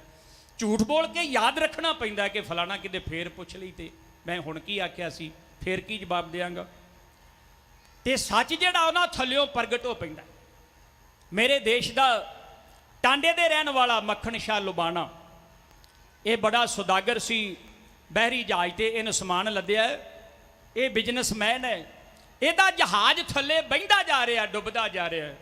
ਬੜੇ ਵਾਸਤੇ ਪਾਉਂਦਾ ਹੈ, ਕਦੀ ਇੱਧਰ ਭੱਜਦਾ ਹੈ, ਕਦੀ ਉੱਧਰ ਭੱਜਦਾ ਹੈ, ਬੜੇ ਨੱਕ ਮੱਥੇ ਰਗੜਦਾ ਹੈ। ਇਹਦੇ ਜਹਾਜ਼ ਵਿੱਚ ਇਤਿਹਾਸ ਕਹਿੰਦਾ ਹੈ, ਇੱਕ ਸਿੱਖ ਹੈ ਜਿਹਨੇ ਗੁਰੂ ਨਾਨਕ ਦਾ ਭੇਖ ਪਾਇਆ ਹੈ। ਉਹਨੇ ਆਖਿਆ, ਸੁਦਾਗਰਾ ਇੱਧਰ ਉੱਧਰ ਭੱਜਾ ਫਿਰਦਾ, ਐਵੇਂ ਗੱਲ ਤੇ ਨਹੀਂ ਬਣਨੀ। ਕਦੀ ਉੱਥੇ ਹੋ ਕੇ ਮੱਥਾ ਟੇਕਦਾ, ਕਦੀ ਉੱਥੇ ਹੋ ਕੇ ਟੇਕਦਾ, ਤੂੰ ਮੰਨਦਾ ਕਿਹਨੂੰ ਹੈ? ਆਂਦਾ, ਮੰਨਦਾ ਮੈਂ ਸਾਰਿਆਂ ਨੂੰ ਹੀ ਆ। ਆਂਦਾ, ਫਿਰ ਸਾਰਿਆਂ ਨੇ ਗੱਲ ਨਹੀਂ ਬਣਾਉਣੀ, ਕਿਸੇ ਇੱਕ ਦੀ ਗੱਲ ਦੱਸ। ਆਂਦਾ, ਮੈਂ ਸਾਰਿਆਂ ਨੂੰ ਮੰਨਦਾ, ਕੁਝ ਅੰਨ ਦਾ, ਕੁਝ ਧਨ ਦਾ, ਕੁਝ ਪਹਾੜਾਂ ਵਾਲੀ ਮੰਨਦਾ, ਨਿਗਾਹੇ ਵਾਲੇ ਸ਼ੇਖ ਦਾ, ਹਿਰਸ ਹੈ ਬਾਬੇ ਨਾਨਕ ਦੀ, ਥੋੜਾ ਥੋੜਾ ਤੇਰੇ ਵੱਲੇ ਵੀ ਵੇਖਦਾ। ਆਂਦਾ, ਉਹ ਸਿੱਖਾ ਤੂੰ ਗੁਰੂ ਨਾਨਕ ਦਾ ਭੇਖ ਪਾਇਆ, ਹੋ ਸਕਦਾ ਕੰਮ ਤੇਰੇ ਤੋਂ ਹੀ ਸੌਰ ਜਾਏ।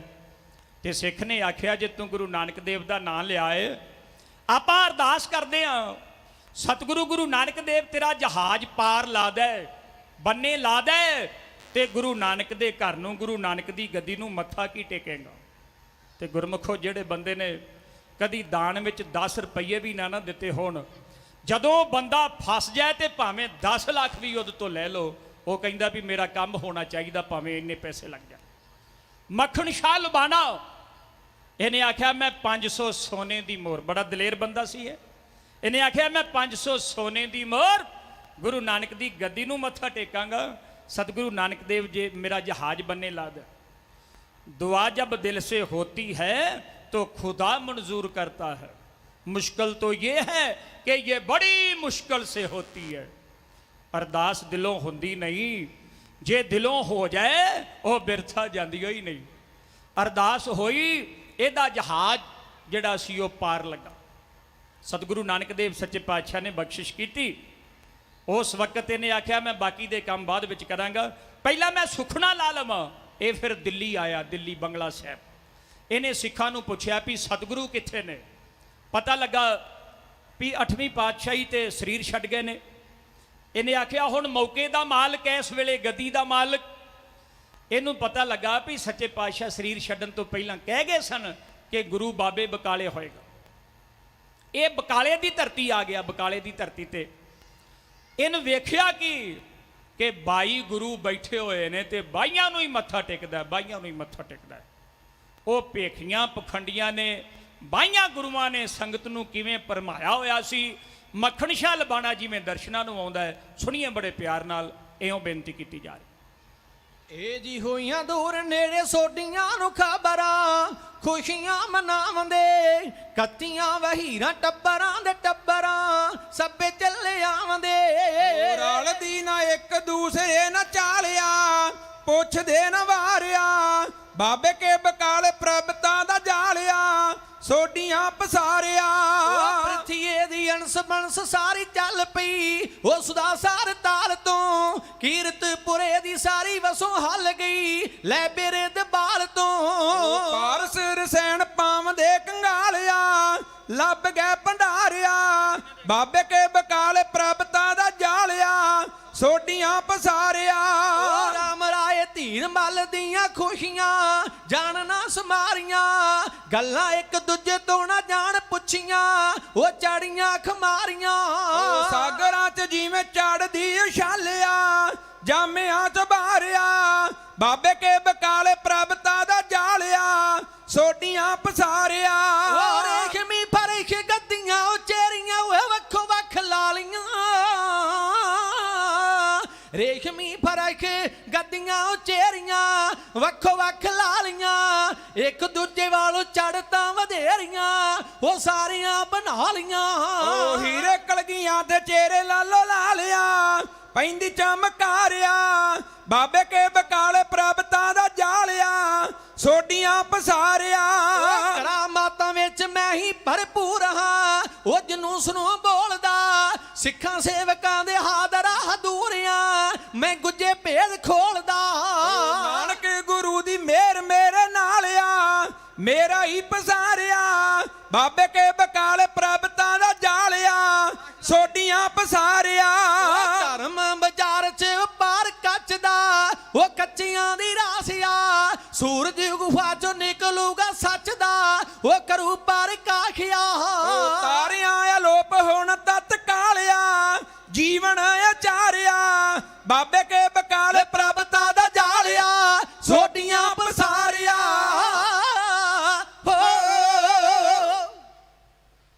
भाई कश्मीर सिंह जी मल साहब प्रधान गुरुद्वारा प्रबंधक कमेटी चों 100 रुपया कवीशर जथे नूं भेज गए ने। भाई गुरनाम सिंह जी विरक साहब फौजी साहब सैदेवाल तो 100 रुपया कवीशर जथे नूं भेज गए ने। होर गुरु कीआं संगतां वल्लों बेनत माया आई है। सतगुरु पातशाह चढ़दी कला खजाने भरपूर करन। ख्याल दिओ बेनती कर रहे सा। मक्खण शाह लुबाणे ने वेख्या कि 22 गुरु बैठे ने ते 22 नूं मत्था टेकदा। बंदा सियाना सी, कमला नहीं सी, अन्नी शरदा नहीं सी रखदा, विचारवान सी। सोचदा मना ਜਹਾਜ਼ ਤੇਰਾ ਗੁਰੂ ਨੇ ਬੰਨੇ ਲਾਇਆ ਹੈ, ਉਹ ਇਹਨਾਂ ਗੁਰੂਆਂ ਦੇ ਵਿੱਚ ਹੀ ਬੈਠਾ ਹੈ, ਉਹ ਇੱਕ ਹੈ, ਇਹਨਾਂ ਬਾਈਆਂ ਨੇ ਬੰਨੇ ਨਹੀਂ ਲਾਇਆ। ਮਨ ਵਿੱਚ ਵਿਚਾਰ ਕਰਦਾ ਹੈ, ਜਿਨੇ ਅਰਦਾਸ ਸੁਣੀ ਹੈ ਤੇ ਜਹਾਜ਼ ਬੰਨੇ ਲਾਇਆ ਹੈ, ਉਹ ਹੁਣ ਵੀ ਮੇਰੀ ਅਰਦਾਸ ਸੁਣੇਗਾ। ਮਨ ਵਿੱਚ ਇਹ ਭਾਵਨਾ ਬਣਾ ਲਈ ਵੀ ਦੋ ਦੋ ਮੋਹਰਾਂ ਰੱਖ ਕੇ ਮੈਂ ਸਾਰਿਆਂ ਨੂੰ ਮੱਥਾ ਟੇਕੀ ਜਾਣਾ। ਜਿਨੇ ਜਹਾਜ਼ ਬੰਨੇ ਲਾਇਆ ਹੈ ਨਾ, ਉਹ 500 ਆਪੇ ਮੰਗ ਕੇ ਲੈ ਲੇਗਾ। ਇਹਨੇ ਫਿਰ ਦੋ ਦੋ ਮੱਥਾ ਮੋਹਰਾਂ ਟੇਕਣੀਆਂ ਸ਼ੁਰੂ ਕਰ ਦਿੱਤੀਆਂ। ਜਦੋਂ ਧੀਰਮਲ ਦੇ ਕੋਲ ਗਿਆ, ਉਹਦਾ ਚੋਖਾ ਇਹਨੇ ਟੌਰ ਟੱਪਾ ਵੇਖਿਆ, ਗੁਰੂ ਗ੍ਰੰਥ ਸਾਹਿਬ ਦੀ ਬੀੜ ਵੀ ਉਹਦੇ ਕੋਲ ਸੀ। ਉਹਨੂੰ 5 ਮੱਥਾ ਟੇਕੀਆਂ ਸੋਨੇ ਦੀਆਂ ਮੋਹਰਾਂ, 5, ਉਹਨੂੰ 5 ਵੀ ਮੁਫਤ ਦੀਆਂ ਹੀ ਸਨ। ਬਾਈਆਂ ਨੂੰ ਮੱਥਾ ਟੇਕ ਲਿਆ ਤੇ ਕਿਸੇ ਨੇ ਇਹ ਨਹੀਂ ਆਖਿਆ ਵੀ ਅਸਾਂ ਤੇਰਾ ਜਹਾਜ਼ ਬੰਨੇ ਲਾਇਆ ਹੈ। ਹਾਰ ਹੁੱਟ ਗਿਆ। ਸੋਚਦਾ ਮਨਾ, ਜਿਨੇ ਜਹਾਜ਼ ਬੰਨੇ ਲਾਇਆ ਉਹ ਇਹਨਾਂ ਦੇ ਵਿੱਚ ਹੈ ਨਹੀਂ। ਕਿਸੇ ਨੂੰ ਪੁੱਛਿਆ ਵੀ ਹੋਰ ਵੀ ਕੋਈ ਸੋਢੀ ਹੈ? ਦੱਸਣ ਵਾਲੇ ਨੇ ਦੱਸਿਆ ਵੀ ਹੈ, ਭੋਰੇ ਵਿੱਚ ਬੈਠਾ ਭਗਤੀ ਕਰਦਾ ਹੈ, ਭੋਰੇ ਵਿੱਚ ਬੈਠਾ ਰਾਤ ਬਰਾਤੇ ਬਾਹਰ ਨਿਕਲਦਾ ਹੈ ਤੇ ਲੋਕ ਉਹਨੂੰ ਤੇਗਾ ਕਮਲਾ ਕਹਿੰਦੇ ਨੇ। ਤੇਗਾ ਕਮਲਾ। ਧੰਨ ਸਤਿਗੁਰੂ ਗੁਰੂ ਤੇਗ ਬਹਾਦਰ ਸੱਚੇ ਪਾਤਸ਼ਾਹ, ਜਿਨ੍ਹਾਂ ਦੇ ਬਾਰੇ ਸਾਹਿਬ ਕਮਾਲ ਕਲਗੀਆਂ ਵਾਲੇ ਪਾਤਸ਼ਾਹ ਨੇ ਕੱਲਾ ਲਿਖਿਆ ਹੀ ਨਹੀਂ, ਅਜਮਾ ਕੇ ਵੇਖ ਲਓ। 9 ਨਿੱਧਾਂ 18 ਸਿੱਧਾਂ ਘਰ ਵਿੱਚ ਆ ਜਾਂਦੀਆਂ। ਸਤਿਗੁਰੂ ਕਹਿੰਦੇ ਨੇ, ਤੇਗ ਬਹਾਦਰ ਸਿਮਰੀ ਹੈ, ਕਰ 9 ਨਿੱਧ ਆਵੇ ਧਾਏ, ਸਭ ਥਾਈ ਹੋਏ ਸਹਾਏ। ਇੱਕ ਕੱਲਿਓ ਹੀ ਤੁਗ ਪੜ ਕੇ ਵੇਖ ਲਓ ਗੁਰੂ ਤੇਗ ਬਹਾਦਰ ਜੀ ਦੀ ਕਿੰਨੀ ਬਖਸ਼ਿਸ਼ ਤੇ ਕਿੰਨੀ ਕਿਰਪਾ ਹੁੰਦੀ ਹੈ। ਉਹ ਮਹਾਨ ਸਤਿਗੁਰੂ, ਲੋਕ ਉਦੋਂ ਕਹਿੰਦੇ ਸਨ ਤੇਗਾ ਕਮਲਾ। ਸੱਚੇ ਪਾਤਸ਼ਾਹ ਰਾਤ ਬਰਾਤੇ ਭੋਰੇ ਚੋਂ ਨਿਕਲਦੇ ਸਨ। ਉਹਦੇ ਮਨ ਵਿੱਚ ਵਿਚਾਰ ਆਈ ਵੀ ਮਨ ਵਿੱਚ ਸ਼ੰਕਾ ਨਾ ਰਹਿ ਜਾਵੇ, ਚੱਲ ਮੈਂ ਉਸ ਸੋਢੀ ਦੇ ਵੀ, ਉਸ ਸਾਧ ਦੇ ਵੀ ਦਰਸ਼ਨ ਕਰ ਜਾਵਾਂ। ਤੇ ਜਦੋਂ ਆਇਆ ਭੋਰੇ ਦੇ ਲਾਗੇ, ਸਤਿਗੁਰਾਂ ਦੇ ਮਾਤਾ ਜੀ, ਮਾਤਾ ਨਾਨਕੀ ਜੀ ਸਨ, ਜਿਹੜੇ ਬਹੁਤਾ ਪਹਿਰਾ ਦਿੰਦੇ ਸਨ। ਭੋਰੇ ਦੇ ਅੱਗੇ ਬਹਿ ਕੇ ਬਹੁਤਾ ਪਹਿਰਾ ਦਿੰਦੇ ਸਨ। ਉਹਨਾਂ ਨੂੰ ਜਾ ਕੇ ਮੱਖਣ ਸ਼ਾਹ ਮਿਲਿਆ ਤੇ ਮਾਤਾ ਜੀ ਨੇ ਜਾ ਕੇ ਸੱਚੇ ਪਾਤਸ਼ਾਹ ਨੂੰ ਪੁੱਛਿਆ, ਜੀ ਇੱਕ ਸਿੱਖ ਆਇਆ ਹੈ, ਆਪਣਾ ਨਾਮ ਮੱਖਣ ਸ਼ਾਹ ਲੁਬਾਣਾ ਦੱਸਦਾ ਹੈ ਤੇ ਦਰਸ਼ਨ ਕਰਨ ਆਇਆ। ਗੁਰੂ ਤੇਗ ਬਹਾਦਰ ਮਹਾਰਾਜ ਕਹਿੰਦੇ ਨੇ, ਮਾਤਾ ਜੀ ਮੈਂ ਉਹਨਾਂ ਨੂੰ ਹੀ ਉਡੀਕ ਰਿਹਾ, ਉਹਨਾਂ ਨੂੰ ਅੱਗੇ ਆਉਣ ਦਿਓ। ਮੱਖਣ ਸ਼ਾਹ ਲੁਬਾਣਾ ਅੱਗੇ ਆਇਆ ਤੇ ਸਾਹਮਣੇ ਜਦੋਂ ਵੇਖਿਆ, ਦਰਸ਼ਨ ਕੀਤਾ, ਮਨ ਨੂੰ ਸ਼ਾਂਤੀ ਆ ਗਈ। ਗੁਰਬਾਣੀ ਵਿੱਚ ਪਾਠ ਆਉਂਦਾ ਹੈ, ਜਿਸ ਮਿਲਿਆ ਮਨ ਹੋਏ ਆਨੰਦ, 100 ਸਤਿਗੁਰ ਕਹੀਏ। ਇੱਕ ਥਾਂ ਪਾਠ ਆਉਂਦਾ ਹੈ, ਦਰਸ਼ਨ ਦੇਖਤ ਦੋਖ ਨਸੇ, ਸੀਸ ਨਵਾਵਤ ਗਿਰ ਪਰਤ, ਬਹੁ ਪਾਪਣ ਕੀ ਪੋਟ, ਤਾਤੇ ਸੀਸ ਨਵਾਈਐ, ਲੱਗੇ ਨਾ ਜਮ ਕੀ ਚੋਟ। ਪੂਰੇ ਗੁਰੂ ਦੇ ਦਰਸ਼ਨ ਵਿੱਚ ਵਿਸ਼ੇਸ਼ਤਾ ਇਹ ਹੈ ਵੀ ਮਨੁੱਖ ਦਾ ਮਨ ਸੜਦਾ ਬਲਦਾ ਹੋਵੇ, ਉਹ ਸਤਿਗੁਰ ਦੇ ਸਾਹਮਣੇ ਜਾ ਕੇ ਉਹਨੂੰ ਠੰਡ ਪੈ ਜਾਂਦੀ ਹੈ, ਸ਼ਾਂਤੀ ਆ ਜਾਂਦੀ ਹੈ। ਤਾਂ ਹੀ ਗੁਰੂ ਅਮਰਦਾਸ ਜੀ ਲਿਖਦੇ ਨੇ ਨਾ, ਆਨੰਦ ਸਾਹਿਬ 40 ਪੌੜੀਆਂ, ਸੱਚੇ ਪਾਤਸ਼ਾਹ ਨੇ ਆਪਣੀ ਜ਼ਿੰਦਗੀ ਦਾ ਸਾਰਾ ਰਿਜ਼ਲਟ ਕੱਢ ਦਿੱਤਾ ਇਹਨਾਂ 40 ਪੌੜੀਆਂ ਵਿੱਚ ਵੀ ਗੁਰੂ ਤੋਂ ਮੈਨੂੰ ਕੀ ਕੁਝ ਮਿਲਿਆ ਤੇ ਗੁਰੂ ਦੀ ਪ੍ਰਾਪਤੀ ਵਿੱਚ ਹੁੰਦਾ ਕੀ ਹੈ। ਆਨੰਦ ਪਾਇਆ ਮੇਰੀ ਮਾਏ, ਸਤਿਗੁਰੂ ਮੈਂ ਪਾਇਆ। ਹੇ ਮੇਰੀ ਮਾਂ, ਮੈਂ ਸਤਿਗੁਰੂ ਪੂਰਨ ਪਾ ਲਿਆ ਹੈ, ਪਰ ਅੱਜ ਐਸਾ ਆਨੰਦ ਆ ਗਿਆ ਹੈ, ਇਹ ਸਦੀਵੀ ਆਨੰਦ ਬਣ ਗਿਆ ਹੈ, ਕਿ ਜਾਣ ਵਾਲਾ ਆਨੰਦ ਨਹੀਂ। ਇਹ ਸਤਿਗੁਰ ਦੇ ਚਰਨਾਂ ਵਿੱਚ ਜੋ ਵੀ ਪ੍ਰਾਪਤੀ ਹੋਈ, ਸੱਚੇ ਪਾਤਸ਼ਾਹ ਗੁਰੂ ਅਮਰਦਾਸ ਜੀ ਨੇ ਲੁਕਾ ਕੇ ਨਹੀਂ ਰੱਖਿਆ, ਤੁਹਾਡੇ ਸਾਹਮਣੇ ਆਨੰਦ ਸਾਹਿਬ 40 ਪੌੜੀਆਂ ਦੇ ਵਿੱਚ ਰੱਖਿਆ। ਧਿਆਨ ਦੇਣਾ ਬੇਨਤੀ ਕਰ ਰਹੇ ਸਾਂ। ਉਹ ਮਹਾਨ ਸਤਿਗੁਰੂ ਗੁਰੂ ਤੇਗ ਬਹਾਦਰ ਦੇ ਦਰਸ਼ਨ ਕੀਤੇ। ਇਹਨੇ ਸੋਚਿਆ, ਜਦੋਂ ਇਹਨੇ 5 ਮੋਹਰਾਂ ਕੱਢ ਕੇ ਸੱਚੇ ਪਾਤਸ਼ਾਹ ਦੇ ਚਰਨਾਂ ਤੇ ਰੱਖੀਆਂ ਤੇ ਫਿਰ ਅੱਗੋਂ ਬੋਲਿਆ, ਸਤਿਗੁਰ ਨਾਵਾ ਵੇਖ ਸਿੱਖਾ, ਮੇਰਾ ਮੋਢਾ ਬਾਵਾ। ਉਹ ਸਦਾਗਰਾ 5 ਵੀ ਨਾ ਰੱਖ, ਸਾਨੂੰ ਪੈਸੇ ਦੀ ਲੋੜ ਨਹੀਂ, ਪਰ ਸੁਖੀਆਂ ਕਿੰਨੀਆਂ ਸੀ ਉਦੋਂ। ਫਿਰ ਹੱਦ ਨਹੀਂ ਰਹੀ, ਲੋਟ-ਪੋਟ ਹੋ ਗਿਆ, ਮਸਤਾਨਾ ਹੋ ਗਿਆ, ਦੀਵਾਨਾ ਹੋ ਗਿਆ। ਸੁਣੀਏ ਸੱਚੇ ਪਾਤਸ਼ਾਹ ਦੇ ਦਰਸ਼ਨ ਜਿਵੇਂ ਕਰ ਰਿਹਾ ਸੀ, ਸਤਿਗੁਰ ਜੀ ਕੀ ਕਹਿ ਰਹੇ ਸਨ, ਅੱਗੋਂ ਕਿਵੇਂ ਸਤਿਗੁਰਾਂ ਨੂੰ ਪ੍ਰਗਟ ਕਰੇਗਾ, ਇਉਂ ਬੇਨਤੀ ਕੀਤੀ ਜਾ ਰਹੀ। ਏ ਜੀ ਡਿੱਠਾ ਮੱਖਣ ਸ਼ਾਹ ਲਬਾਣੇ, ਬੈਠੇ ਗੁਰੂ ਪਖੰਡੀ ਲਾ ਕੇ ਮੰਡੀ, ਗੁਰੂ ਨਾਨਕ ਦੀ ਗੱਦੀ ਨੋਇਓ ਖਿੱਚੀ ਫਿਰਨ ਕਮੰਡੀ, ਖੰਡੋ ਖੰਡੀ। ਸੱਚੇ ਝੂਠੇ ਨੂੰ ਪਰਖਣ ਲਈ ਦਿਲ ਮੇ ਸੋਚ ਦੜਾਵੇ, ਲੇਖੇ ਲਾਵੇ, ਦੋ ਦੋ ਮੋਹਰਾਂ ਹਰ ਇੱਕ ਅੱਗੇ ਸ਼ਰਧਾ ਵਜੋਂ ਟਿਕਾਵੇ, ਸੀਸ ਝੁਕਾਵੇ ਓ ਜਿਸਨੇ ਲਾਇਆ ਬੇੜਾ ਬੰਨੇ ਲਵੇਗਾ ਰਕਮ ਬੁਲਾ ਕੇ ਹੱਥ ਵਧਾ ਕੇ ਛਿਪ ਜਾਵਣਗੇ ਕੁੱਲ ਪਖੰਡੀ ਬੈਠੇ ਡਿੰਬ ਜਗਾ ਕੇ ਝੋਲੇ ਪਾ ਕੇ ਓ ਮੱਖਣ ਸ਼ਾਹ ਦੇ ਹਿਰਦੇ ਦੀ ਨਾ ਕਿਸੇ ਨੇ ਆਖ ਸੁਣਾਈ ਪਿਆ ਸਹਾਈ ਪਰਖੇ ਗਏ ਫਿਰ ਵੀ ਸਾਰੇ ਬਗਲੇ ਬੈਠੇ ਬਾਈ ਪੇਖ ਬਣਾਈ ਓ ਹੋਰ ਵੀ ਸੋਢੀ ਹੈ ਕੋਈ ਇੱਥੇ ਪੁੱਛਦਾ ਫਿਰੇ ਪਖਾਉਂਦਾ ਢੂੰਡ ਢੰਡਾਉਂਦਾ ਤੇਗ ਬਹਾਦਰ ਸਤਿਗੁਰ ਦੇਓ ਭੋਰੇ ਦੇ ਵਿੱਚ ਆਉਂਦਾ ਰਸਮ ਨਿਭਾਉਂਦਾ ਨਾਮ ਸਤਿਗੁਰ ਕਹਿਣ ਲਗਾਇਓ ਮੱਖਣ ਵੱਲ ਤਕਾ ਕੇ ਅੱਖ ਮਲਾ ਕੇ ਵੇਖ ਸਿੱਖਾ ਮੇਰਾ ਮੋਢਾ ਬਾਵਾ ਨਾਲ ਜਹਾਜ਼ ਤੇ ਜਾ ਕੇ ਤਾਰਿਆ ਜਾ ਕੇ ਓ ਮੱਖਣ ਖਾਂ ਨੂੰ ਨਜ਼ਰੀ ਆਈ ਕਸਰ ਕਿਲਾਂ ਦੀ ਲਾਗੀ ਹੋਇਆ ਦਾਗੀ ਆਈ ਖਲਕ ਪ੍ਰੇਮ ਦੀ ਨੈਣੀ ਦਰਸ਼ਨ ਹੋ ਵਰਾਗੀ ਪਿਆਸ ਭਾਗੀ 500 ਮੋਰ ਲਗਾ ਕੇ ਢੇਰੀ ਚਰਨੀ ਸੀਸ ਝੁਕਾਵੇ ਸਦਕੇ ਜਾਵੇ ਜੌਂਦਲੇ ਦੇ ਨੈਣ ਖੁੱਲ ਗਏ ਮਨ ਇੱਛੇ ਫਲ ਪਾਵੇ ਖੁਸ਼ੀ ਮਨਾਵੇ ਓ ਚੜ ਕੋਠੇ ਤੇ ਪੱਲਾ ਫੇਰੇ ਨ੍ਰਿਤ ਕਰੇ ਤੇ ਗਾਵੇ ਆਖ ਸੁਣਾਵੇ ਲਾਦੋਰੇ ਗੁਰ ਅੰਤਰ ਜਾਮੀ ਲੋਕਾਂ ਦੇ ਮਨ ਭਾਵੇ ਸੋਭਾ ਪਾਵੇ ਜੀਵਨ ਚੜਿਆ ਸੂਰਜ ਸੱਚ ਦਾ ਉੱਲੂ ਬੈਠੇ ਕਾਰੀ ਡੇਬ ਸਮਾਰੀ ਤੇਗ ਬਹਾਦਰ ਸਤਿਗੁਰ ਦੀ ਤੇ ਹੋਈ ਜੈ ਜੈਕਾਰੀ ਚੁਕੀ ਲਕਾਰੀ 500 ਮੋਹਰ ਢੇਰੀ ਕਰ ਦਿੱਤੀ ਸੱਚੇ ਪਾਤਸ਼ਾਹ ਦੇ ਚਰਨਾਂ ਵਿੱਚ ਉੱਚੀ ਉੱਚੀ ਰੌਲਾ ਪਾਣ ਲੱਗ ਗਿਆ ਸੱਚੇ ਪਾਤਸ਼ਾਹ ਕਹਿੰਦੇ ਉਹ ਸਦਾਗਰਾ ਵੇਖੀ ਰੌਲਾ ਨਾ ਪਾਈ ਉਹਨਾਂ ਦਾ ਪਖੰਡੀਆਂ ਦਾ ਕੰਮ ਜਿਹੜਾ ਚੱਲਿਆ ਬੜਾ ਵਧੀਆ ਚੱਲਿਆ ਅਸੀਂ ਖਰਾਬ ਨਹੀਂ ਕਰਨਾ ਚਾਹੁੰਦੇ ਤੂੰ ਚੱਲਦਾ ਰਹਿਣ ਦੇ ਜਿੰਨਾ ਚਿਰ ਚੱਲਦਾ ਇਹਨੇ ਆਖਿਆ ਨਹੀਂ ਸੱਚੇ ਪਾਤਸ਼ਾਹ ਆਪ ਜੀ ਬਖਸ਼ਿਸ਼ ਕਰੋ ਸੱਚੇ ਹੁੰਦਿਆਂ ਹੋਇਆਂ ਗੁਰੂ ਨਾਨਕ ਦੀ ਗੱਦੀ ਦੇ ਮਾਲਕ ਹੁੰਦਿਆਂ ਹੋਇਆਂ ਆਪ ਜੀ ਭੋਰੇ ਵਿੱਚ ਬੈਠੇ ਹੋ ਬਾਹਰ ਭੇਖੀ ਪਖੰਡੀ ਗੁਰੂ ਬਣ ਕੇ ਸੰਗਤ ਨੂੰ ਲੁੱਟ ਰਹੇ ਨੇ ਆਪ ਕਿਰਪਾ ਕਰੋ ਸਤਿਗੁਰੂ ਕਹਿੰਦੇ ਨੇ ਵੇਖੀ ਸਾਨੂੰ ਜ਼ਾਹਰ ਨਾ ਕਰੀ ਗੱਲ ਨਾ ਹਲਾਵੀਂ ਇਹਨੇ ਆਖਿਆ ਸੱਚਿਆ ਪਾਤਸ਼ਾਹ ਨੂੰ ਪੜਦਾ ਥੋੜਾ ਰਹਿਣਾ ਹੁਣ ਪੜਦਾ ਨਹੀਂ ਰਹਿਣਾ ਸਤਿਗੁਰੂ ਕਹਿੰਦੇ ਜੇ ਪ੍ਰਗਟ ਕਰੇਗਾ ਰੌਲਾ ਪਾਏਗਾ ਮੂੰਹ ਕਾਲਾ ਹੋਏਗਾ ਇਹਨੇ ਫਿਰ ਪਹਿਲਾਂ ਹੀ ਮੂੰਹ ਕਾਲਾ ਕਰ ਲਿਆ ਦੀਵੇ ਦੀ ਕਾਲ ਖਿਲਾ ਕੇ ਇਹਨੇ ਆਖਿਆ ਸੱਚਿਆ ਪਾਤਸ਼ਾਹ ਮੈਂ ਪਹਿਲਾਂ ਹੀ ਮੂੰਹ ਕਾਲਾ ਕਰ ਲੈਣਾ ਮੂੰਹ ਕਾਲਾ ਕਰਕੇ ਕੋਠੇ ਤੇ ਚੜ ਗਿਆ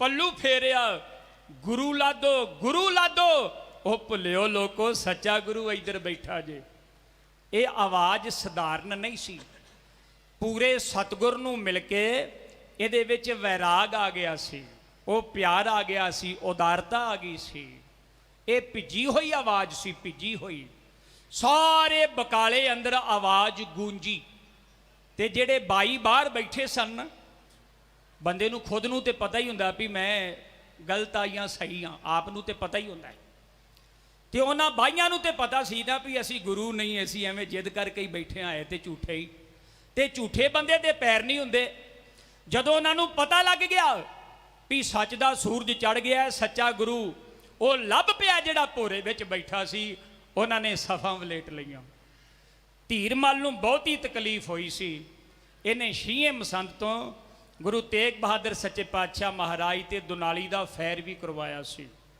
ਪਰ ਗੁਰਮੁਖੋ ਐਸਾ ਕੋਈ ਹਥਿਆਰ ਬਣਿਆ ਨਹੀਂ ਜਿਹੜਾ ਪੂਰੇ ਗੁਰੂ ਨੂੰ ਖਤਮ ਕਰ ਸਕੇ ਪੂਰੇ ਗੁਰੂ ਨੂੰ ਮਿਟਾ ਸਕੇ ਸਤਿਗੁਰਾਂ ਦੇ ਸੱਜੇ ਬੰਨੇ ਹੋ ਕੇ ਉਹ ਛਾਤੀ ਦੇ ਨਾਲੋਂ ਲੱਗ ਕੇ ਨਿਕਲ ਗਈ ਗੋਲੀ ਸੱਚੇ ਪਾਤਸ਼ਾਹ ਵਾਲ ਬਚ ਗਏ ਆਖਰ ਸਤਿਗੁਰੂ ਗੁਰੂ ਤੇਗ ਬਹਾਦਰ ਸੱਚੇ ਪਾਤਸ਼ਾਹ ਮਹਾਰਾਜ ਜੀ ਮੱਖਣ ਸ਼ਾਹ ਲਬਾਣੇ ਨੇ ਪ੍ਰਗਟ ਕੀਤਾ ਇੱਥੋਂ ਅੱਗੇ ਕਿਵੇਂ ਜਾਂਦੇ ਨੇ ਸਤਿਗੁਰੂ ਇਹ ਜਗ੍ਹਾ ਛੱਡ ਕੇ ਧੀਰਮਲ ਦਾ ਸਾਰਾ ਡੇਰਾ ਲੁੱਟ ਲਿਆ ਸੀ ਮੱਖਣ ਸ਼ਾਹ ਲਬਾਣੇ ਨੇ 500 ਜਵਾਨ ਸੀ ਇਹਦੇ ਨਾਲ ਜਿਹੜੀ ਬੀੜ ਸੀ ਗੁਰੂ ਗ੍ਰੰਥ ਸਾਹਿਬ ਦੀ ਉਹ ਵੀ ਬੀੜ ਮੱਖਣ ਸ਼ਾਹ ਲਬਾਣੇ ਨੇ ਧੀਰਮਲ ਤੋਂ ਖੋਲੀ ਸੀ ਸਤਿਗੁਰੂ ਗੁਰੂ ਤੇਗ ਬਹਾਦਰ ਮਹਾਰਾਜ ਬਕਾਲੇ ਤੋਂ ਨਿਕਲ ਕੇ ਬਿਆਸਾ ਦਰਿਆ ਦਾ ਪੱਤਨ ਪਾਰ ਕਰਕੇ ਅੱਗੇ ਕਿਵੇਂ ਗਏ ਇਤਿਹਾਸ ਦੀ ਲਾਸਟ ਕਵਿਤਾ ਹੈ ਵੈਸੇ ਤੇ ਪਰ ਸਮਾਂ ਹੋ ਚੁੱਕਾ ਹੈ ਸਾਡੀ ਆਦਤ ਇਹ ਹੈ ਕਿ ਜੇ ਸੈਕਟਰੀ ਸਾਨੂੰ ਆਣ ਕੇ ਆਖੇ ਵੀ ਤੁਹਾਡਾ ਟਾਈਮ ਹੋ ਗਿਆ ਤੇ ਅਸੀਂ ਆਪਣੇ ਕੰਮ ਦੇ ਫਿਰ ਜ਼ਿੰਮੇਵਾਰ ਤੇ ਨਾ ਹੋਏ। ਸਾਨੂੰ ਜਿੰਨਾ ਸਮਾਂ ਮਿਲਿਆ ਸੀ ਉਹਦੇ ਮੁਤਾਬਕ 2 ਘੰਟੇ ਪੂਰੇ ਹੋ ਚੁੱਕੇ ਨੇ। ਸੋ ਸਮਾਂ ਇਜਾਜ਼ਤ ਨਹੀਂ ਦਿੰਦਾ ਇਸ ਤੋਂ ਅੱਗੇ ਵੀ ਕੁਛ ਆਖਿਆ ਜਾਏ। ਸਾਡੇ ਤੋਂ ਬਾਅਦ ਜਿਨ੍ਹਾਂ ਨੇ ਤੁਹਾਡੀ ਸੇਵਾ ਕਰਨੀ ਹੈ, ਢਾਡੀ ਸਾਹਿਬ, ਸਾਗਰ ਸਾਹਿਬ ਉਹ ਸਟੇਜ ਤੇ ਸੁਸ਼ੋਭਿਤ ਨੇ। ਸਾਡੇ ਤੋਂ ਬਾਅਦ ਉਹਨਾਂ ਨੇ ਤੁਹਾਡੀ ਸੇਵਾ ਕਰਨੀ ਹੈ। ਸੋ ਸਤਿਗੁਰੂ ਗੁਰੂ ਤੇਗ ਬਹਾਦਰ ਸੱਚੇ ਪਾਤਸ਼ਾਹ ਮਹਾਰਾਜ ਜੀ ਇਸ ਤਰੀਕੇ ਦੇ ਨਾਲ ਉਹ ਫਿਰ ਦੌਰਾ ਕਰਨ ਲੱਗੇ, ਪ੍ਰਗਟ ਹੋਏ ਤੇ ਇਹਨਾਂ 22 ਗੁਰੂਆਂ ਦੀਆਂ ਜਿਹੜੀਆਂ ਉਹ ਸਫਾਂ ਵਲੇਟੀਆਂ ਗਈਆਂ, ਸੱਚ ਦਾ ਸੂਰਜ ਚੜ੍ਹਿਆ। ਸੋ ਇਸ ਦੇ ਨਾਲ ਹੀ ਖਿਮਾ ਦੇ ਜਾਚਕਾਂ ਹਾਂ, ਇਤਿਹਾਸ ਬੋਲਦਿਆਂ ਬੇਅੰਤ ਭੁੱਲਾਂ, ਬੇਅੰਤ ਗਲਤੀਆਂ ਹੋ ਜਾਂਦੀਆਂ। ਸਾਧ ਸੰਗਤ ਬਖਸ਼ਣ ਯੋਗ ਹੈ। ਸਹੀ ਮਾਇਨਿਆਂ ਵਿੱਚ ਸਚਾਈ ਤੇ ਇਹ ਹੈ ਕਿ ਪੂਰਿਆਂ ਦਾ ਇਤਿਹਾਸ ਅਧੂਰੇ ਮਨੁੱਖ ਵਧੀਆ ਤਰੀਕੇ ਨਾਲ ਬਿਆਨ ਨਹੀਂ ਕਰ ਸਕਦੇ।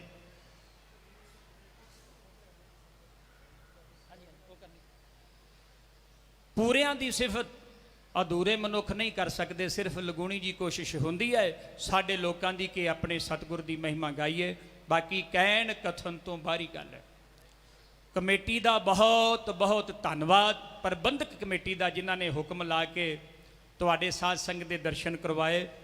ਔਰ ਜਿੰਨੀ ਵੀ ਸੰਗਤ ਆਈ ਹੈ ਸਾਰਿਆਂ ਇਲਾਕਿਆਂ ਵਿੱਚੋਂ, ਮੇਰੇ ਇਲਾਕੇ ਦੀ ਵੀ ਸੰਗਤ, ਪੰਜਾਬ ਦੀ ਸੰਗਤ, ਆਸੇ-ਪਾਸੇ ਜਿੰਨੀ ਵੀ ਸੰਗਤ ਆਈ ਹੈ, ਸਾਰੀ ਸੰਗਤ ਦਾ ਕੋਟਨ ਕੋਟ ਧੰਨਵਾਦ, ਜਿਨ੍ਹਾਂ ਨੇ ਬੜਾ ਮਾਣ ਬਖਸ਼ਿਆ, ਬੜੇ ਪਿਆਰ ਦੇ ਨਾਲ ਤੁਸੀਂ ਸਰਵਣ ਕੀਤਾ। ਕਿਉਂਕਿ ਜਿੰਨੀਆਂ ਵੀ ਕਮੇਟੀਆਂ ਨੇ, ਗੁਰੂ ਘਰ ਨੇ, ਉਹ ਸੰਗਤ ਦੇ ਨਾਲ ਹੀ ਚੱਲਦੇ ਨੇ, ਸੰਗਤ ਦੇ ਨਾਲ। ਗੁਰੂ ਅਮਰਦਾਸ ਸੱਚੇ ਪਾਤਸ਼ਾਹ ਮਹਾਰਾਜ ਬਖਸ਼ਿਸ਼ ਕਰਨ, ਸਾਰੀ ਸੰਗਤ ਜਿਵੇਂ ਪਿਆਰ ਦਾ ਸਬੂਤ ਦਿੰਦੀ ਹੈ, ਇਸੇ ਤਰ੍ਹਾਂ ਤੁਸੀਂ ਪਿਆਰ ਦਾ ਸਬੂਤ ਦਿੰਦੇ ਰਿਹਾ ਕਰੋ। ਔਰ ਜਿਹੜੀ ਤੁਸੀਂ ਮਾਇਆ ਦਸਾਂ ਨੌਵਾਂ ਦੀ ਕਿਰਤ ਕਮਾਈ ਕਰਦੇ ਹੋ, ਉਹ ਸਫਲੀ, ਆ ਤੁਹਾਡੀ ਮਾਇਆ ਹੀ ਸਫਲੀ ਹੋਈ ਹੈ ਨਾ। ਐਡਾ ਵੱਡਾ ਹਾਲ ਪਿਆ ਇੱਥੇ। ਨਹੀਂ ਤੇ ਪੁਰਾਣਿਆਂ ਸਮਿਆਂ ਵਿੱਚ, ਮੈਨੂੰ ਕਰੀਬ 40 ਸਾਲ ਹੋ ਗਏ ਨੇ ਤੁਹਾਡੀ ਸੇਵਾ ਕਰਦਿਆਂ ਸਾਧ ਸੰਗਤ ਦੇ।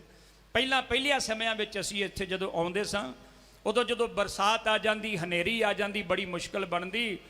ਪਰ ਸਤਿਗੁਰੂ ਗੁਰੂ ਅਮਰਦਾਸ ਮਹਾਰਾਜ ਦੀ ਬਖਸ਼ਿਸ਼ ਦੇ ਨਾਲ, ਤੁਹਾਡੇ ਸਹਿਯੋਗ ਦੇ ਨਾਲ ਅੱਜ ਬੜੇ ਆਨੰਦ ਦੇ ਨਾਲ ਆਪਾਂ ਹਾਲ ਥੱਲੇ ਬਹਿ ਕੇ, ਭਾਵੇਂ ਬਰਸਾਤ ਆ ਜਾਏ, ਮੌਸਮ ਕਿੰਨਾ ਵੀ ਖਰਾਬ ਹੋ ਜਾਏ ਖਾਂ, ਇਹ ਜਿਹੜੀ ਤੁਹਾਡੀ ਮਾਇਆ ਤੁਸੀਂ ਸਫਲੀ ਕੀਤੀ ਹੈ ਗੁਰੂ ਘਰ ਵਿੱਚ, ਇਹ ਸਤਿਗੁਰੂ ਗੁਰੂ ਅਮਰਦਾਸ ਸੱਚੇ ਪਾਤਸ਼ਾਹ ਦੀ ਬਖਸ਼ਿਸ਼ ਹੋਈ ਹੈ। ਇਸੇ ਤਰ੍ਹਾਂ ਹੀ ਸਦਾ ਹੀ ਸੇਵਾ, ਅੱਜ ਵੀ ਆਇਓ ਵੱਧ ਚੜ ਕੇ ਤੁਸੀਂ ਮਾਇਆ ਗੁਰੂ ਕੀਆਂ ਗੋਲਕਾਂ ਵਿੱਚ ਪਾਓ। ਕਿਉਂਕਿ ਜਿਹੜੀ ਮਾਇਆ ਲੰਗਰ ਵਿੱਚ ਜਾਣੀ ਹੈ ਨਾ, ਇੱਕ ਗੱਲ ਮੈਂ ਕਹਿ ਕੇ ਸਮਾਪਤੀ ਕਰਾਂ। ਇੱਕ ਮੁਸਲਮਾਨ ਸੀ, ਫਕੀਰ, ਪੁੱਜਿਆ ਹੋਇਆ ਸੀ। ਉਹਨੂੰ ਸਤਿਗੁਰੂ ਗੁਰੂ ਨਾਨਕ ਦੇਵ ਜੀ ਦੇ ਦਰਸ਼ਨ ਹੋਏ। ਗੁਰੂ ਨਾਨਕ ਦੇਵ ਜੀ ਉਹਦੇ ਤੇ ਤੁੱਠੇ, ਆਂਦੇ ਨੇ ਮੰਗਲਾ ਕੀ ਮੰਗਦਾ ਹੈ? ਇਹਨੇ ਆਖਿਆ ਜੀ ਸਾਰਾ ਕੁਝ ਹੀ ਹੈ, ਆ ਬਾਗ ਹੈ, ਬੜੀ ਮਾਇਆ ਹੈ, ਬੜਾ ਕੁਝ ਹੈ। ਸੱਚੇ ਪਾਤਸ਼ਾਹ ਕਹਿੰਦੇ ਫੇਰ ਵੀ? ਤੇ ਉਹ ਫਕੀਰ ਸੀ, ਉਹਨੇ ਆਖਿਆ ਜੀ ਉਹ ਚੀਜ਼ ਦਿਓ ਜਿਹਦੇ ਤੇ ਤੁਸੀਂ ਸਦਾ ਹੀ ਖੁਸ਼ ਰਹੋ। ਧਿਆਨ ਦੇਣਾ ਜਰਾ। ਗੁਰੂ ਨਾਨਕ ਦੇਵ ਮਹਾਰਾਜ ਨੂੰ ਫਕੀਰ ਨੇ ਆਖਿਆ ਮੈਨੂੰ ਉਹ ਚੀਜ਼ ਦੇਵੋ ਜਿਹਦੇ ਤੇ ਤੁਸੀਂ ਸਦਾ ਹੀ ਖੁਸ਼ੀ ਰਹੋ। ਤੇ ਗੁਰੂ ਨਾਨਕ ਦੇਵ ਹੱਸ ਕੇ ਕਹਿਣ ਲੱਗੇ, ਆਂਦੇ ਨੇ ਤੂੰ ਸਾਰਾ ਕੁਝ ਹੀ ਮੰਗ ਲਿਆ ਹੈ, ਇਹ ਤੇ ਹੁਣ ਸੋਚਣਾ ਮੈਂ ਆ ਨਾ ਵੀ ਮੈਂ ਦੇਣਾ ਤੈਨੂੰ ਕੀ ਹੈ। ਗੁਰੂ ਨਾਨਕ ਦੇਵ ਸੱਚੇ ਪਾਤਸ਼ਾਹ ਨੇ ਆਖਿਆ ਜਿਹਦੇ ਤੇ ਮੇਰੀ ਸਦਾ ਖੁਸ਼ੀ ਰਹੇ, ਉਹ ਕੰਮ ਇੱਕੋ ਹੀ ਹੈ, ਉਹ ਮੈਂ ਵੀ ਕੀਤਾ ਸੀ, ਮੈਂ ਵੀ ਪਰਮੇਸ਼ਰ ਦੀ ਖੁਸ਼ੀ ਪ੍ਰਾਪਤ ਕੀਤੀ ਸੀ। ਤੂੰ ਲੰਗਰ ਲਾਇਆ ਕਰ, ਪ੍ਰਸ਼ਾਦਾ ਛਕਾਇਆ ਕਰ ਗਰੀਬਾਂ ਨੂੰ, ਅਨਾਥਾਂ ਨੂੰ, ਕਮਜ਼ੋਰਾਂ ਨੂੰ, ਜਿਨ੍ਹਾਂ ਦੇ ਚੁੱਲ੍ਹਿਆਂ ਵਿੱਚ ਅੱਗ ਨਹੀਂ ਬਲਦੀ ਉਹਨਾਂ ਚੁੱਲ੍ਹਿਆਂ ਵਿੱਚ ਅੱਗ ਬਲੇ, ਜਿਹੜੇ ਭੁੱਖੇ ਸੌਂਦੇ ਨੇ ਉਹ ਭੁੱਖੇ ਨਾ ਸੌਣ। ਲੰਗਰ ਛਕਾਏਗਾ ਮੇਰੀ ਖੁਸ਼ੀ ਸਦਾ ਤੇਰੇ ਤੇ ਰਹੇਗੀ। ਗੁਰਮੁਖੋ, ਜਿਨੇ ਗੁਰੂ ਨਾਨਕ ਦੇਵ ਜੀ ਦੀ ਖੁਸ਼ੀ ਲੈਣੀ ਹੈ ਉਹ ਲੰਗਰ ਵਿੱਚ ਮਾਇਆ ਜ਼ਰੂਰ ਪਾਇਆ ਕਰੋ, ਗੁਰੂ ਕੀਆਂ ਇਮਾਰਤਾਂ ਬਣਨ ਵਾਸਤੇ ਮਾਇਆ ਜ਼ਰੂਰ ਪਾਇਆ ਕਰੋ। ਸਤਿਗੁਰੂ ਦੀ ਖੁਸ਼ੀ, ਗੁਰੂ ਨਾਨਕ ਦੀ ਖੁਸ਼ੀ ਬਹੁਤ ਹੀ ਮਿਲਦੀ ਹੈ। ਸੋ ਇਸ ਦੇ ਨਾਲ ਹੀ ਖਿਮਾ ਦੇ ਜਾਚਕ, ਬੇਅੰਤ ਭੁੱਲਾਂ ਗਲਤੀਆਂ ਹੋ ਜਾਂਦੀਆਂ, ਸਾਧ ਸੰਗਤ ਬਖਸ਼ਣ ਯੋਗ ਹੈ। ਦਾਸ ਭਾਈ ਪੰਜਾਬ ਸਿੰਘ ਪੰਜਾਬ, ਮੇਰੇ ਛੋਟੇ ਵੀਰ ਭਾਈ ਹੀਰਾ ਸਿੰਘ ਹੀਰਾ, ਭਾਈ ਗੁਰਚਰਨ ਸਿੰਘ, ਪਿੰਡ ਸੰਤ ਨਗਰ, ਜ਼ਿਲ੍ਹਾ ਸਰਸਾ, ਹਰਿਆਣਾ। ਹੋਈਆਂ ਭੁੱਲਾਂ ਦੀ ਮੁਆਫੀ। ਸੋ ਇਸ ਦੇ ਨਾਲ ਹੀ ਖਿਮਾ ਦੇ ਜਾਚਕ ਹਾਂ ਜੀ। ਸਕੱਤਰ ਸਾਹਿਬ ਦਾ ਬਹੁਤ ਬਹੁਤ ਧੰਨਵਾਦ, ਔਰ ਸਭ ਤੋਂ ਬਹੁਤਾ ਧੰਨਵਾਦ ਧੰਨ ਸਤਿਗੁਰੂ ਗੁਰੂ ਗ੍ਰੰਥ ਸਾਹਿਬ ਸੱਚੇ ਪਾਤਸ਼ਾਹ ਮਹਾਰਾਜ ਜੀ ਦਾ, ਜਿਨ੍ਹਾਂ ਦੀ ਬਖਸ਼ਿਸ਼ ਦੇ ਨਾਲ, ਕਿਰਪਾ ਦੇ ਨਾਲ ਤੁਹਾਡੇ ਦਰਸ਼ਨ ਦਿਦਾਰੇ ਹੋਏ ਨੇ। ਸੋ ਇਸ ਦੇ ਨਾਲ ਹੀ ਖਿਮਾ ਦੇ ਜਾਚਕ ਹਾਂ ਜੀ। ਦਿਓ ਪਿਆਰ ਦਾ ਸਬੂਤ, ਆਖੋ ਗੱਜ ਵੱਜ ਕੇ ਵਾਹਿਗੁਰੂ ਜੀ ਕਾ ਖਾਲਸਾ, ਸ਼੍ਰੀ ਵਾਹਿਗੁਰੂ ਜੀ ਕੀ ਫਤਿਹ।